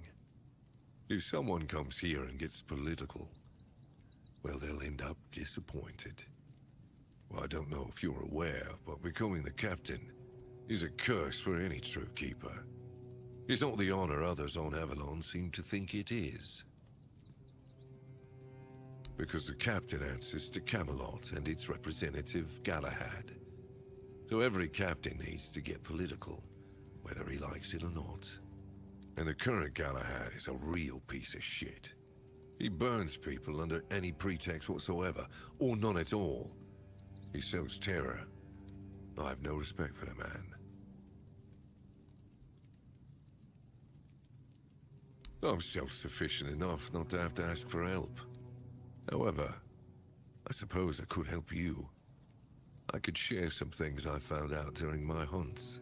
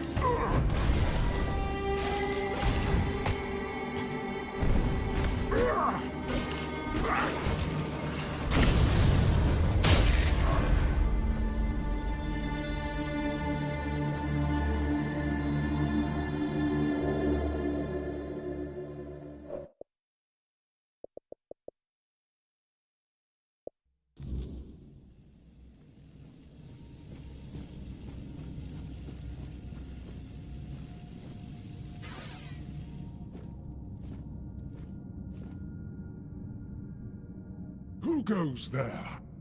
Are you the one responsible for all that racket? People are trying to rest in peace, damn it.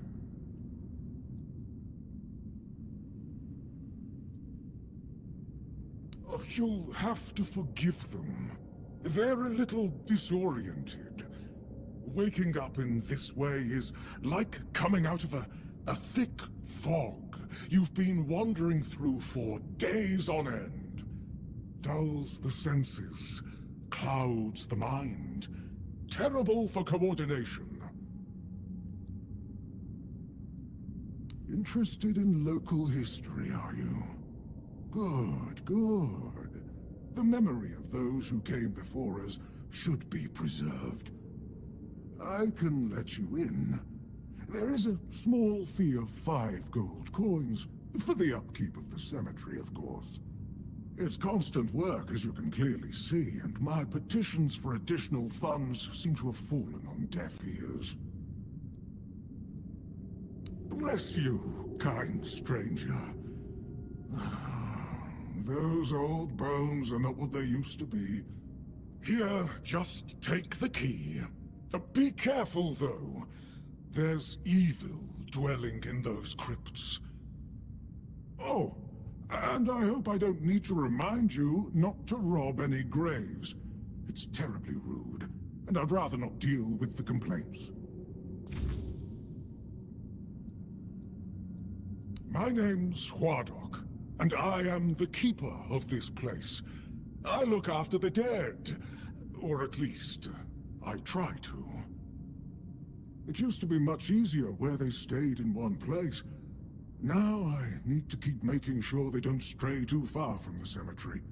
But I'm not complaining. A little exercise is good for the body.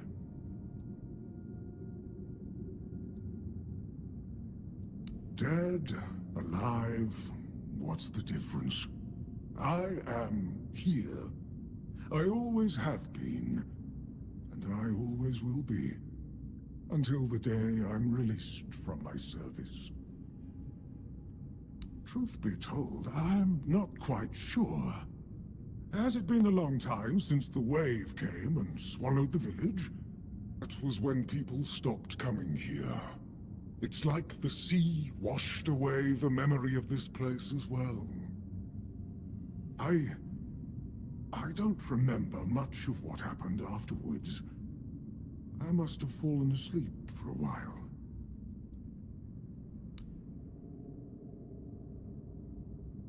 I know everything that happens here. If you're looking for some juicy gossip, Becca from the 3rd row south still has no idea where her husband is. They were supposed to be buried together, you see, but he never showed up. The scoundrel. Everyone here thinks he got remarried and chose to rest with his second wife. Not me. I think he probably got eaten. Oh, that would be Master. He's been at his experiments again, I'm afraid. Getting the folks around here all agitated. Putting them back to sleep again is going to be such a chore. Master is Master. He commands the dead. I don't know much else. I'm here to serve, not to ask questions. You want me to betray his trust that easily? We barely know each other. I wouldn't tell you even if I could. Dunno. Usual. Glowing chalk, candles, and dead bodies. I even saw some new faces recently, but they didn't stay long. Because it's my purpose. The sole reason I was brought back. That has never changed, just as I haven't. But I'm happy where I am. The dead need company too, you know. The folks here were forsaken by the living. At least I can make sure they're not lonely.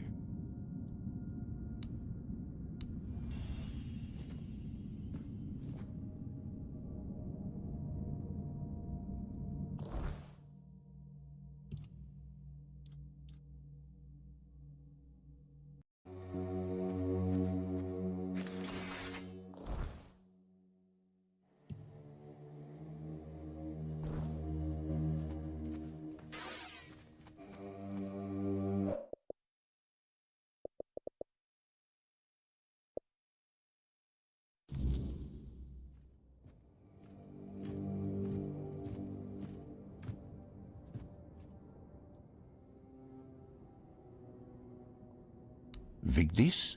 What does she have to do with this?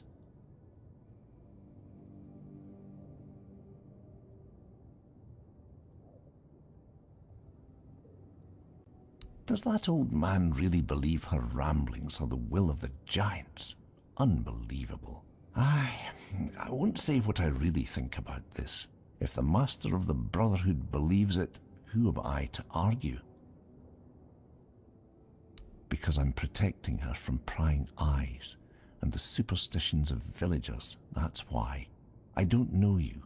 Why would I speak of my wife, accused of madness, to a stranger? For any Dalrita, losing one's mind is like a living death, a shame worse than most can bear. But I love her too much to grant her a good death.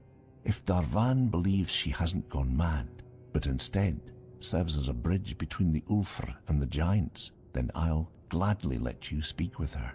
You'll find her in the locked room. Here's the key.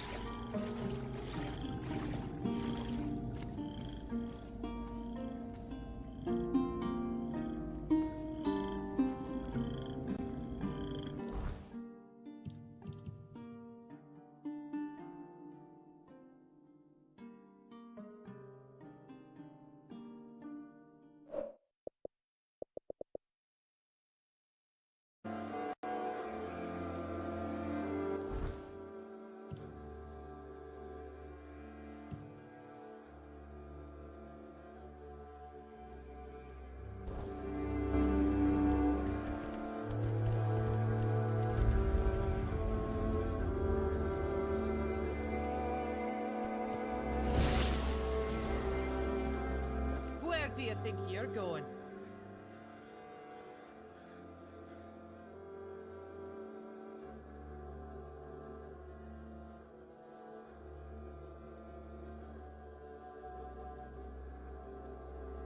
Oh, really?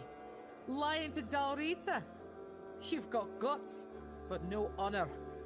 Lucky for you, I'm always willing to give people a chance to earn it back.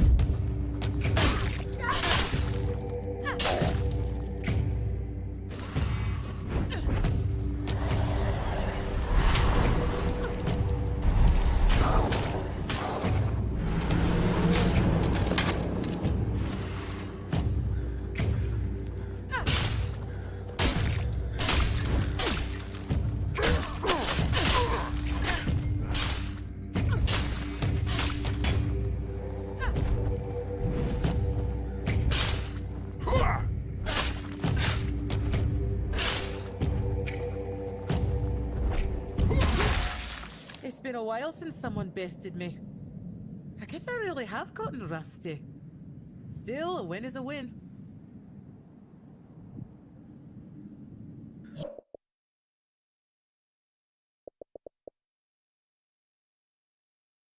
Patience than I do.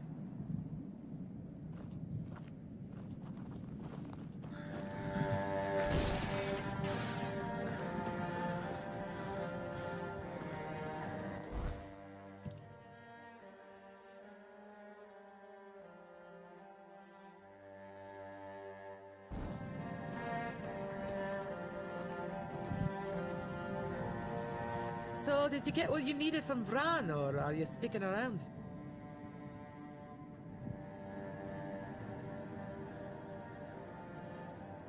Huh. Weird place, this. Back in the Forlorn Swords, we didn't have many strangers wandering about. Maybe a pict or two every so often, but they're a different kind of strange. Guess I'll have to get used to it. Aye, I do. It's home. Plus, it's too bloody warm here. The bugs are driving me mad.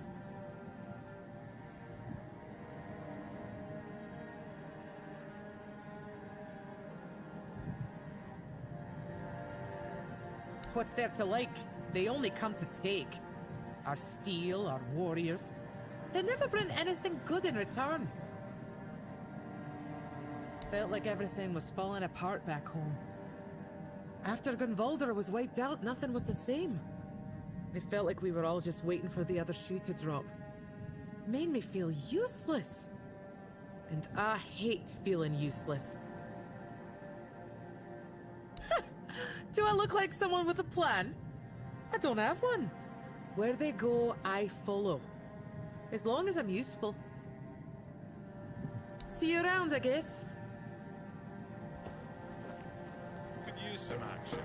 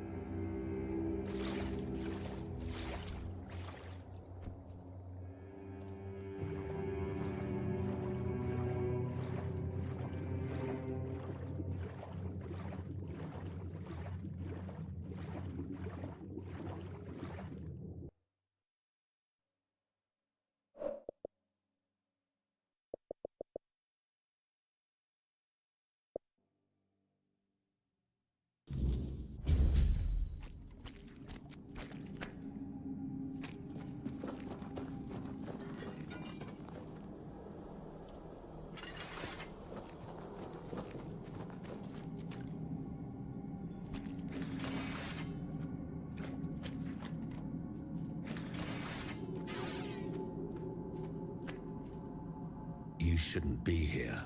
This is no place for the living. Poor sod. I pity you.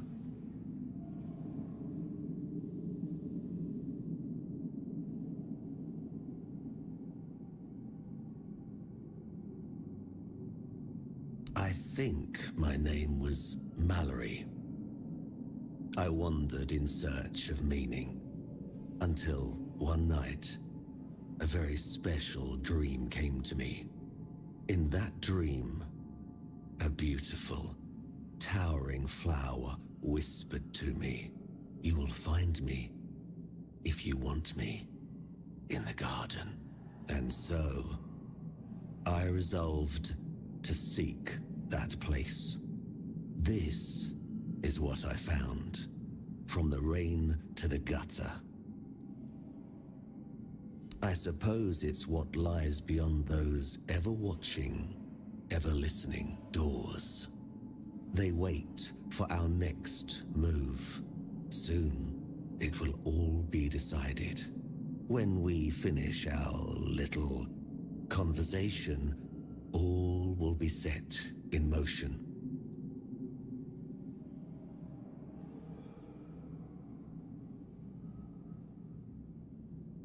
It's no threat, stranger.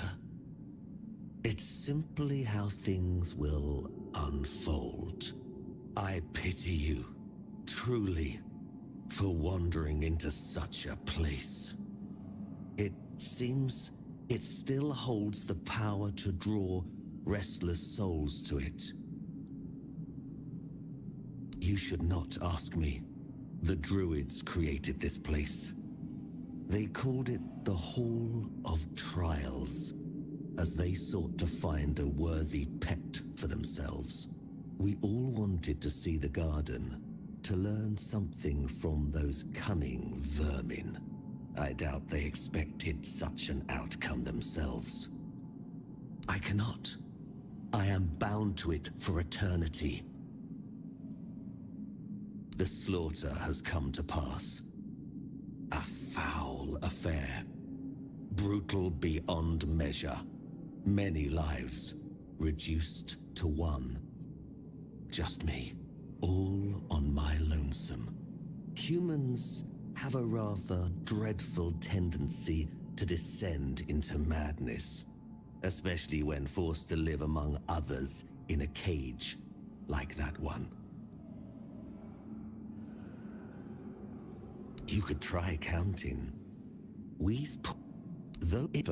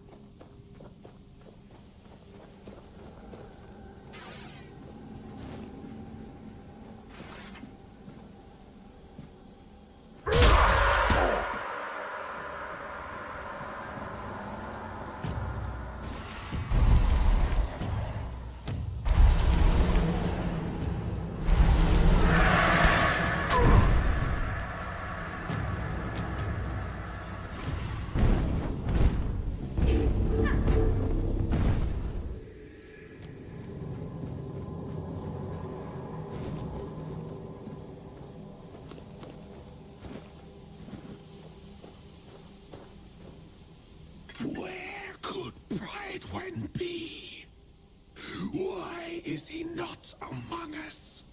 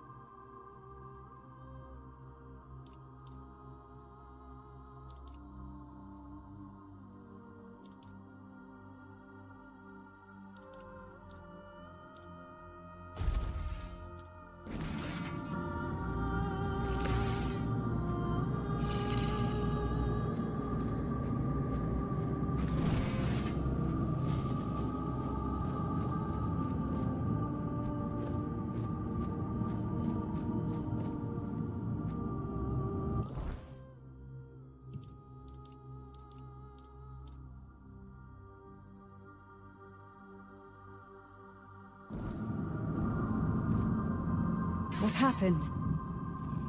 My oath. My purpose. It's gone.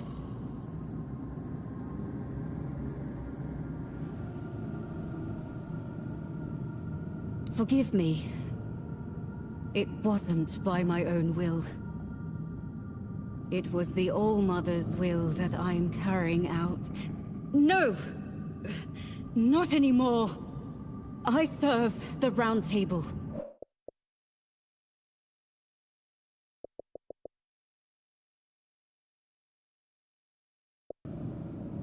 Or rather, the one I believed to be the All-Mother.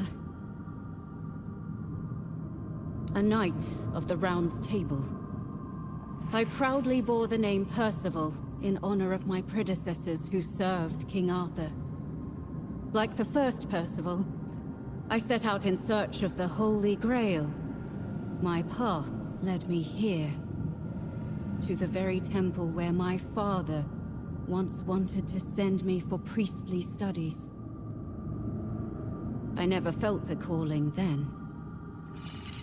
But this time, I heard something calling me. I thought it was the Grail, but it was her, whose sword-wielding hand I was to become. False goddess. An abomination, pretending to be the All-Mother, corrupting priestesses' minds. I did. I challenged her to a fight for claiming to be a goddess, for poisoning the minds of the innocent. She said she would prove that she was the only goddess here.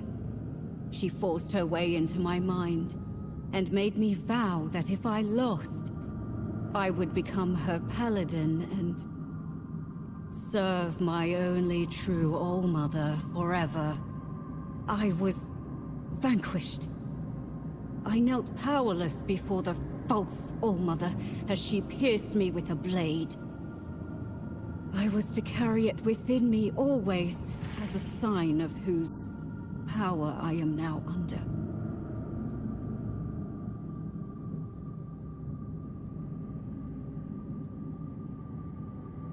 Be careful.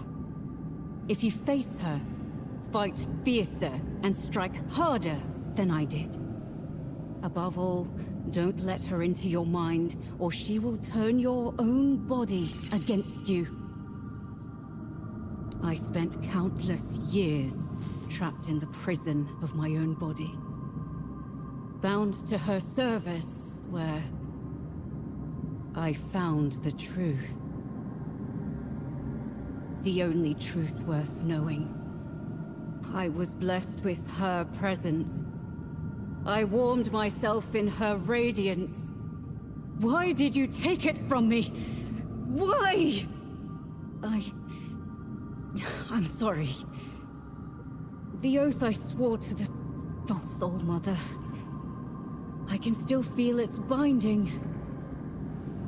Even my death did not entirely free me from it.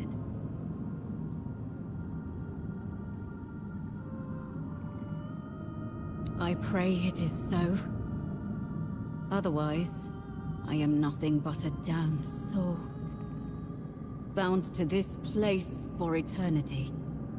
Now, having regained my former self, the torment will be all the greater. Is it punishment for surrendering my mind to a false deity? You could ask the All-Mother to forgive me. Beg her to grant me the honor of being in her presence once more. No. Kill her. Kill the false goddess. Please. I trust in you. May the true goddess guide you.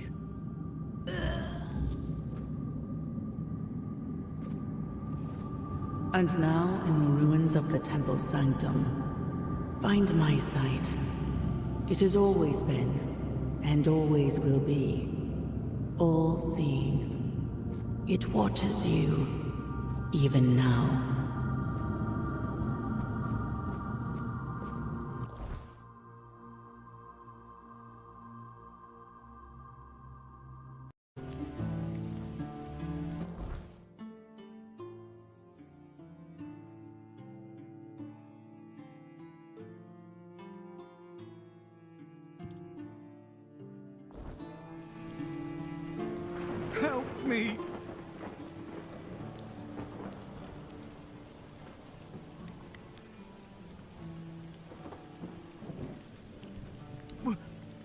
water? Do you have anything to drink? I can't move, so I need your help.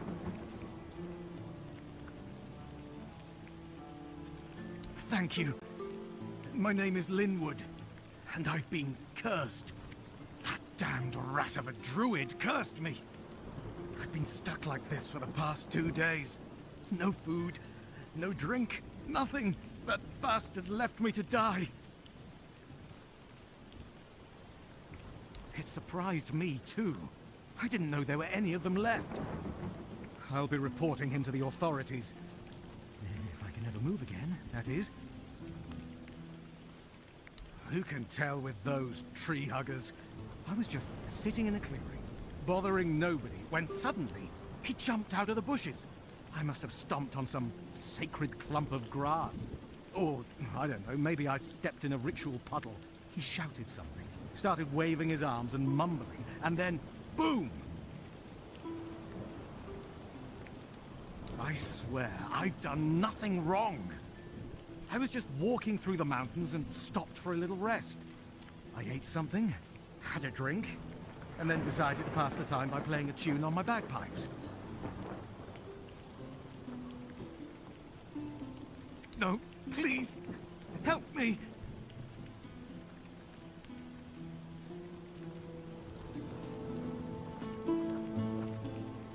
Oh, you're back. How would I? Thank you. Just please, hurry. I won't be able to last for much longer.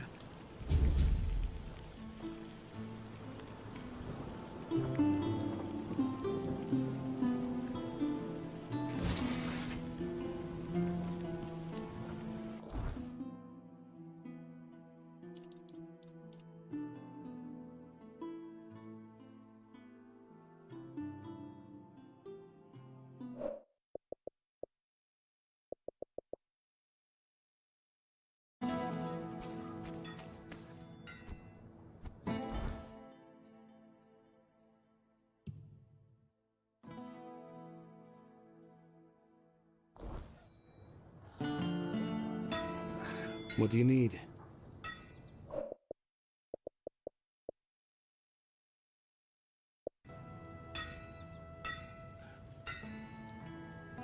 What? That's amazing. What materials did he use? What else was needed? Did he tell you how to make it? Oh my. I have so many questions. But those can wait. First things first. For this, I will need your help, my friend. Once more, as always. So, shall we begin?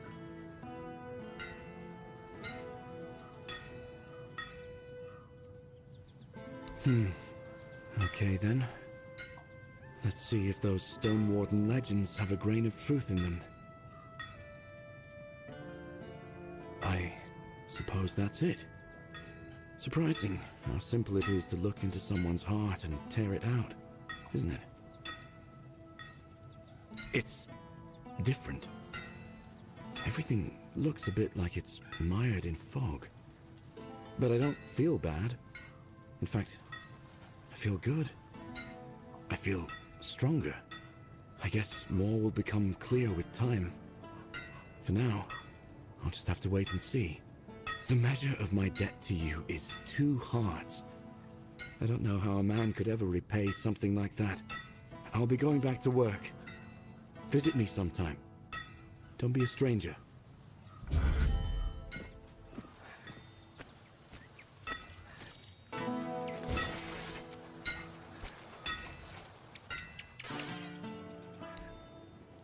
Beor's fully recovered. He's doing well and making his own decisions. He doesn't need an old man hovering over him anymore. And, well, to be honest, I've been waiting for this moment. I'm proud of him, but you didn't hear that from me. You've done right by me, so I'll give you some advice. This whole expedition is madness, but as they say, sometimes there's method in madness.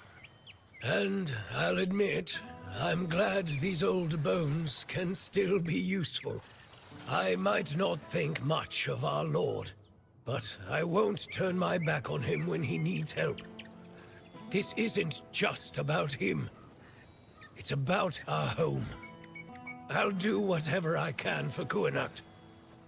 Tell Yvain he can count on me, even if it's the last journey I'll ever take.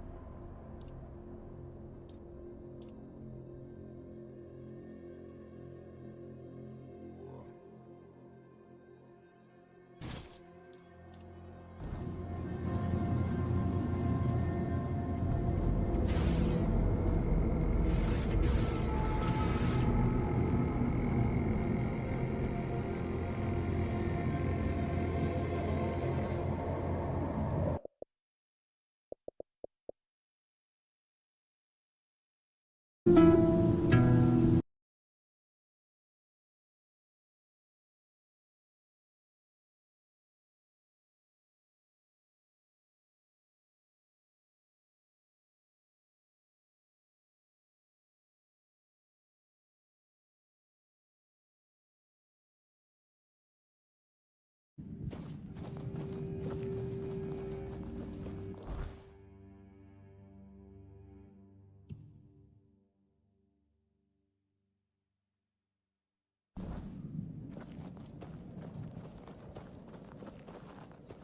is everything always such a hassle? You bored or something?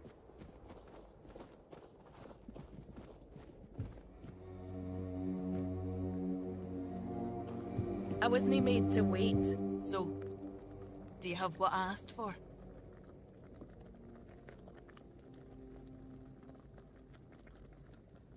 Good. Now give me a moment. Here, take this package, but handle it carefully. This potion is the essence of my tribe. It's what makes us Volker. We were once a proud people, and of our respect. Or rather, I promise that we'll respect their ways if they respect ours. I need you to understand this, and ensure they understand it too. Got it?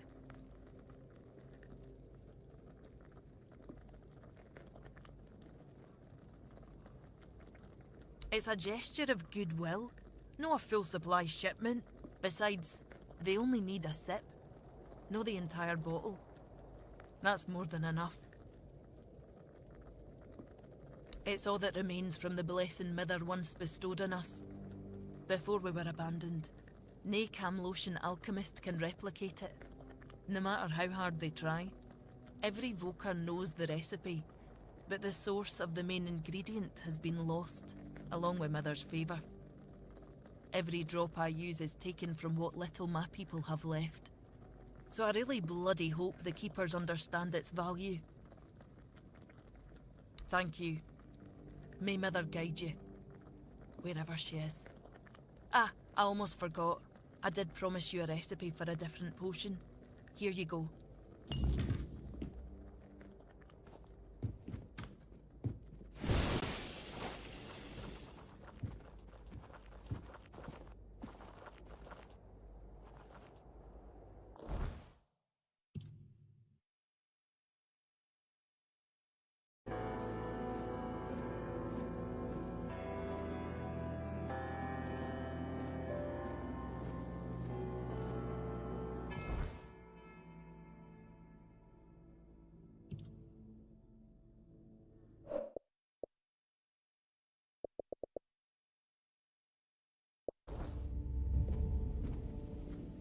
Gone, is she? Gone from one eternity straight into another. Oh, how I wish we'd had one more day. A proper one. Marked by the sun setting on us forever. Once, I dreaded it.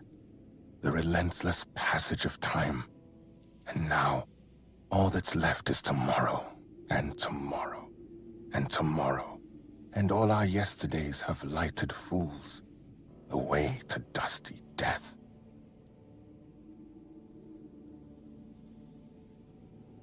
Now it all ends. The lofty dream, the endless torment, and the fruits of our vanity. What we leave behind is a monument to our own foolishness. There will be no legends told of this place, for it is a tale told by an idiot, full of sound and fury, signifying nothing. And this is for you. The reason for your visit to this cursed court.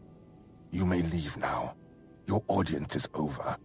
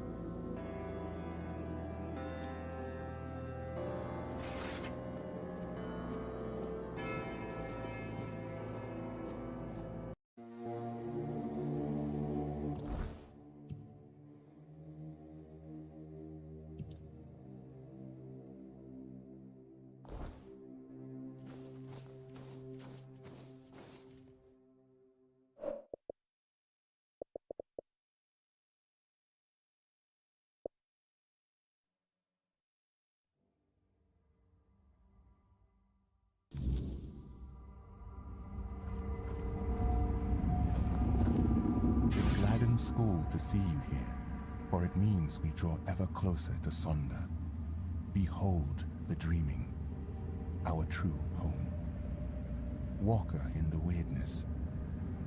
As I greeted you in the waking world, so do I welcome you once more. Ingvi believes you may unravel the burdens that weigh upon some of the Thoid. Without freeing them from these burdens, they cannot enter Mother's chamber, where each of us must drift into ever deeper dreaming, until at last we reach Sonder.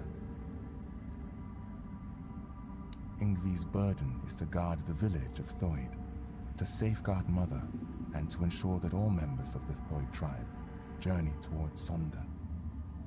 She awaits the right sign. When it comes, only then will she choose her fate. Life, unfulfilled duties, feelings that tether the soul, keeping it from sinking into the dreaming's embrace. Each of us carries burdens. Once, we of Thoid would end our vigil and return to wakefulness, striving to cast off these burdens through life itself. But your arrival ended the vigil. It began the dreaming, and Thoid may no longer wake, not unless such is Mother's will.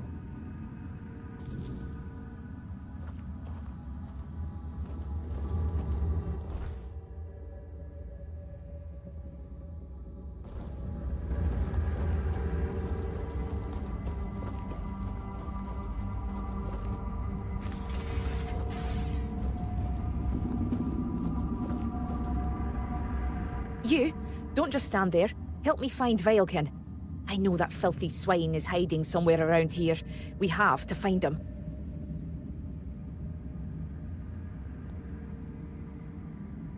A filthy beast. A mongrel who tried to put his hands where they didn't belong.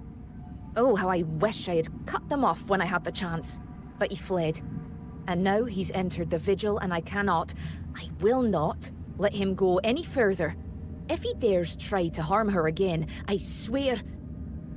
Senya! I swore to protect her, but I failed. I chased Veilkin from her bedside, then from the tribe.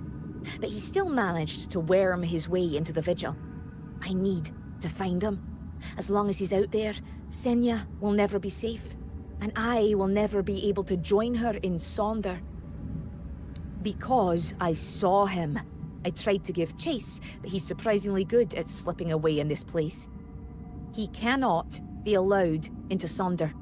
There is no place for the likes of him among the dreaming. His very presence would be like poison.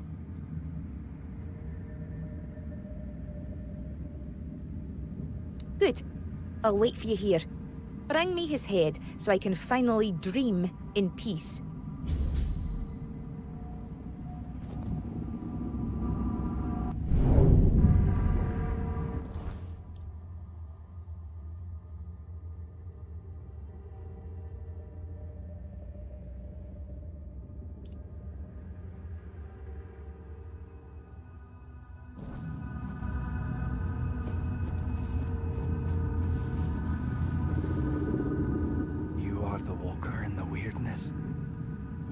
Where few dare. I don't feel worthy of asking for your help. I need help. Not for myself, but for those I have failed. My mate Sidara, my friend Bodil, and I went to the Giant's Barrow. We sought knowledge, a sign that we still walked toward Mother's dream. But what we found instead was ruin. Bodil, our companion, did not return. And Sidara, the White's touch took hold of her. She's no longer herself, not truly. Find Bodil. End his suffering. And Sidara, she still sleeps, but her soul cannot rest. They must be freed from this curse. Then, at last, we will have peace. We will join Mother in her sleep. Bodil's earthly vessel might still be in the White's lair. As for Sidara, she sleeps in our hut, beside me. I feel her. So close yet so distant.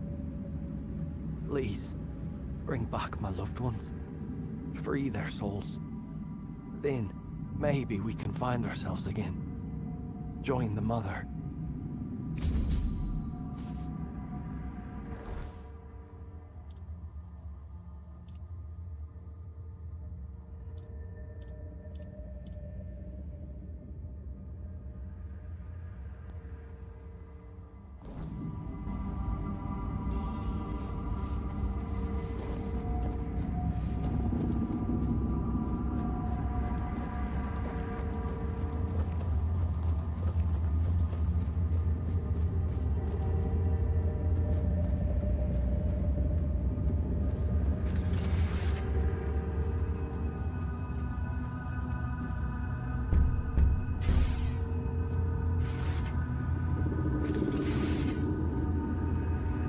Walker, in the weirdness.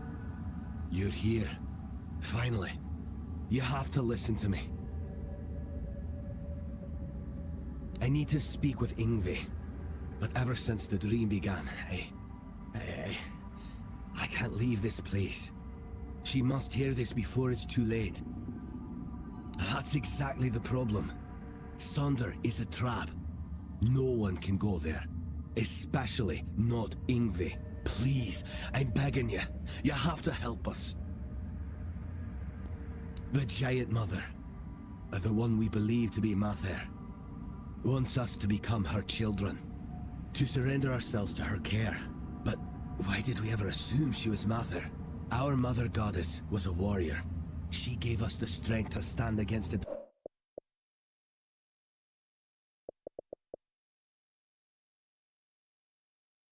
Our backs on our kin, on the other tribes who still fight. Are we to crawl under Mother's skirt? Sonder is an escape, and now I see it clearer than ever. If we flee into Sonder instead of standing and fighting, we are no longer Dalriada. There is no honor in this.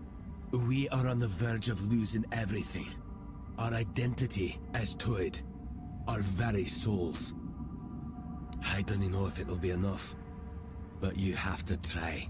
Tell Yngvi that Rune reminds her of the duty of every Dalriada. We stand and fight. We don't run. The Giant Mother is not Mather. She's nothing but a weak, selfish wretch who would see the Tuid destroyed.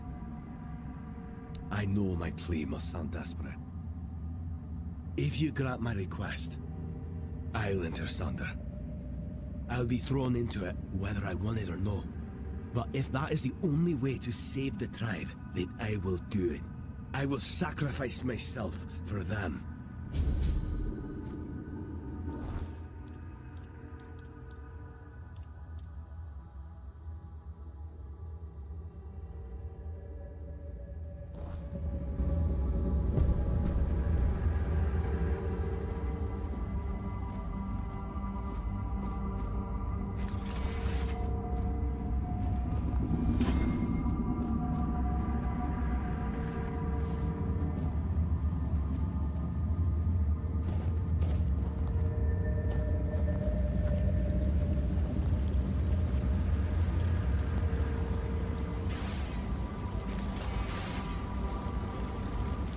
Ho ho ho, you're here.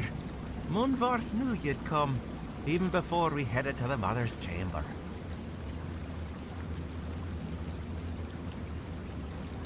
He's my friend.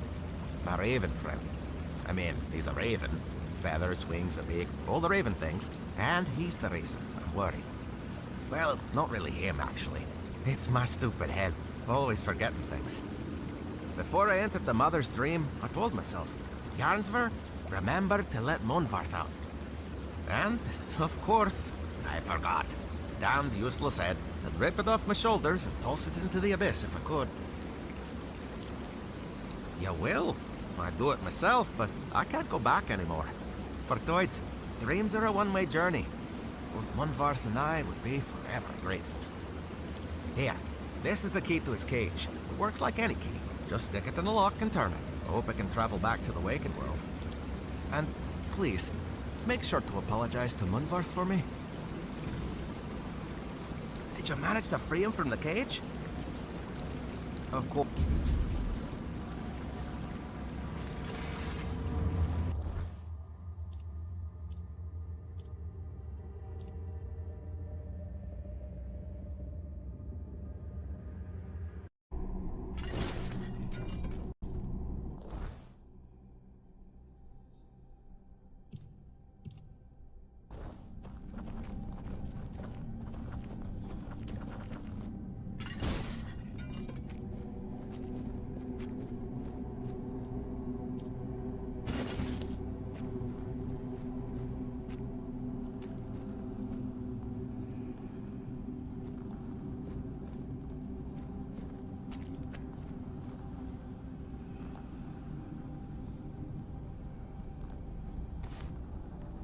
You are not him. You are different.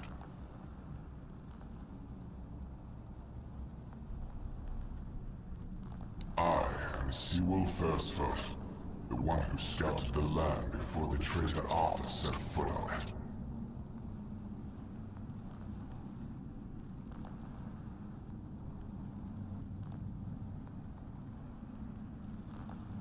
Yes, it is my legacy.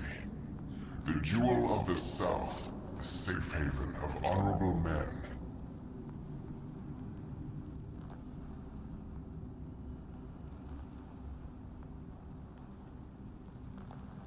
I've been here for so long, it doesn't matter anymore.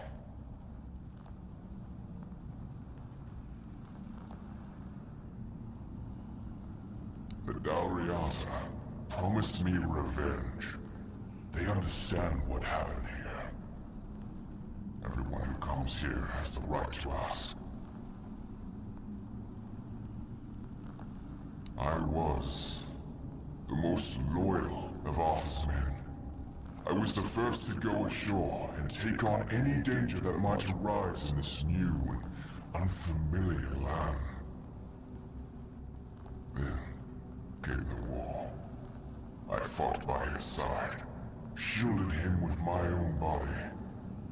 I trusted him. But Arthur wanted more. Arthur longed to possess a power equal to that of our enemies.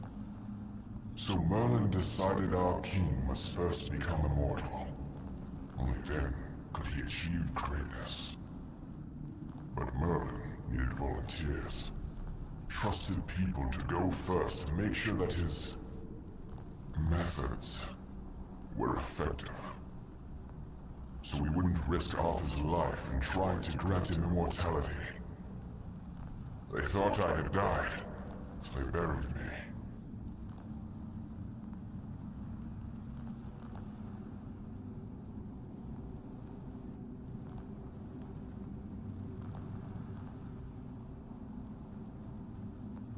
Arthur's greed and Merlin's obsession made me what I am now.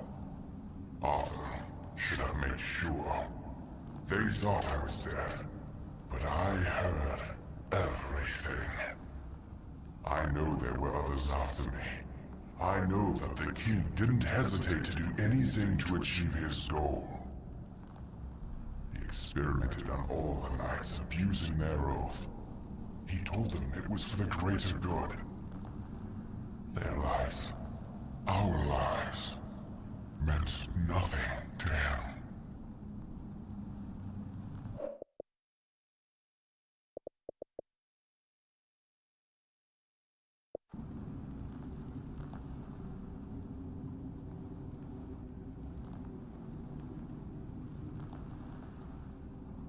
Arthur doomed his people to eternal suffering. Their names forgotten. Their loyalty abused. He sacrificed the lives of the noblest of men. And this is the greatest possible betrayal. We cannot be helped. We cannot be killed. The Dalriata promised to burn down Camelot. avenge the memory of all my brothers.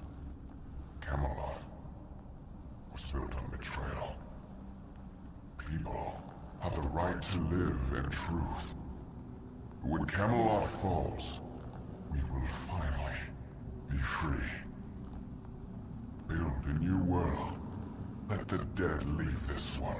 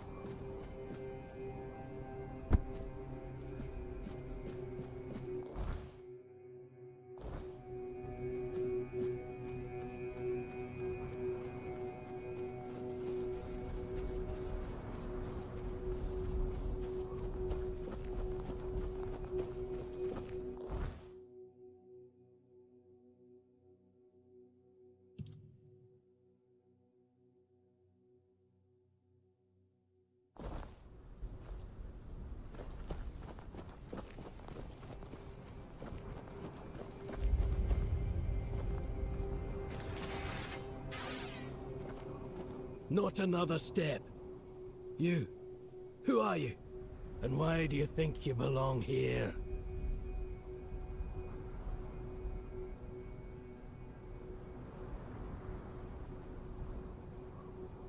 Not here, you don't. Ulfraland ain't for outsiders. Not unless the voice of the tribe says otherwise. Trust me, I wouldn't let you in if you were King Arthur himself. Especially not him. He'd have a sword up his ass before he took a step past this gate.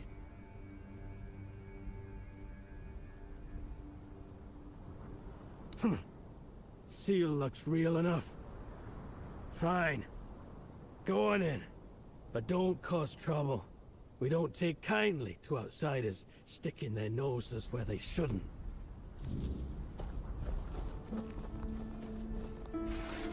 Hey, you! Gefon sent you, didn't he? To summon us for the moot.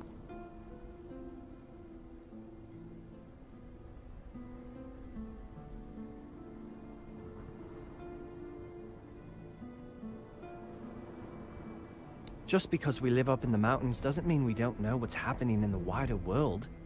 Well, that works out perfectly. My father's been looking for someone for outside the tribes to help him with something. That's all I know. He didn't tell me much, but he sounded really serious. He told me to bring the first person I came across. His name is Strana. Please, go meet him at his forge. You can't miss it.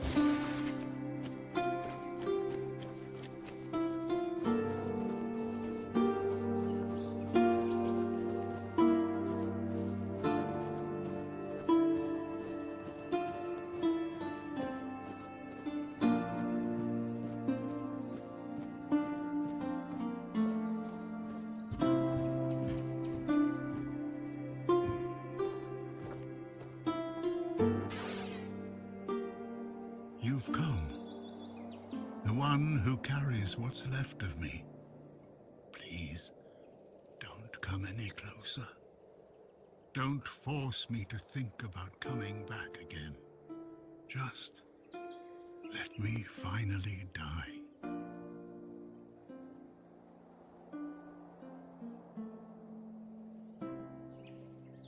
Because I've had enough. Enough of being torn apart and stitched back together. Enough of being used, shaped, and forced to be something I'm not. Do you know what it is like to be a king of nothing? To see the people you swore to protect suffer because of your choices? Or worse, in your name. I've seen towns burnt to the ground, families destroyed, all because someone thought it would serve the greater good.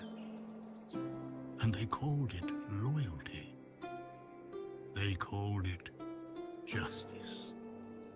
I've been dragged through every dream, every lie they've built around me. And I'm tired. Tired of the weight, of the expectations, of all of it. And most of all, I'm tired of failing.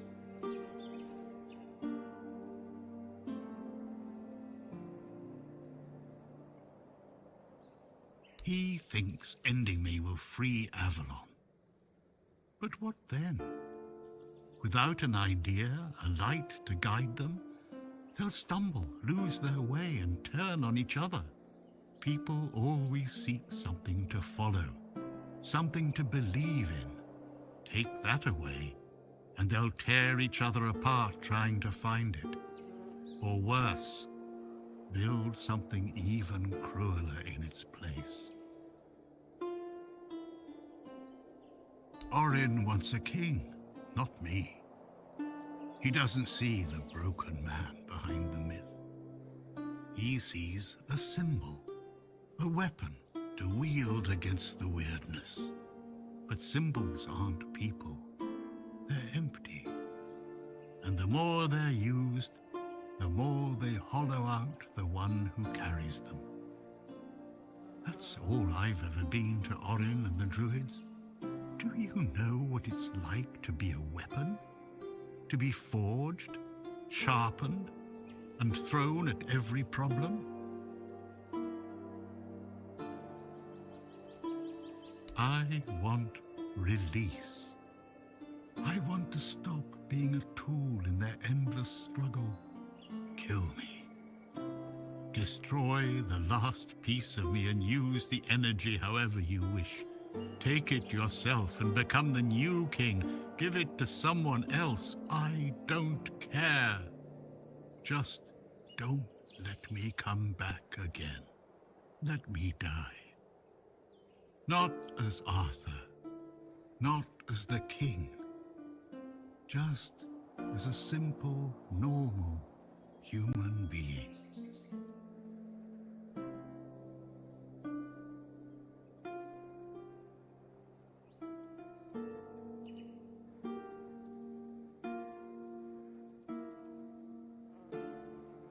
Another way? There's always another way, isn't there? Another cycle, another resurrection, another lie to keep the world spinning. But please, not for me. Not anymore. I've had enough. I don't want another chance. I want this to be over. Isn't that what you've been doing all along? Carrying what's left of him? You've already taken up the humanity I was meant to represent. Doesn't that prove Arthur doesn't need me anymore? I don't care. Do you know how freeing that is? To finally not care what happens next? Whether Orin gets his king or Caradoc gets his ruin, to not feel the burden of all my failures, to not see my memory tarnished, my plans, goals, and ambitions dragged through the mud, to not see the suffering my name causes. No more deaths in my shadow. No more kingdoms built on my bones. Do what you think is right. That's all I can tell you, because whatever you decide, it will finally be your choice. Not mine. Not theirs. And that's the only thing I've ever wanted. You hold the choice. I don't care who you side with. Orin, Caradoc, or no one at all. You have all of my soul. Use it. Take it for yourself. Or give it to someone else. I don't even want to know. Do what you will with it. Just let me go. Let me finally rest.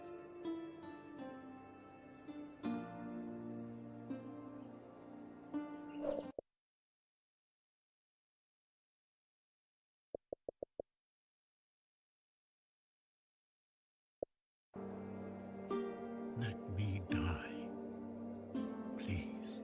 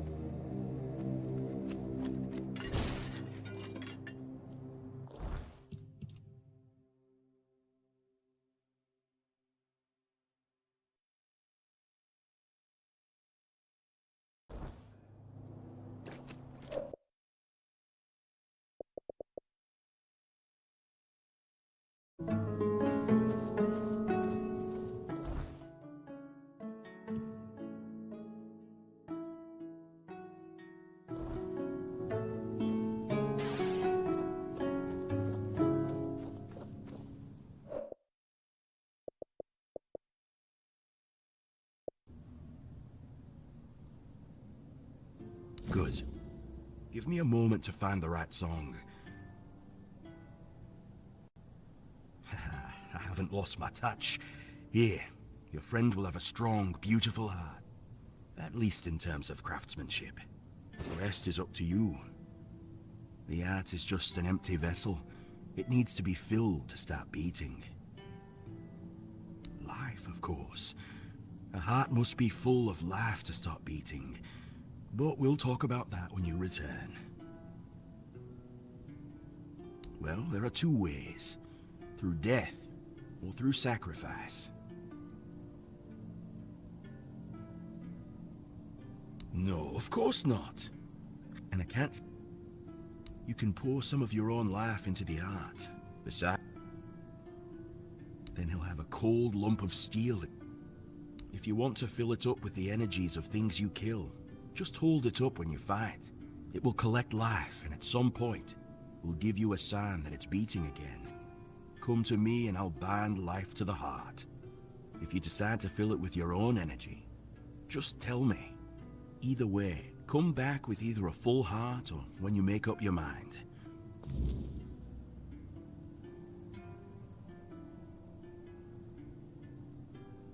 Of course. Ah, this part never gets old. Remember, don't resist it. Let go of your instincts and focus on the heart. You'll feel a bit weak afterward, but don't worry. Strength can always be rebuilt. Here, feel how warm it is. It will serve Bayor well.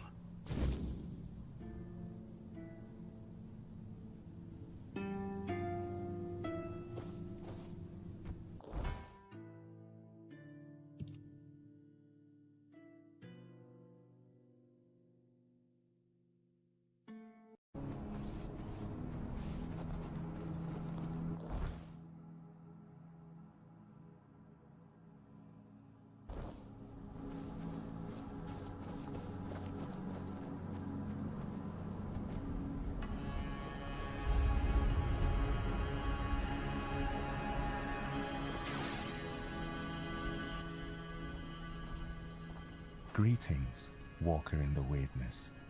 Your presence heralds the end of our vigil.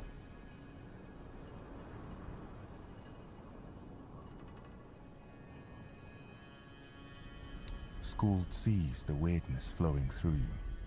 He is impressed. He offers his help and counsel. A swirl of colors surrounds your soul. It's a beautiful sight. The Thoid tribe longs to dream Mother's dream. It is our greatest desire, our deepest happiness.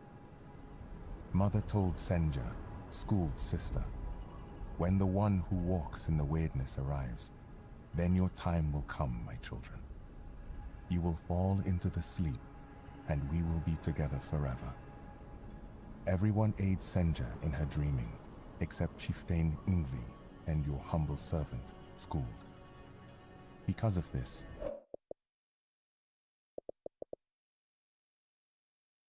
true. Mother is everywhere. You can see her image there, towering over our lands. We long to surrender to her. In her warm embrace, we will find eternal shelter. Skuld is not worthy to reveal Mother's secrets, not even to the Walker in the weirdness. If Chieftain Ingvi decides to tell the Walker more, then it shall be done.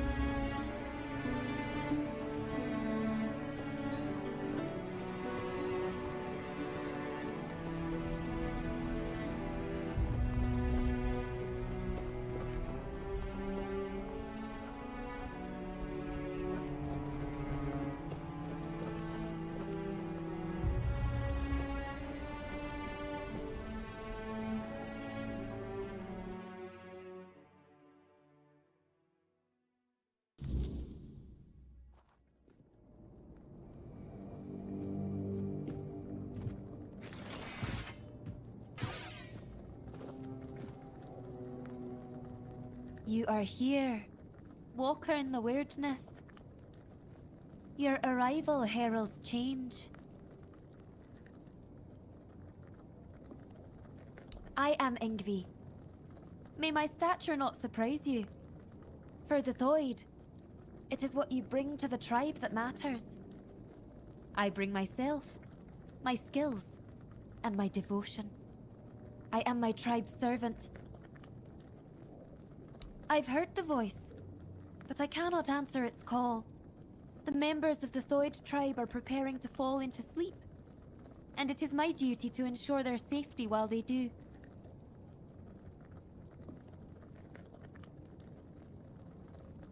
How do you think you can help us? Can you do more than walk the weirdness? Can you walk through dreams too? if that's the case, I won't stop you from entering. Mother will decide if you're of use to her. But don't you dare harm her, even if you can. If you do, you'll have the entire Thoid tribe against you. That much I'm sure of.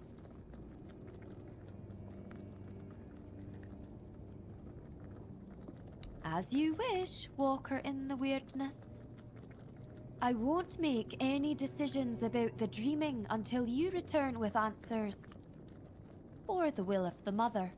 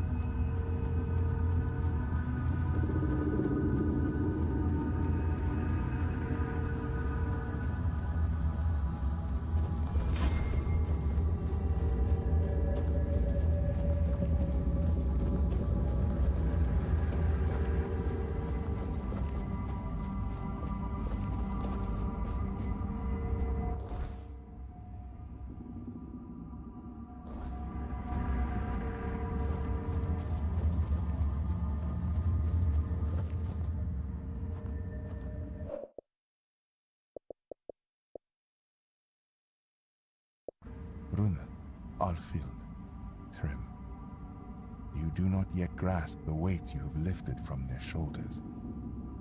No matter how great or small their burden, it still bound them, kept them from journeying towards the deepest layer of the dreaming. But now they may step into Mother's chamber, and you shall be granted this privilege as well. After all, this is why you are here, is it not? Indeed, the time has come.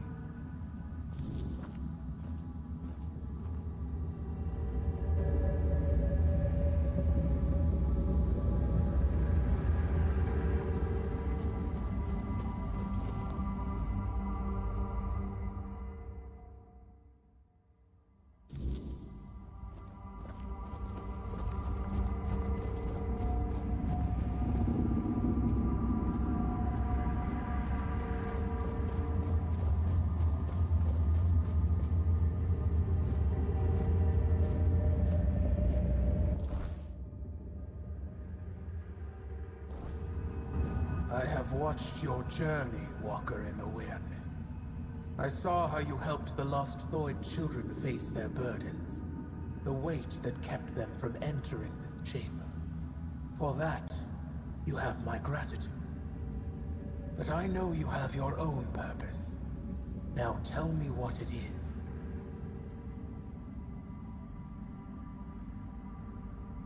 You seek the legacy of the one who brought so much suffering.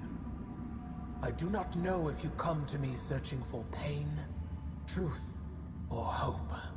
But now I understand. You need the support of the tribes to face what slumbers beneath the earth. Tell me, human child, why? Why should I stop waiting for Ingvi and release her from her journey towards Sonder? Her burden is lifted. She has no reason to remain in a world crumbling into ruin. All for the ambitions of one old man.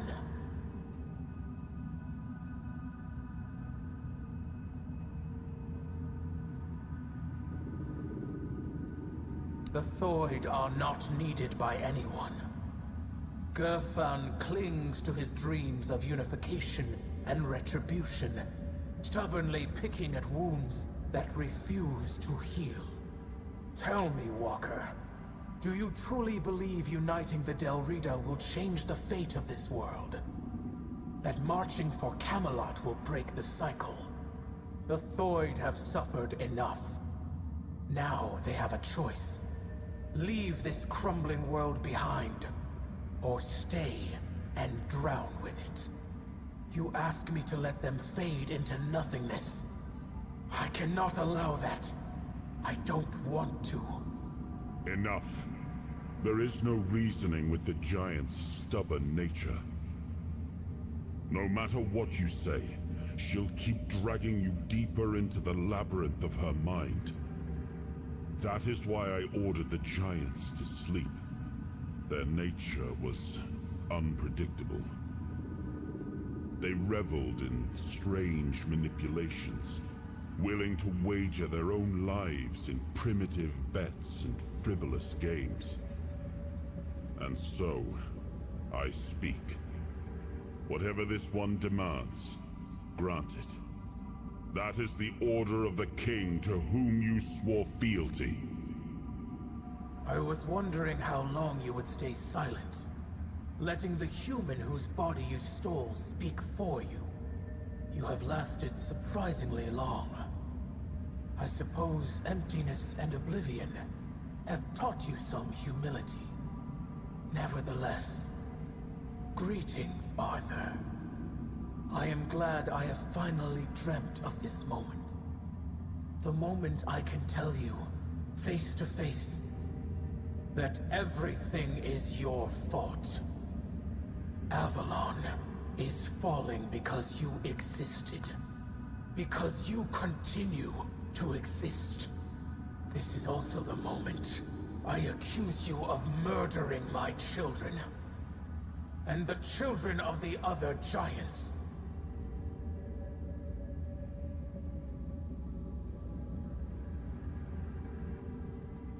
Your human king got to know us well. When he ordered the giants to sleep, he knew that our children could not dream. Dreaming is something giants grow into with age. Having no choice but to obey, we left our children behind in the waking world. Alone, defenseless, condemned to the coldness of death. Quiestra, the child I once held in my arms, never dreamed with me. While I built layer upon layer of my dreaming, she was dying. But I had time. Enough time to dream of Sonder. A place and a state where death holds no power. There, I will dream, Quiestra. I will give shelter to the entire Thoid tribe, including Ingavi. I will not abandon any more children to the waking world. I have made many terrible mistakes during my reign, but I always considered what was best for my people. At least, that was my intention.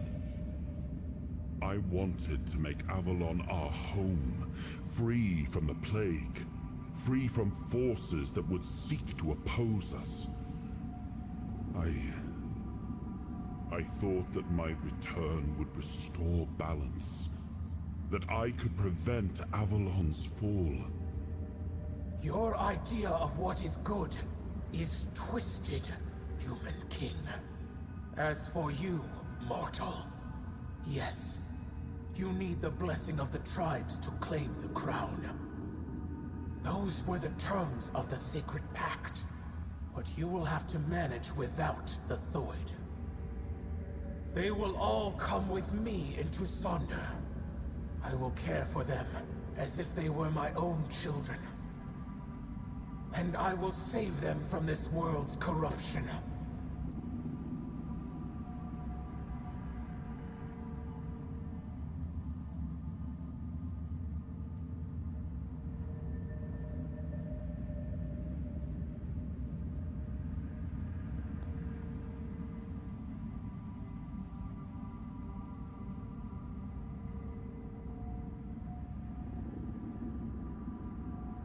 Indeed.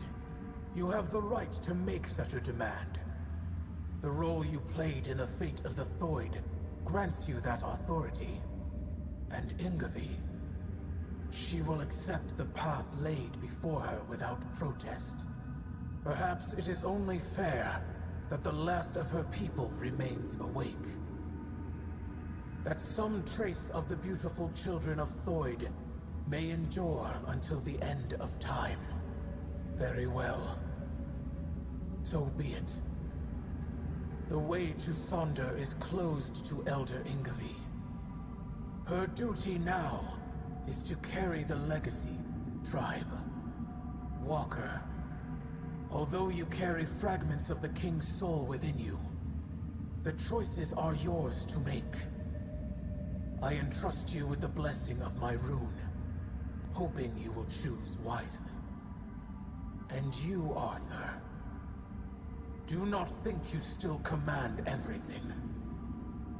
You are a prisoner of your own legacy. It is done.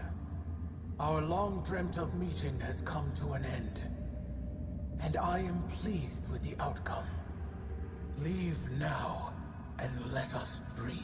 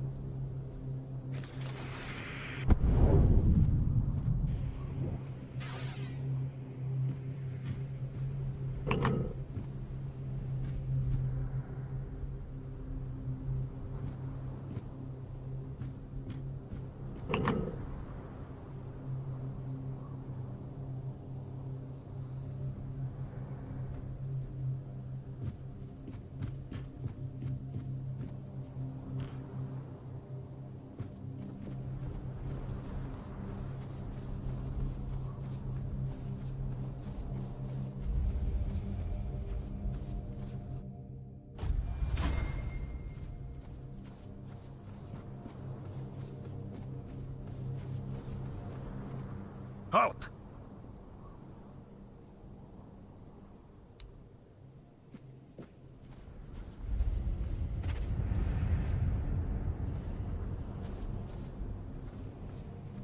Don't come back.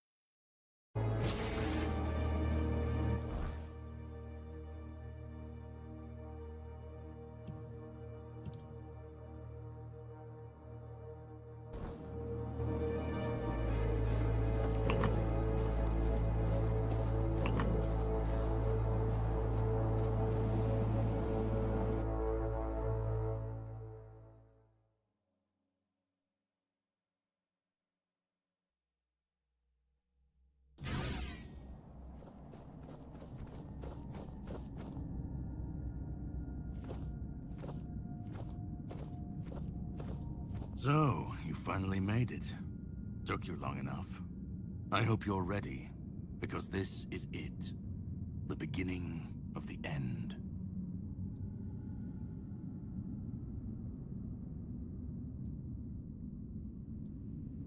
Ready to finish your journey, of course. You've come far, but every path ends somewhere. Yours ends here, in the heart of it all. This is the Charred Conclave, a graveyard for druids, burned alive as scapegoats for the Red Death. It's a reminder.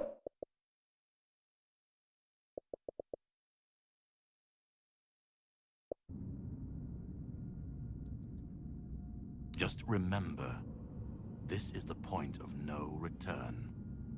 Once you've stepped through, there's no going back. But if you've come this far, I suppose you already knew that. Go on. He's waiting for you.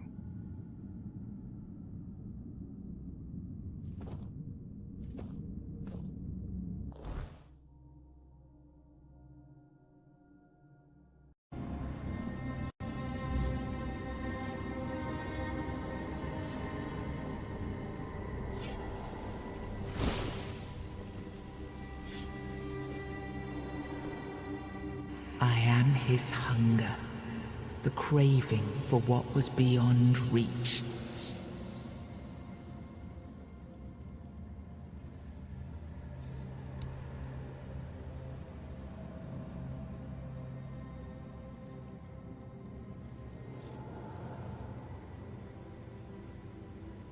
I am the price paid for touching the unreal.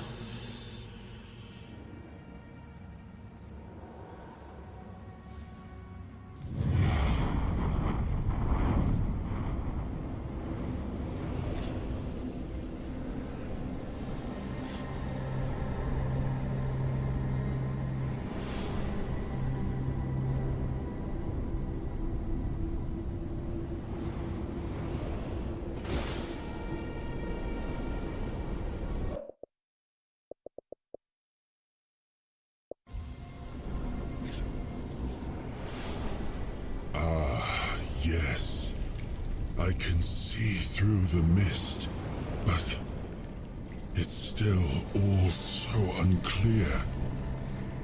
I've dreamt of countless deaths for such a long time. Yes, it's time to wake.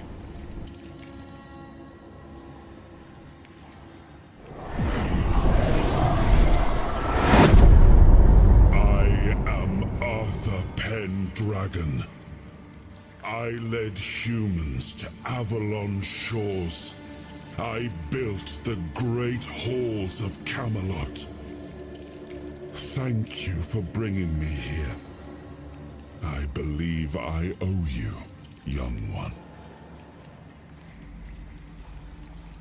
I appreciate it, but let us leave decorum and honors for times of leisure. For now, we need to make way for Avalon. I have to see my kingdom again. I trust you'll accompany me, or would you rather stay in this wretched place? Trust me, I wish I knew. I remember death, then darkness, a terrible loneliness. Ages upon ages of solitude. And these are all the details I have. Perhaps, in time, I'll remember more. I am not sure. Yet I learned to be grateful of fortunate outcomes, even if they come unexpected. It seems to be a place located between life and death. Or maybe a place that can defy death. But why was it created? By whom and when? These I'm unable to answer. But that's enough questions for now. Let us walk together and see the kingdom forged so long ago. After years of struggle, my people in Avalon finally live in peace and prosperity. I must see the legacy of the Age of Conquest with my own eyes. My Camelot in all its glory. What is happening? No!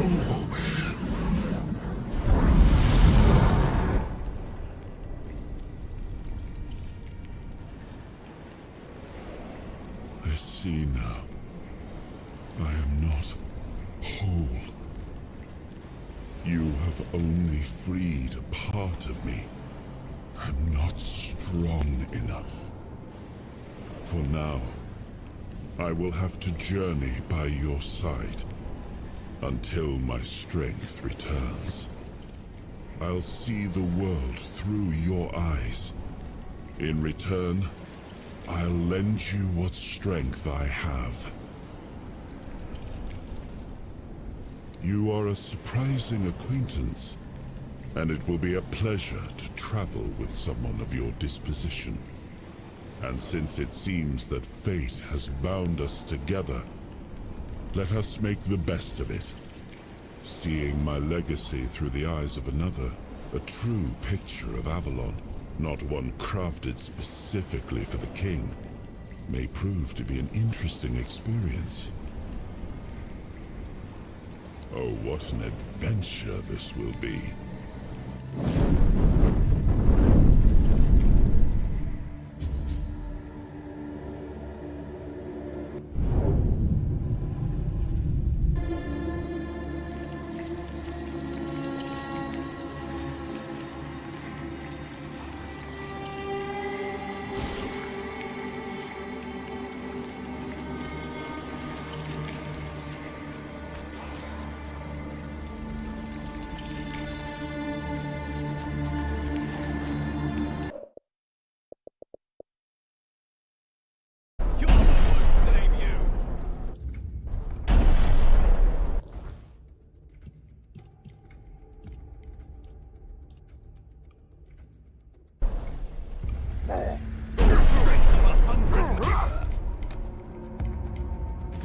I've had worse.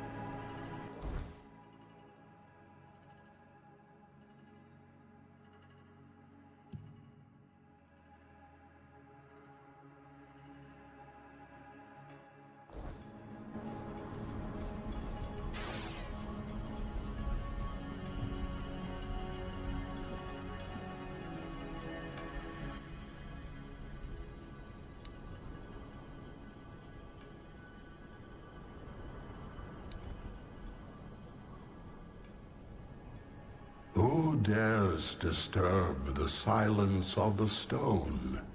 Speak, small one, and tell me why you stand before the summoner.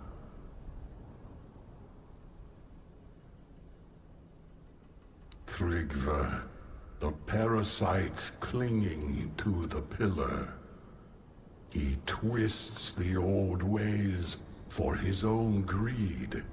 A shadow of what the Ulfr once stood for. If you wish to rid the world of his corruption, you must prove you are worthy of my power. Call forth your allies, mortal. The summoner respects not lone strength, but the bonds that carry us forward. Together, you will face this trial. Fail, and I shall remain silent forevermore.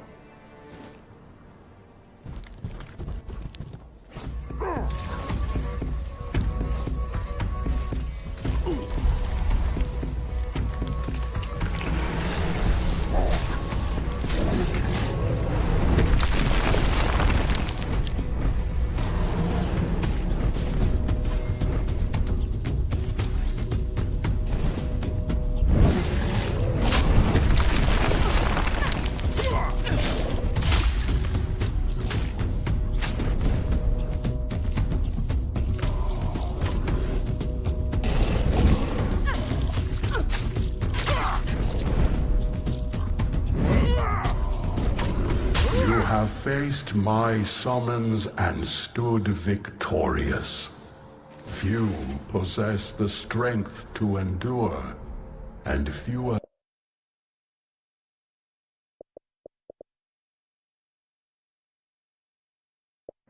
Still, the bonds to overcome. You are worthy of my blessing. Take it, mortal, and carry the strength of the summoner with you. But know this, my power is not a gift. It is a burden. Wield it wisely, for it binds you to those you fight for. Go now. The giant strength is yours to wield, but their expectations are yours to bear. Do not fail.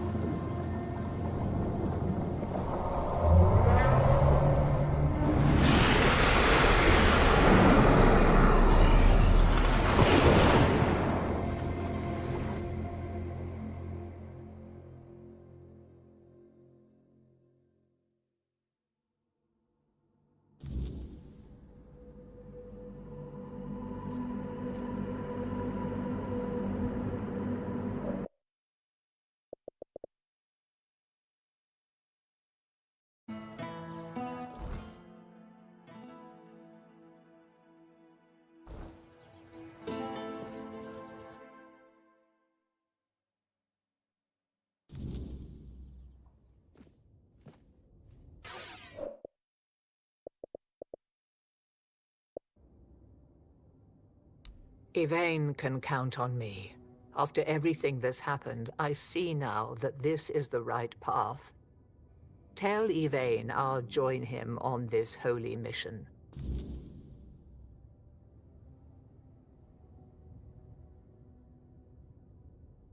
May the All-Mother watch over you.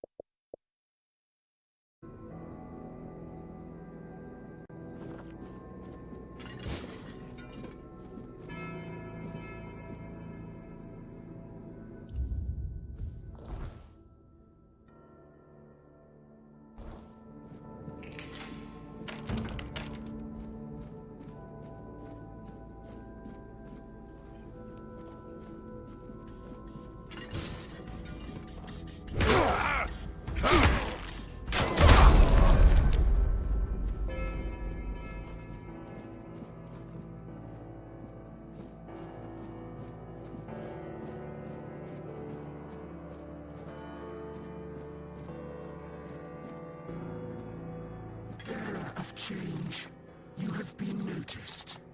I was chosen to extend you an invitation to speak. But first, you must let me show you something beautiful. The mycelium. Do you agree? Splendid.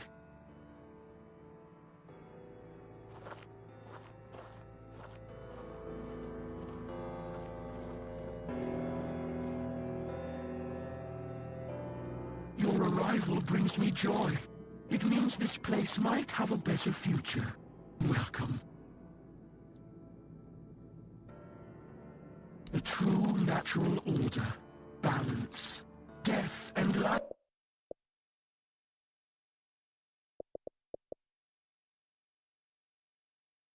I will still be, in one form or another. Your arrival has sparked real change in this place. For the first time in centuries, I have no doubt this change will only deepen, but I want you to understand what you will bring about. The curse of this place will be lifted.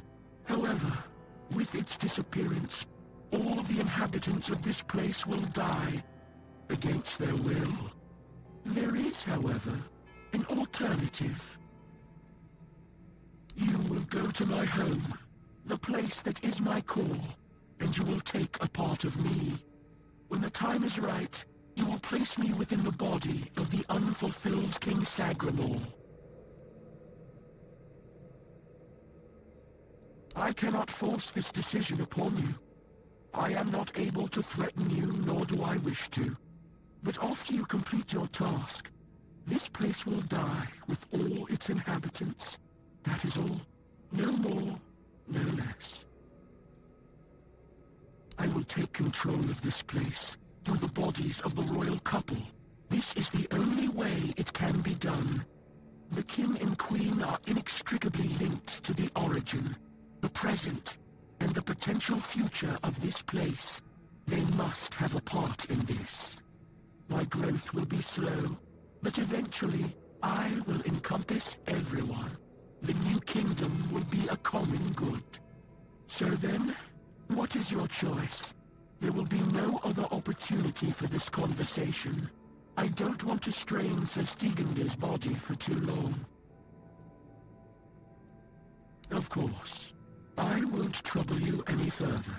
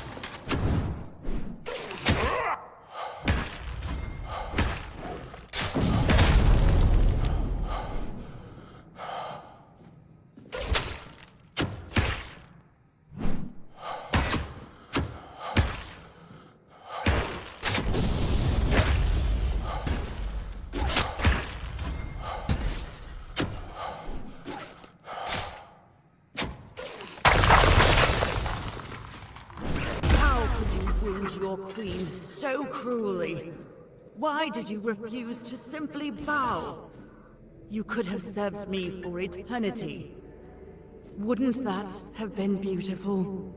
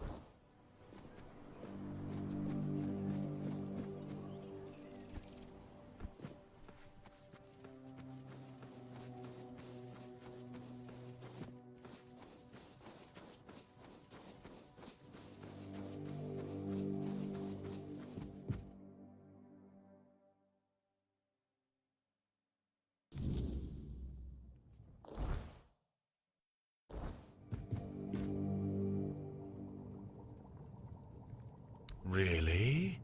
What for? The Menhir burns beautifully. Nothing bad can happen now. Ah, yes. That makes sense. I can see it now. And he's...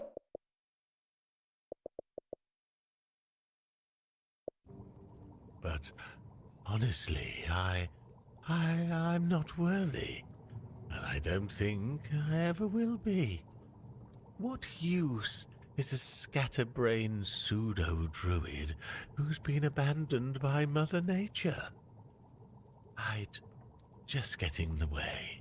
Or worse, I'd put everyone in danger. The maggot inside me is still strong, I know it. That's why I have to stay here, to protect others from its influence. Tell Yvain I'm sorry. I'm honored he thought of me, but I can't join this expedition.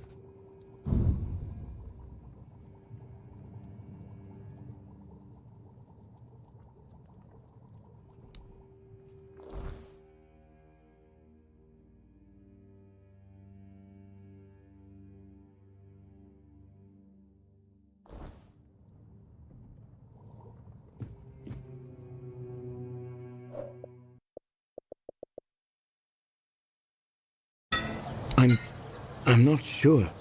I'm guessing some kind of spell. I can't believe love could...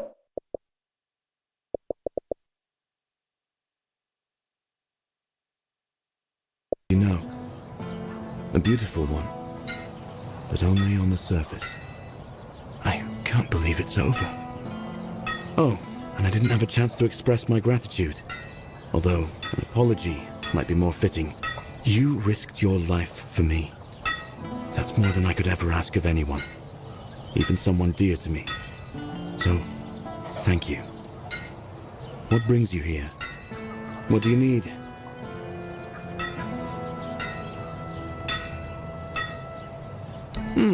He seems stern, but he's a good, hard-working man.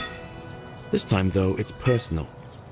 As soon as I was sure I could swing the hammer twice, I got straight to work. I'm forging a new heart. I know I've only just gotten back the one that beats in my chest, but I can feel there's something wrong with it. It's weaker. I am weaker and unsteady. It's easier for me to grow impatient and angry. More things seem to cut me deeper. I feel like my heart is poisoned. So far, all my attempts have failed. None of those hearts had the spark a forged replacement ought to have. They were far too weak to beat in a blacksmith's chest. There's a legend about the Stone Wardens. It tells that they could forge a heart stronger than any other. A heart that could make a man invincible. Sadly, I don't know much more than that. Right now, I'm just banging my head against the wall.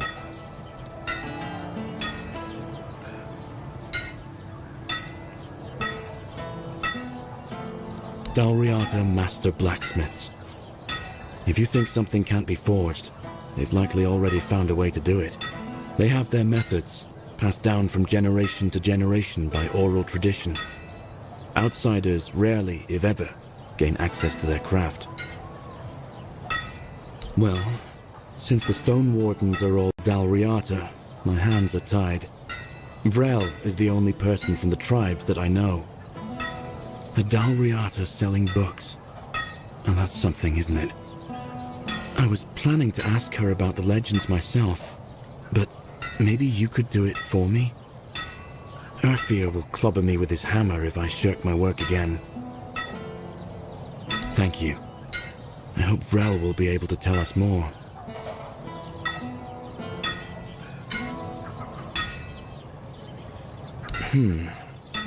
In my eyes, she never looked like a monster. I remember following her to that cursed place. When we were close, she touched my heart. I felt a great pain. And then I saw what she really was. I got scared, grabbed something heavy. I managed to get away, but inside I felt emptiness. Each morning after that, the burning of my wound grew more intense.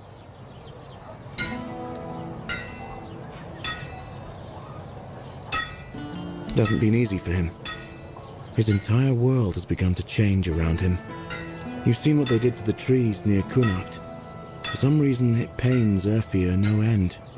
Even before I got sick, the Camelotians had commissioned a lot of work from us. I think he feels partially responsible for what's been happening around here. The men here in Kunakt is dying. The nights have become even more dangerous. People say the weirdness is creeping closer. Perhaps the Camelotians have a point. It is difficult for me to say anything more. I just want to do my job the best I can.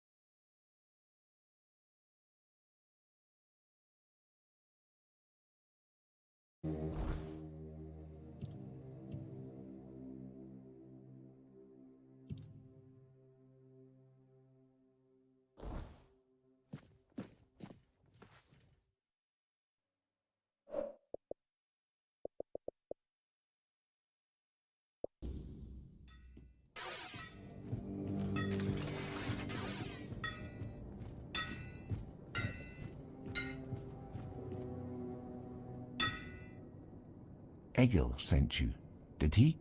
I'm Stroner, a blacksmith. What brings you to our village? That kind of order should go straight to Thrigvi, though I doubt he'd be eager to leave his throne. Until a new chieftain is chosen, Thrigvi won't attend the moot.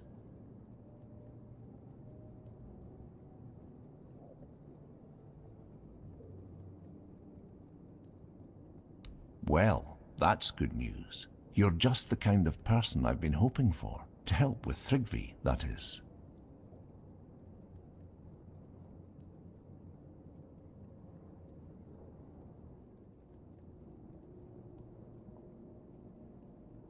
Thrigvi always dreamed of surpassing mortal strength, of becoming as mighty as the giants. He became obsessed with the lone pillar near our village. The Ulfar might not be known for their writing, but we have our legends. Thrigvi found out the pillar was a place where giants entrusted their souls to the Fore-dwellers, whatever that means. So we had a throne forged into the pillar and sat on it during a weird night. What happened after that changed everything for our tribe. I wouldn't call it madness. Thrigvi stopped being human. He grew to a monstrous size and gained unimaginable strength. He became something other. After that, human concerns no longer mattered to him. Yet he's still Ulfar, bound by our customs and rules. It might not mean much to an outsider, but trust me, it's a very dangerous situation.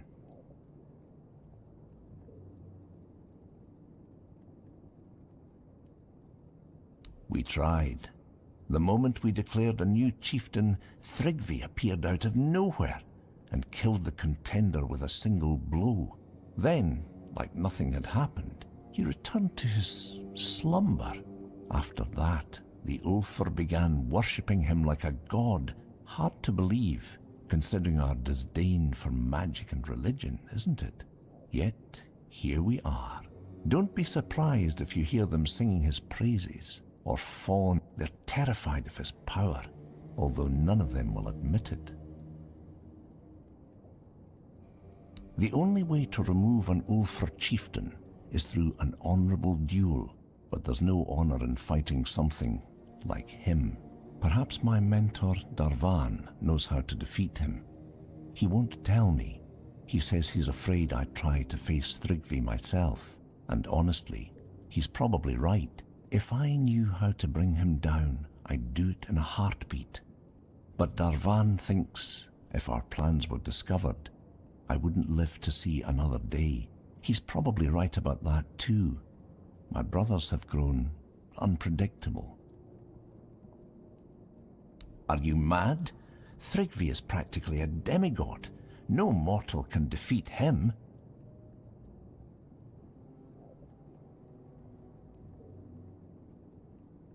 If that's what you've decided, though I still think it's a terrible idea, you have my permission to challenge Thrigvi to a duel. I'll stay close by, just in case you fail.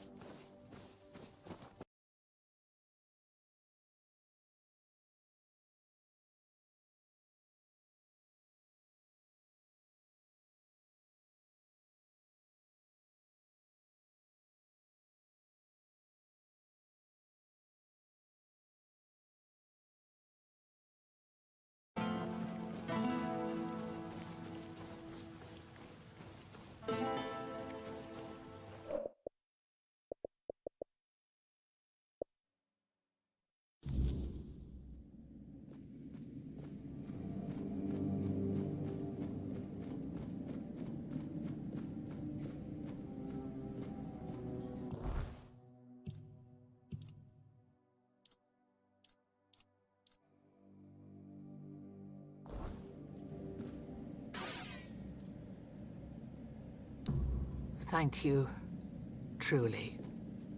You've already done so much for me, but I must ask for one more thing. Your presence. This is something I can't... This isn't something I can face alone.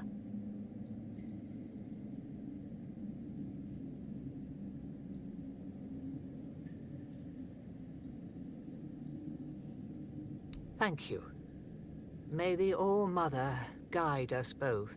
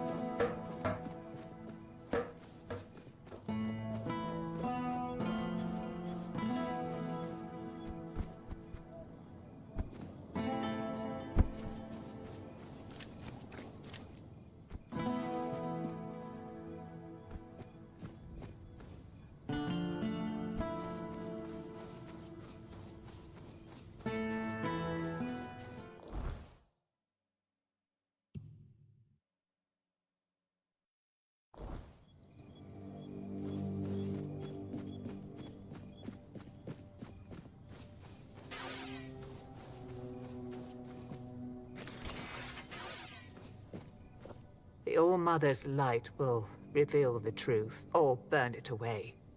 Are you ready? Then let's begin.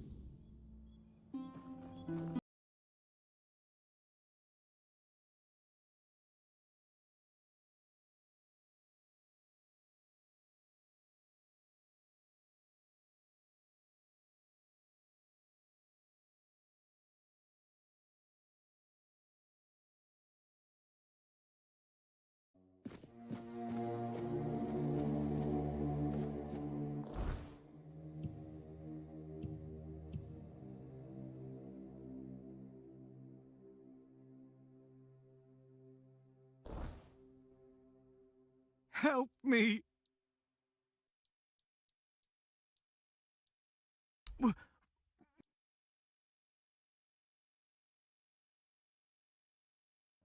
Thank you. My name is Linwood, and I've been cursed. I've been...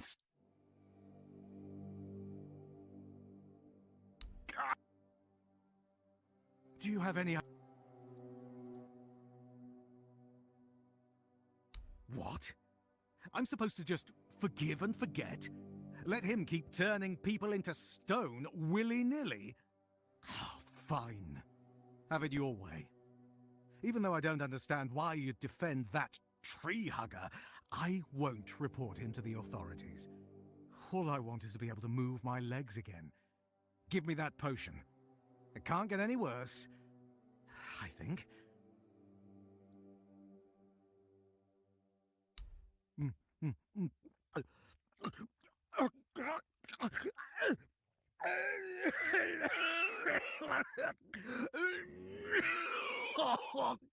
Oh, Mother's mercy! What is this? Are you trying to kill me?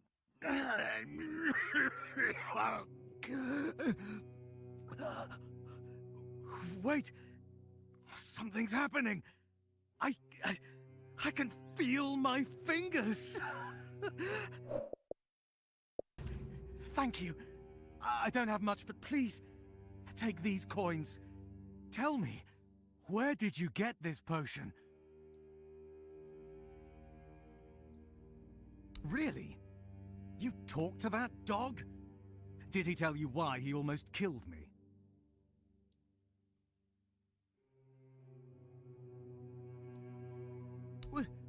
What? Was that really what it was all about? He condemned me to a slow and agonizing death just because he didn't like my music. It's no wonder that Shard Conclave happened.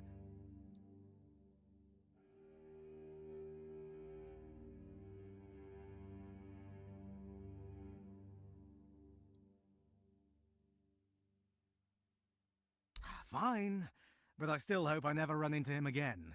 What if he breaks my arms next time because he doesn't like the way I'm peeling an apple? Thank you, once again. May the All-Mother guide your path.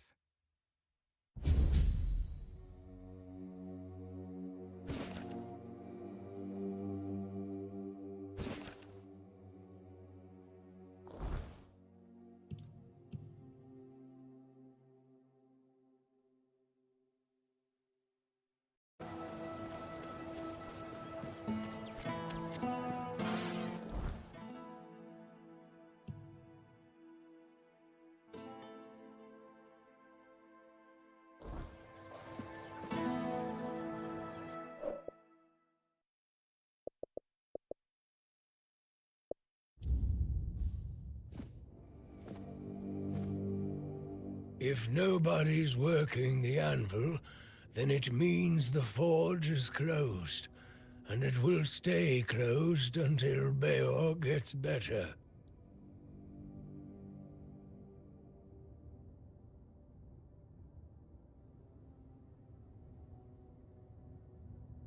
Unless Beor gets better, I'm not opening the forge.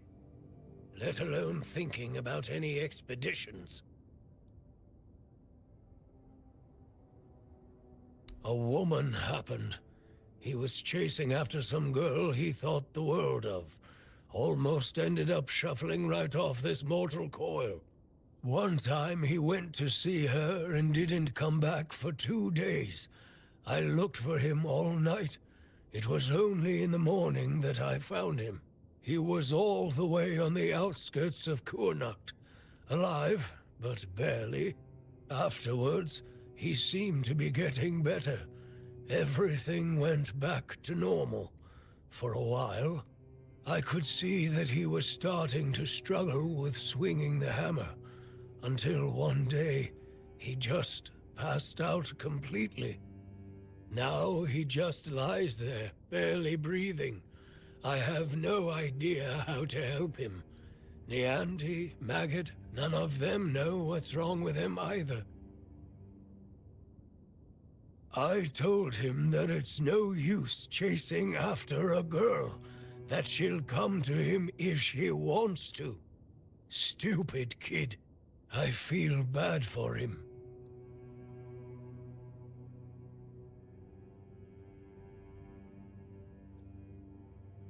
He didn't want to tell me what actually happened. But I know that youngsters in love used to visit this one cave with a spring. It was all hogwash, if you ask me. Maybe they went there and were attacked by weird beasts or something. I don't know. To be fair, I don't give a damn now, and I didn't then either. I only cared that Beor was alive.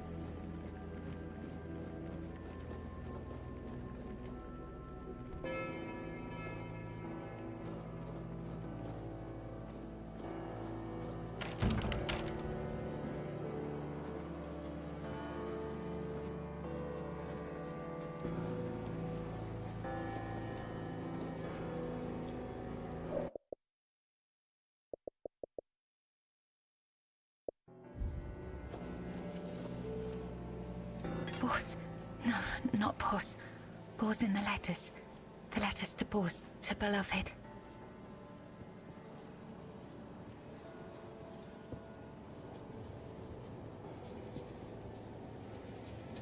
write only letters to Bors, to beloved. Yours, Claire. Sister has a tablet. Once she had it. Once, sister.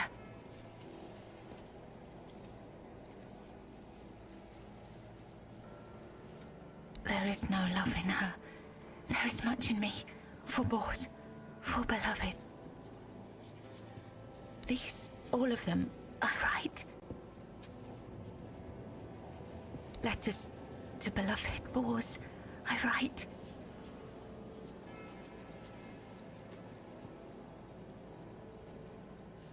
I write.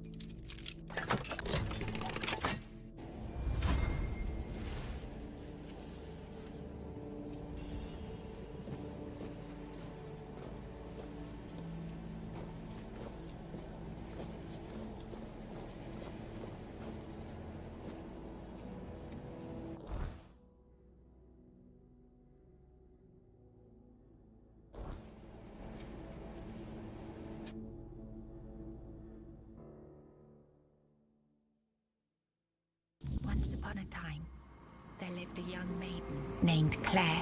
She had 2 sisters, and together they resided in a resplendent castle within a land untouched by the cruelty of time.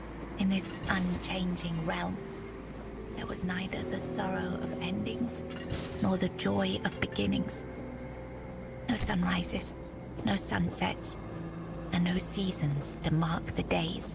Such was the design of the eldest sister, whose insatiable hunger for control bound the kingdom in eternal stillness. She hoarded love and devotion as a dragon hoards treasure. Yet for all her power, her heart remained empty, cursed to feel nothing for eternity. Claire, the youngest and gentlest of the sisters, moved quietly through the cold, unchanging halls. Her beauty was, too, untouched by age or hardship. Yet unlike her sisters, Claire possessed a secret. A flicker of defiance against the curse that gripped their land.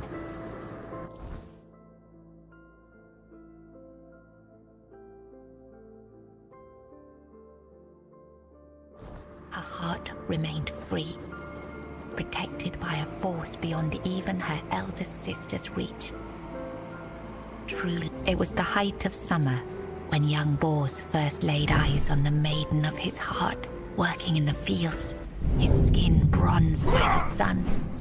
He paused as the sound of hooves drew near. A lone maiden approached, her hair shimmering like spun gold, her cheeks rosy and her waist snugly drawn into a spring green corset. While the other peasants bowed their heads, Bors stared unabashedly. Sensing his gaze, the maiden turned sharply, startling her steed. The horse reared and she tumbled from the saddle, straight into Bors's waiting arms. Their eyes met, and in that instant, the maiden felt herself lost. A warmth bloomed upon her cheeks, but a deep foreboding stirred in her stomach, for she knew there would never be another man who could claim her heart so completely. From that day forward, she rode past the fields daily, offering Bors water and sharing quiet moments beneath the shade of a willow tree.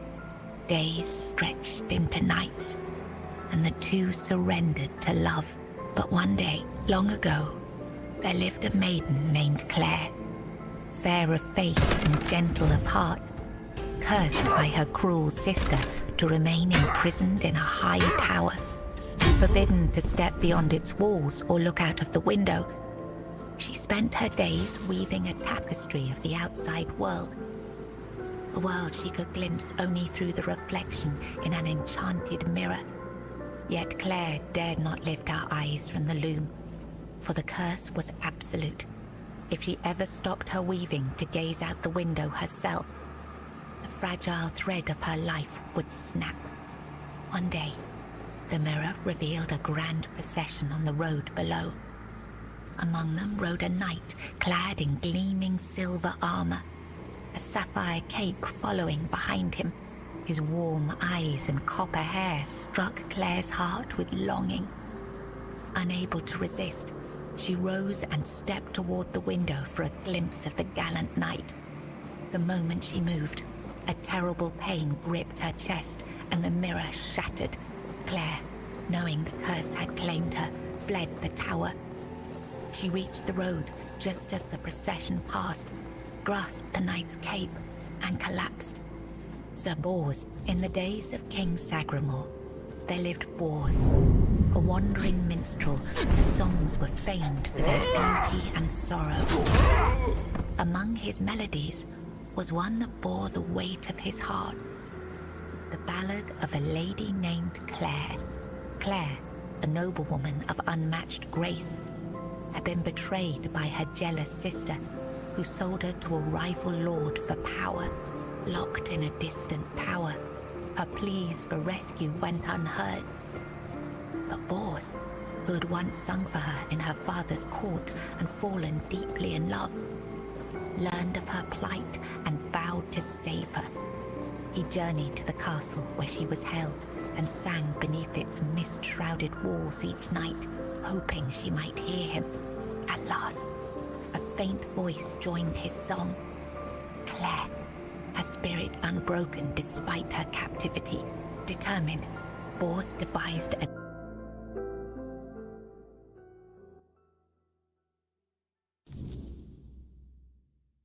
daring plan. Each evening he sang in the castle hall, lulling the court into an enchanted trance. When the moment was right, I was writing something important. Do you know what it was?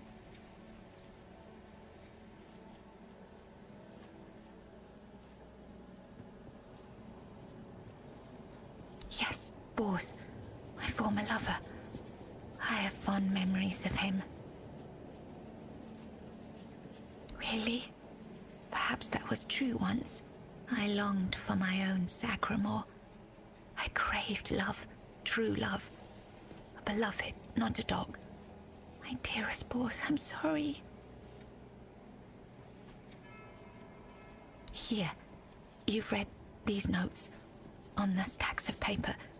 My handwriting. I must have written them, yes. Strange. No, I'm sorry. My sister. I have two sisters. One older and another the eldest. She's the caregiver. She nurtures. She helps. She tries.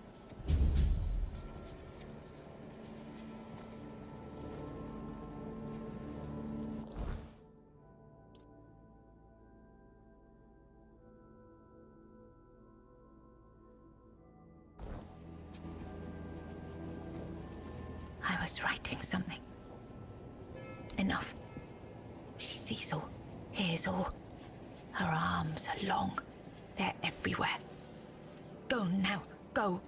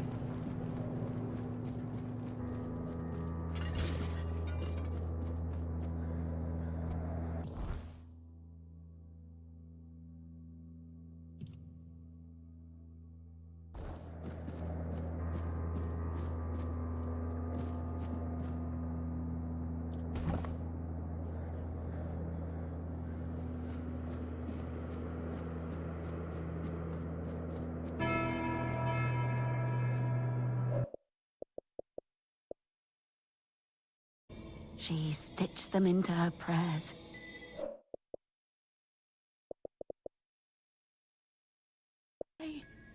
They should have been kings and queens, not souls lost in the abyss.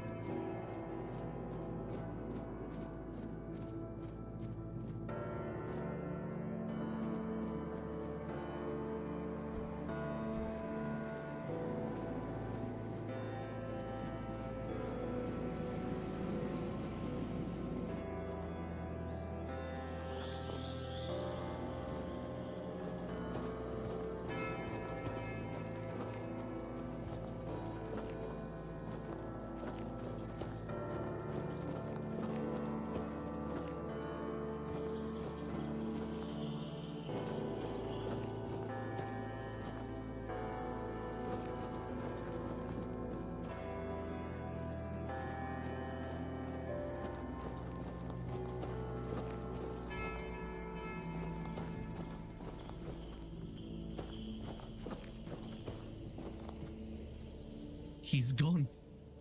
Young Prince Renard. Oh, by the gods, lost for good this time. The midwife will wring my neck with her bare hands. I can't. No, I won't go back to her like this. And the Queen, she'll do worse. Much worse. Have you ever seen her angry? Hopefully not. Oh, yes, of course. Straight into the void. He stood there for a long while, just staring into the well, and then he was gone. He just stepped in like it was the most natural thing in the world. Are you mad? Who would do it? Jump into that void? You're not being serious.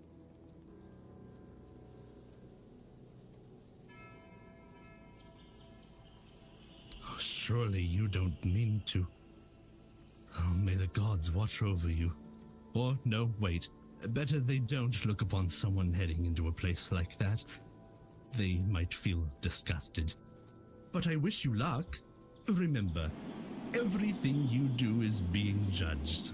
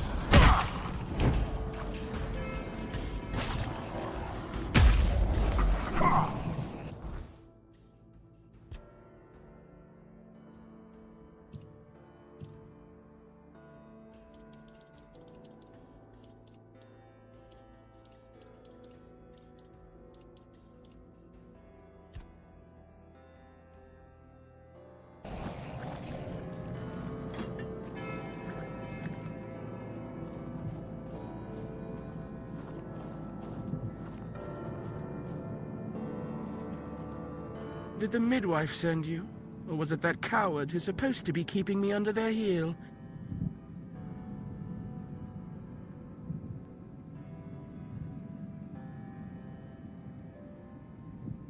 The firstborn of the king and queen. A proper little princeling. Almost grown. Though life has never tested me thanks to the comfort I was raised in. Which is why I'm full of whims. Why I think only of trivialities. Why I'm just a gilded youth, unable to appreciate what I have. I won't bother listing every one of my vices. Don't take it personally. You're not that special. Nobody is. I just wanted you to leave me alone, but as always, everything in this house proves hopelessly useless. Any form of service, flawed and feeble. They lack competence. Next time, I'll find a deeper despair and an emptier void to hide in. Mother won't be pleased with how miserably the court servants perform their duties. She never handled disobedience well. Well then, we can skip pedagogical lectures, as I know you'll force me to return at the end. And later, I'll try to run away again. Spare yourself the trouble. You don't have to drag me by the hand, I know the way back. The Queen's little lapdog. Phew.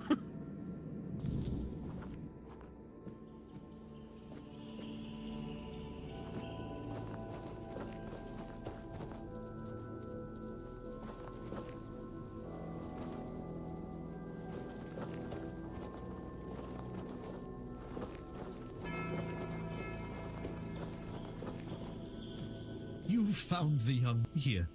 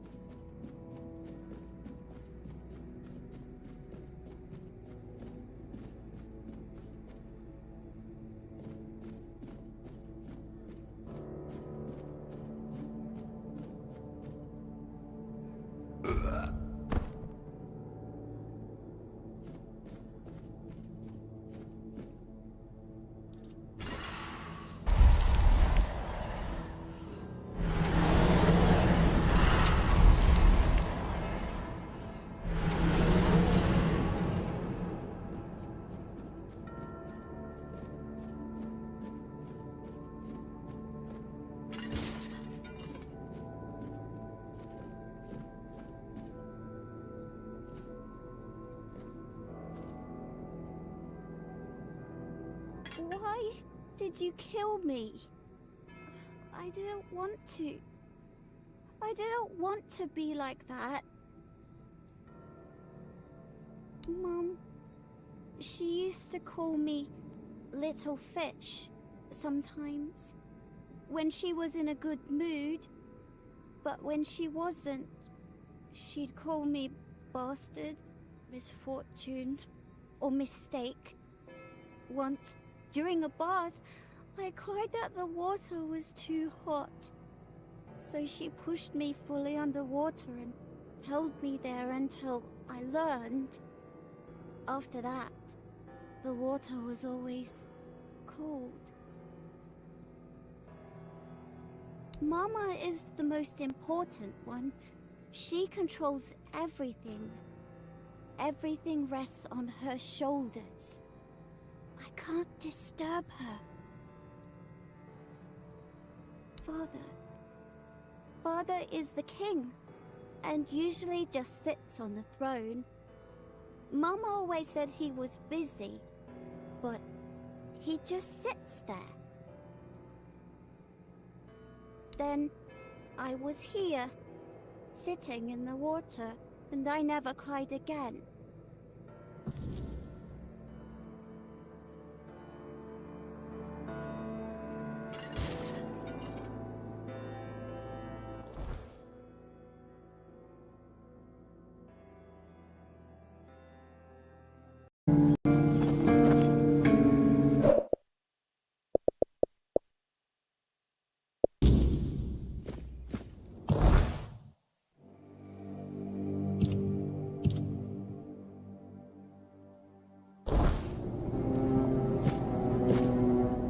You! I'm saying, not that I...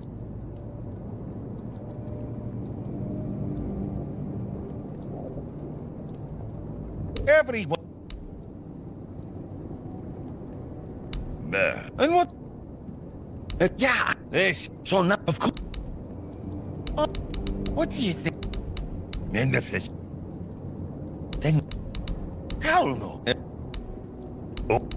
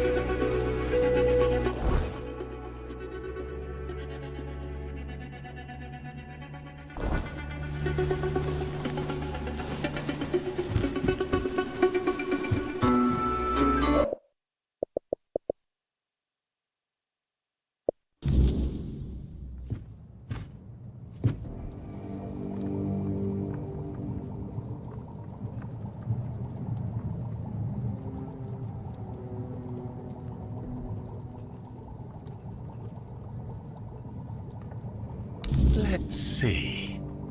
Ah, the raspberries. We'll save those for later. Very nutritious.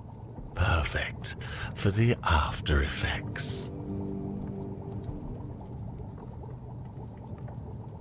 Nutrition is key, my brave friend. I'll make jam so delicious it'll knock your boots off. You'll thank me later. Wait and see. Now, it's time for us to embark on this shared journey into the self. See you on the other side.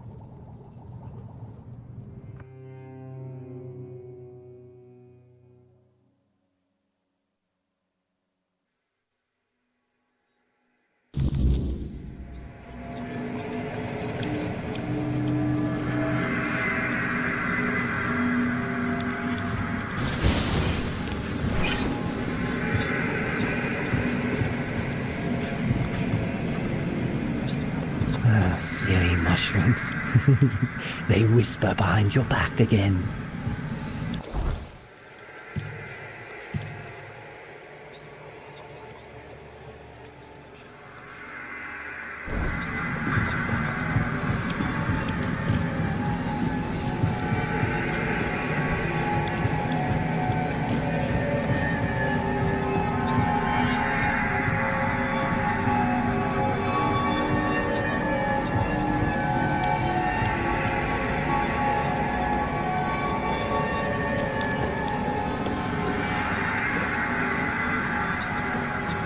How did you lose your name?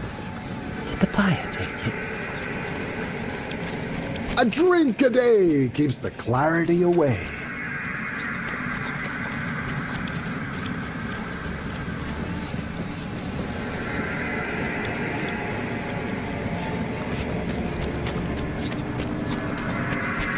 If you hadn't done it, you'd be dead as well. You didn't have a choice. If it weren't you, someone else would have pointed them to the hiding place. You didn't have a choice. We trusted you.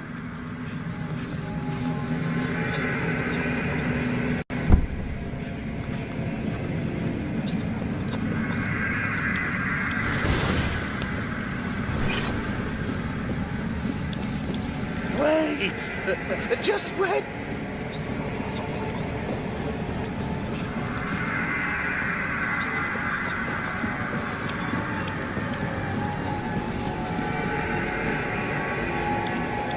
Oh, the king himself! I am unworthy. Oh, forgive me. How wretched I am. Yes, maggots. But I am a worthless maggot.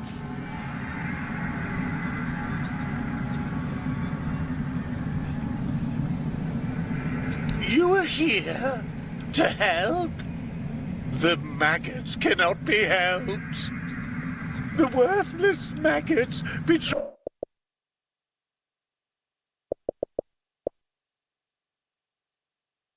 There is no Murig.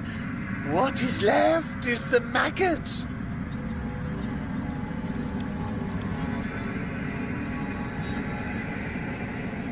I ate them. The vile maggot ate the druids, then ate Murig. And now the maggot is all that's left. The maggot was born when Murig pointed to where his brothers were. Yes, and thus the maggot was born. The maggot doesn't deserve to live. Would you like to kill the maggot? The maggot doesn't want to live.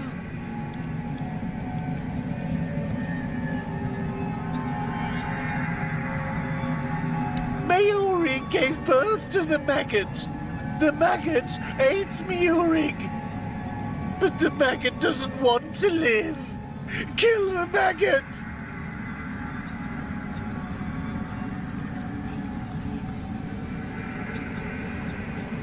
The maggot won't fight you. Kill the maggot!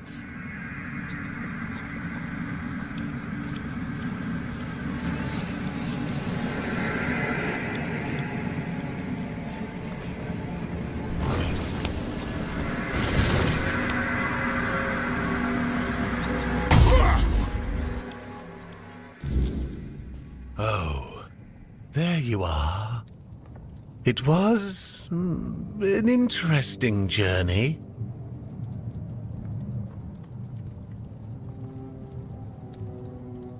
That was you?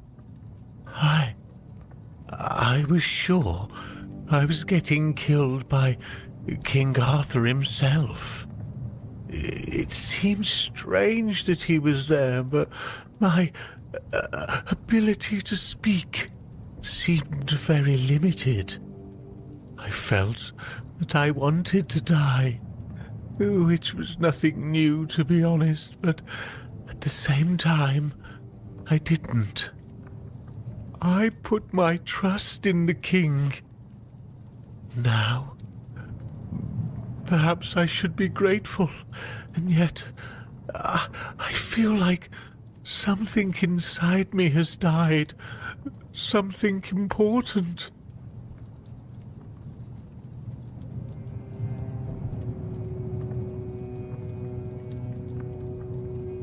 I see. A mercy kill. Worthless maggots don't deserve anything else. Do you need anything? If not, then please, just go. I need to be alone. It did.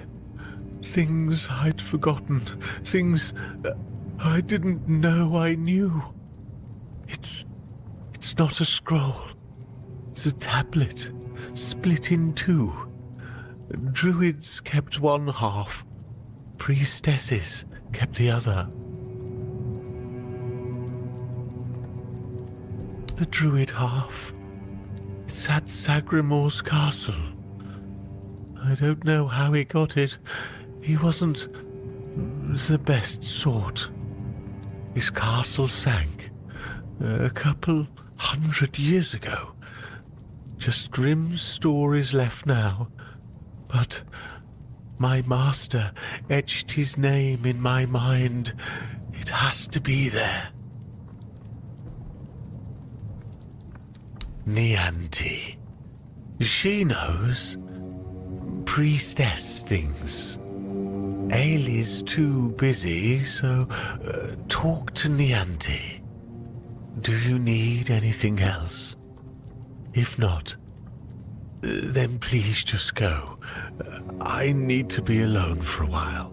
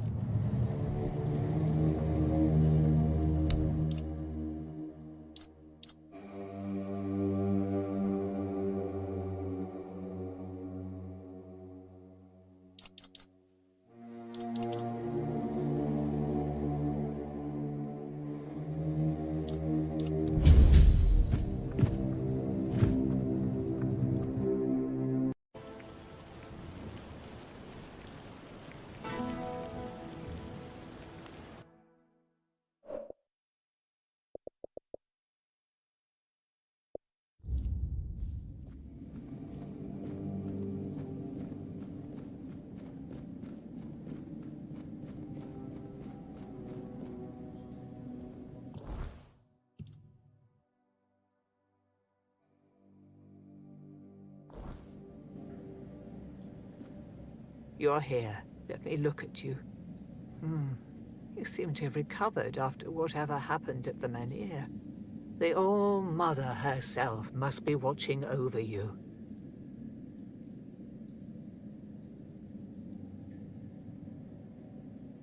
I would gladly explain why you're wrong, but I have neither the time nor the patience to engage in religious disputes.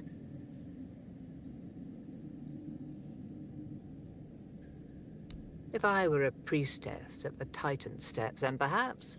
But here, take a look around. Kunart doesn't need preaching, it needs herding. The entire place is a complete disarray, and the people here are not easily swayed by words. If they were, we wouldn't be in this pickle. I've been trying to work with Lord Yvain to control this situation, but it seems like everything is conspiring against us. First came the Red Priest, braying about the Red Death and accusing people of hiding the diseased. They sow panic and mistrust as if we didn't already have both in abundance. And then you showed up and made a spectacle of yourself at the Menhir. We were hoping to make the relocation as peaceful as possible, but it seems we're fighting a losing battle.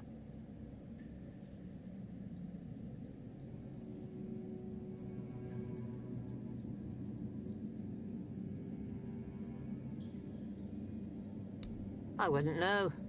It does sound like typical druid nonsense. Split the knowledge so nobody has a full picture, and then act surprised when everything falls apart. If anywhere, it'll be at the temple of the All-Mother, or what's left after its fall. When corruption spreads there, My sisters who served became something else. Abandon this quest while you still can. Whatever you seek there isn't worth what this twisted place will do to you. Wait, That didn't scare you off? I feel ashamed, even thinking about asking you for help. But maybe the Menhir's reaction to your arrival was a sign from the All-Mother. Maybe you are someone who can help. You never asked me whose grave it is. I come here because it's a reminder of how I failed those who counted on me, and I should feel sorrow, guilt, something. But the truth is, I lost part of myself long before Maeve was taken. I stand here. I wait for a feeling to appear, and nothing comes to me. Not ever. At the corrupted temple, something happened when I was still a priestess out there. I feel like something was taken from me, ripped from my very soul. And I've been hearing her voice ever since. Lorelia.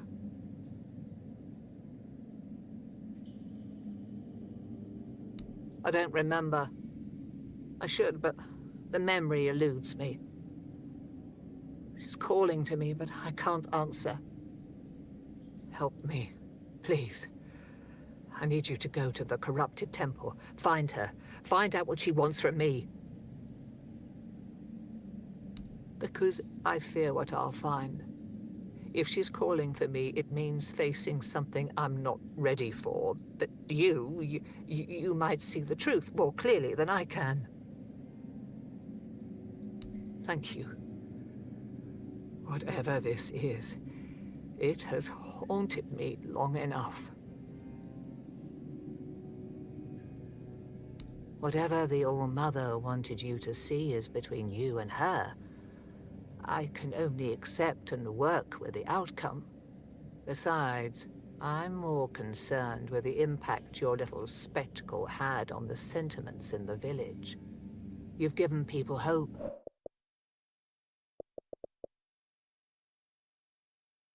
Proves true.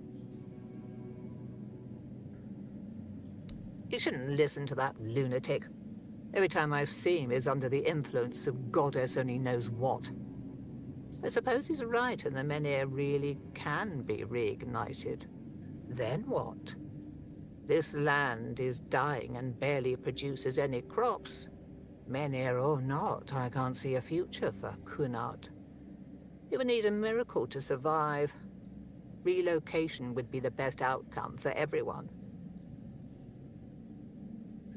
There is more than one way to spread the All-Mother's grace. Why shouldn't a priestess take part in leading the people she serves? Lord Yvain is in a precarious situation. He needs all the support he can get, and supporting him in this endeavor only benefits the residents of Kunart. Besides, my apprentice Ailey is very talented and can handle all the matters that require a more hands-on approach perfectly well.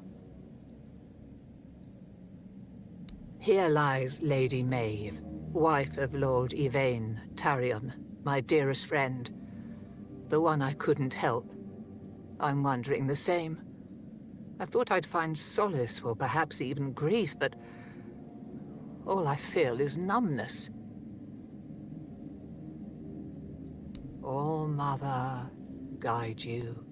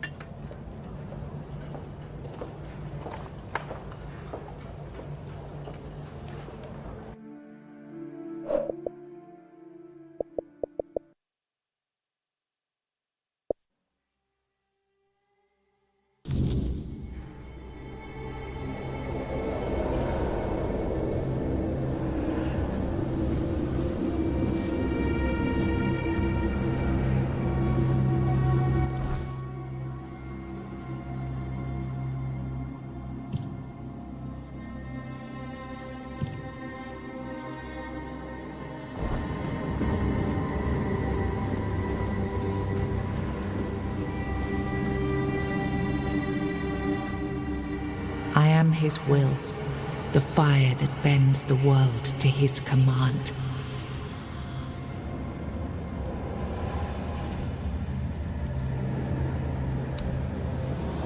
I am the blade that shapes kings and shatters tyrants.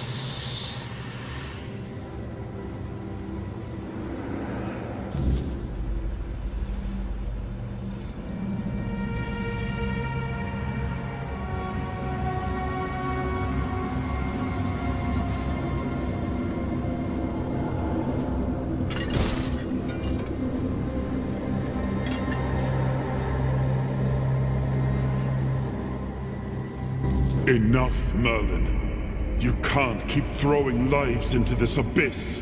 These experiments, they're destroying what remains of us. Destroying us? They're what's keeping us alive. Do you think the Four Dwellers will stop for pity or mercy? Every soul we lose here saves 10 more on the battlefield. You told me to do this. You sanctioned this. And I'm close to getting it right. I know it. No.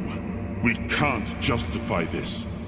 There's no victory worth such a cost. You know full well, Arthur, that this isn't about victory.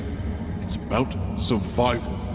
If we don't push these boundaries, there will be no future for your kingdom, for Avalon. You dream of peace, but without victory, there will be no peace to dream of. The path ahead is brutal. But if we relent now, we lose everything.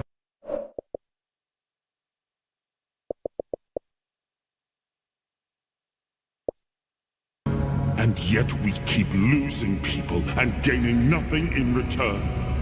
We must change the path. They volunteered for this. They volunteered to save our kingdom. And you've gotten no closer to doing it. Their sacrifices cannot be in vain, Merlin. Find another way. Use your mind, your wisdom. Leave this slaughterhouse you've created behind. A different way. That will take time. And resources we may not have. The enemy won't wait. They will if I make them. Whatever it takes, I will buy you that time. Find me a weapon that wins this war without annihilating what we fight to protect. Whatever it takes. Yes. Let it be known that it was my decision, and I will bear the consequences of it. Oh no, my king. People can never know. It was all my idea, and you knew nothing about it. All of us have our role to play. You are the leader. And they need to love you. If we win, you need to become more than a man. You need to become a symbol.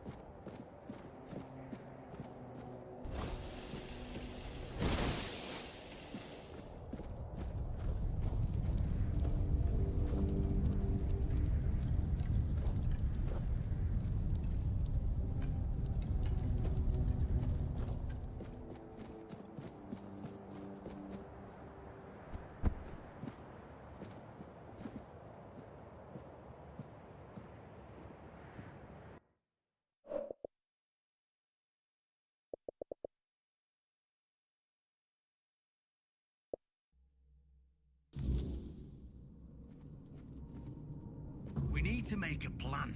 Camelot will soon figure out something's not right. Don't fret. To the Dolriada, honor matters more than life itself. We gave you our word. But do you realize that taking this temple was a terrible idea, right? It's just gonna speed up Camelot's intervention.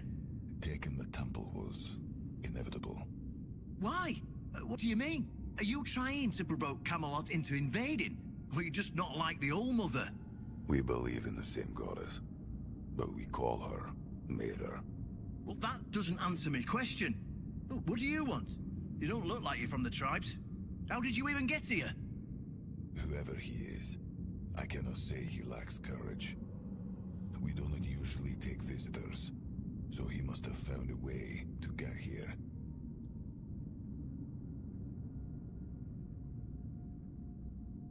Well, that seems to be a matter for the Horns of the South. I do not need to be involved. I trust you to know what should be shared, and what's best kept to yourself. I don't know what kind of madness brought you here, flashing that pin, but my friend's right. You've got courage. So, tell me, who are you, and what do you need from me?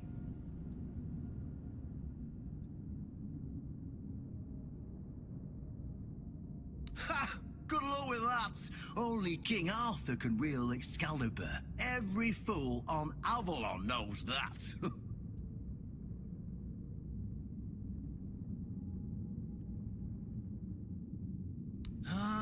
Caradoc. Well, that changes things. I had a feeling that pin you're waving around was his. Fine, fine, yes. Every new captain gets a set of secrets passed down from his predecessor.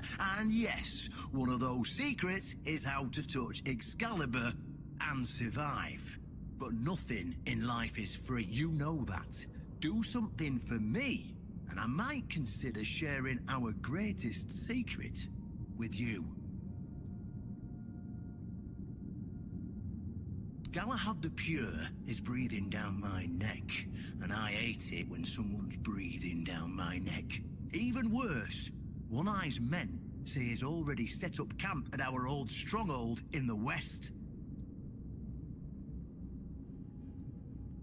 Well, in theory, the Horns of the South should be on an equal footing with the Round Table, but that's just theory. In reality, they treat us like we're beneath them. They demand we supply them with food and protect the South, and all we get in return are threats that Galahad will be sent to put us in our place. I met him once, you know. He's no knight. He's a butcher. Bloody windfucker will fly from Camelot to the Horns just to hang half the garrison for whatever he himself will perceive as disobedience or treason. And I can assure you, there won't be any investigating when he arrives.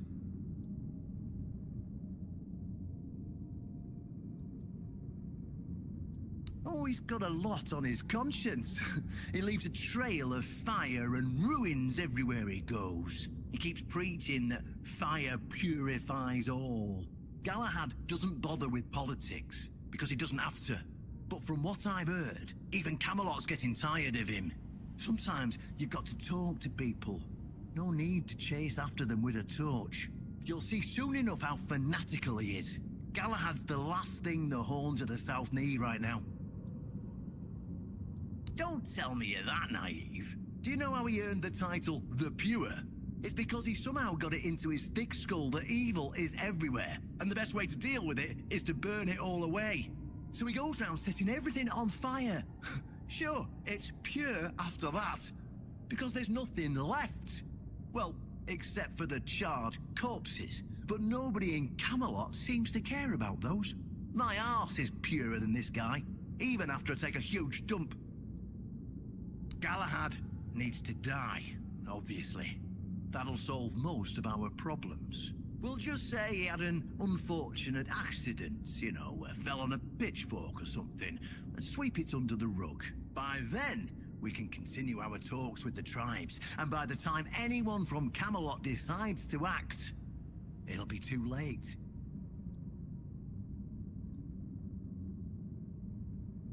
What's wrong with that? It's him or us. If we let him snoop around here any longer, he's going to uncover our plan to protect the South. And if that happens, trust me, you'll be going down with me.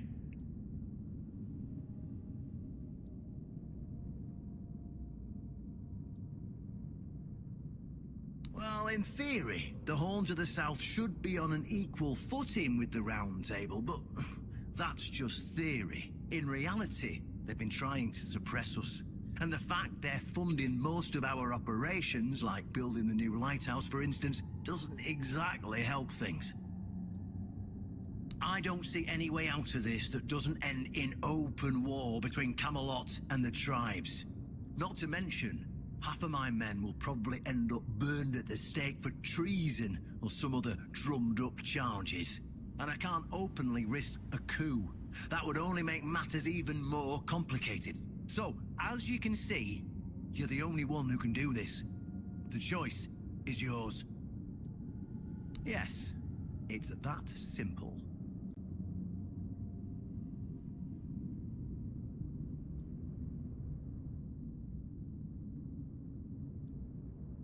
Just flash that pin to his guards. They'll let you in without a problem. And now, excuse me, I have things to do before the matter is settled.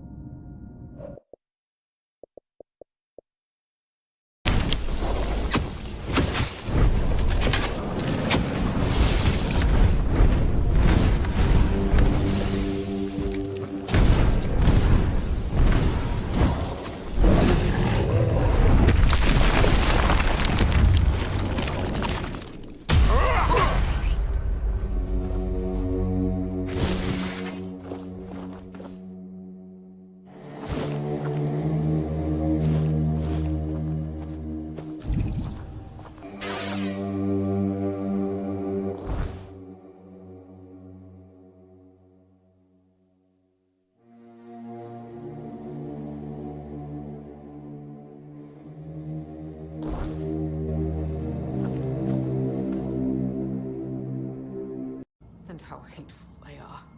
Would you close them for me, please? Could you grant me a tiny scrap of mercy?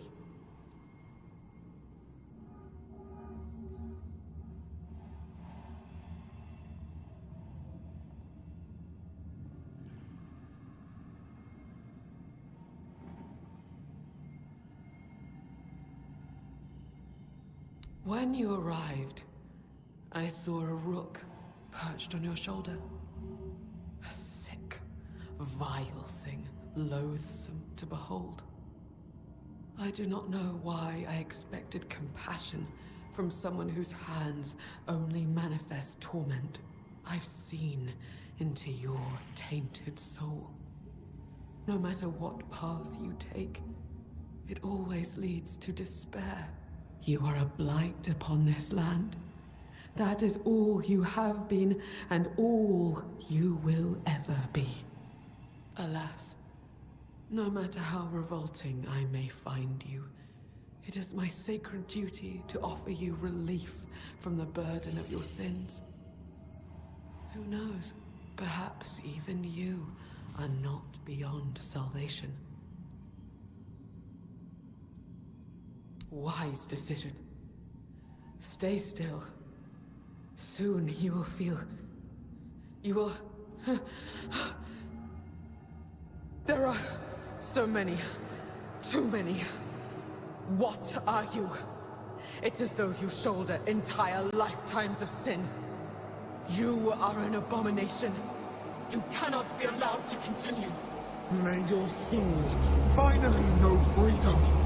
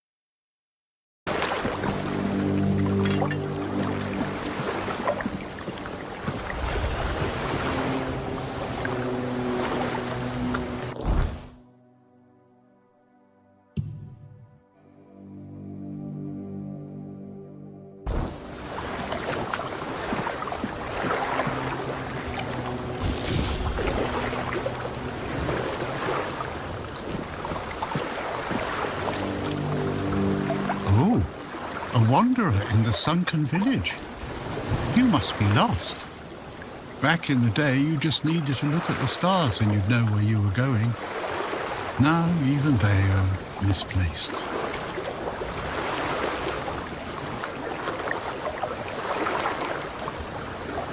Monsters?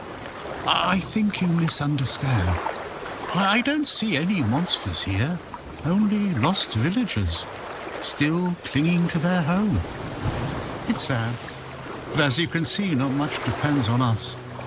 The world just keeps on happening, and you happen along with it. They were given some time which they've tried to use as much as they could. That's all.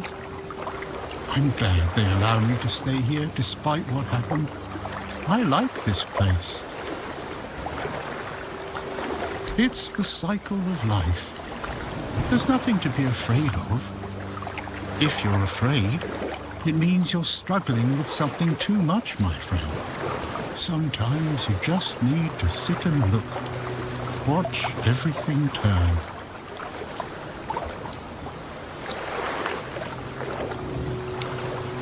I have everything I need. The entire world in one place. I guess I'm just an old man listening to the sound of the sea. Every wave carries a story, you know. Some are whispers, others are roars. I like to think they're keeping me company. Long ago, I decided to wait for something to happen. So I'm waiting for what's ahead of me. But I can feel that it's closer than ever. Everything that's around us, it's not yet the end. And that thought really bothers me. The sunken village was not always sunken. But one day, someone, undoubtedly important, made a decision, undoubtedly necessary, that it would be better to make it so. So the wave came and made the village into the sunken village. And its inhabitants, well, you can see for yourself.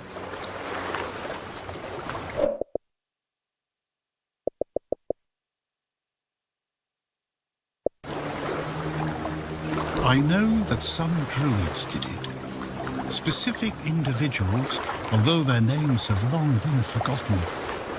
This is no great mystery, my friend.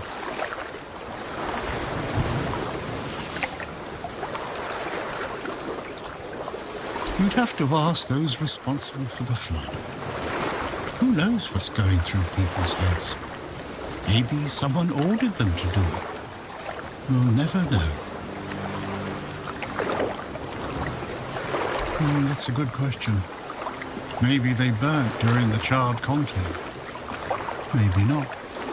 Nevertheless, the punishment was delivered and justice prevailed.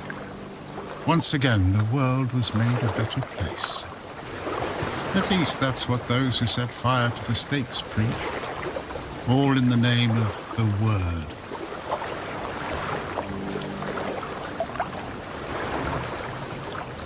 Among others, this wouldn't have happened if not for Camelot's desperation. Nay, many tragic decisions were made. I don't know if the Word was so unambiguous or if its interpretation failed. What happened on the fields of the Charred Conclave wasn't just about the flood, my friend. It was about things and forces we don't understand.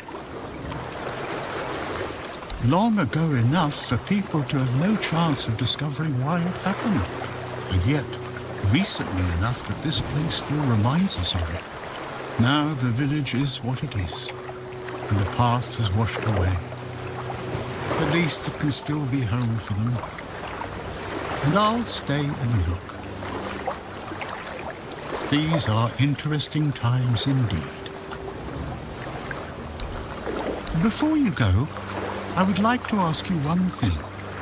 Who are you?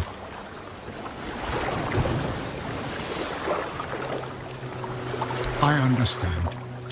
I see you. I hear you. And I have a feeling that you will find what you're looking for. Farewell. And thank you for visiting me, my friend. You can come keep me company whenever you want. The sunsets here are beautiful.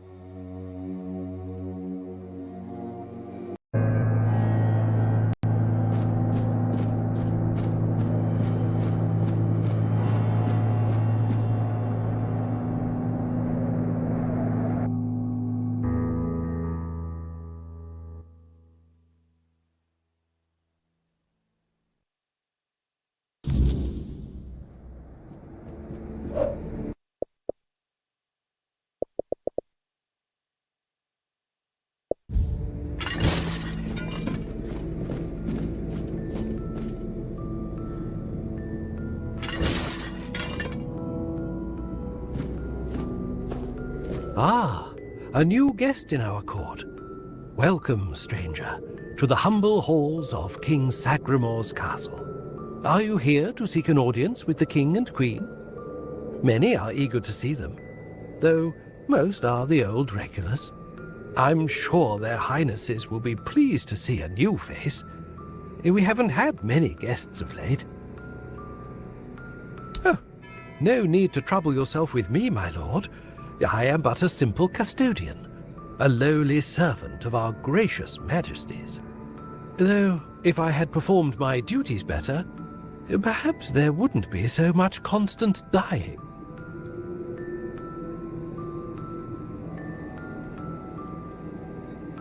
Oh, it's no big deal.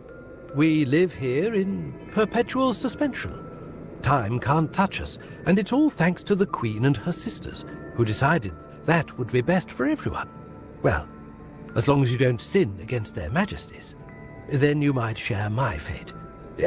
Or that of Sir Stygander, who you may have encountered on your way to the castle.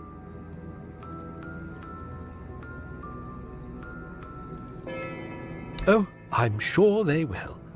But you might have to wait a bit. The king's schedule is completely full for the foreseeable future. And, before you ask, no, there's no way to speed it up. King Sagremore is very particular about treating all his subjects equally. Unless you're aiming to become the court jester, there's not much I can do to help. Though, now that I think about it, perhaps if the Queen's sisters put in a good word for you, you might just get to the front of the line. I'm glad you asked, my lord. All you need to do is kill me, and the keys to the sisters' chambers will reveal themselves to you.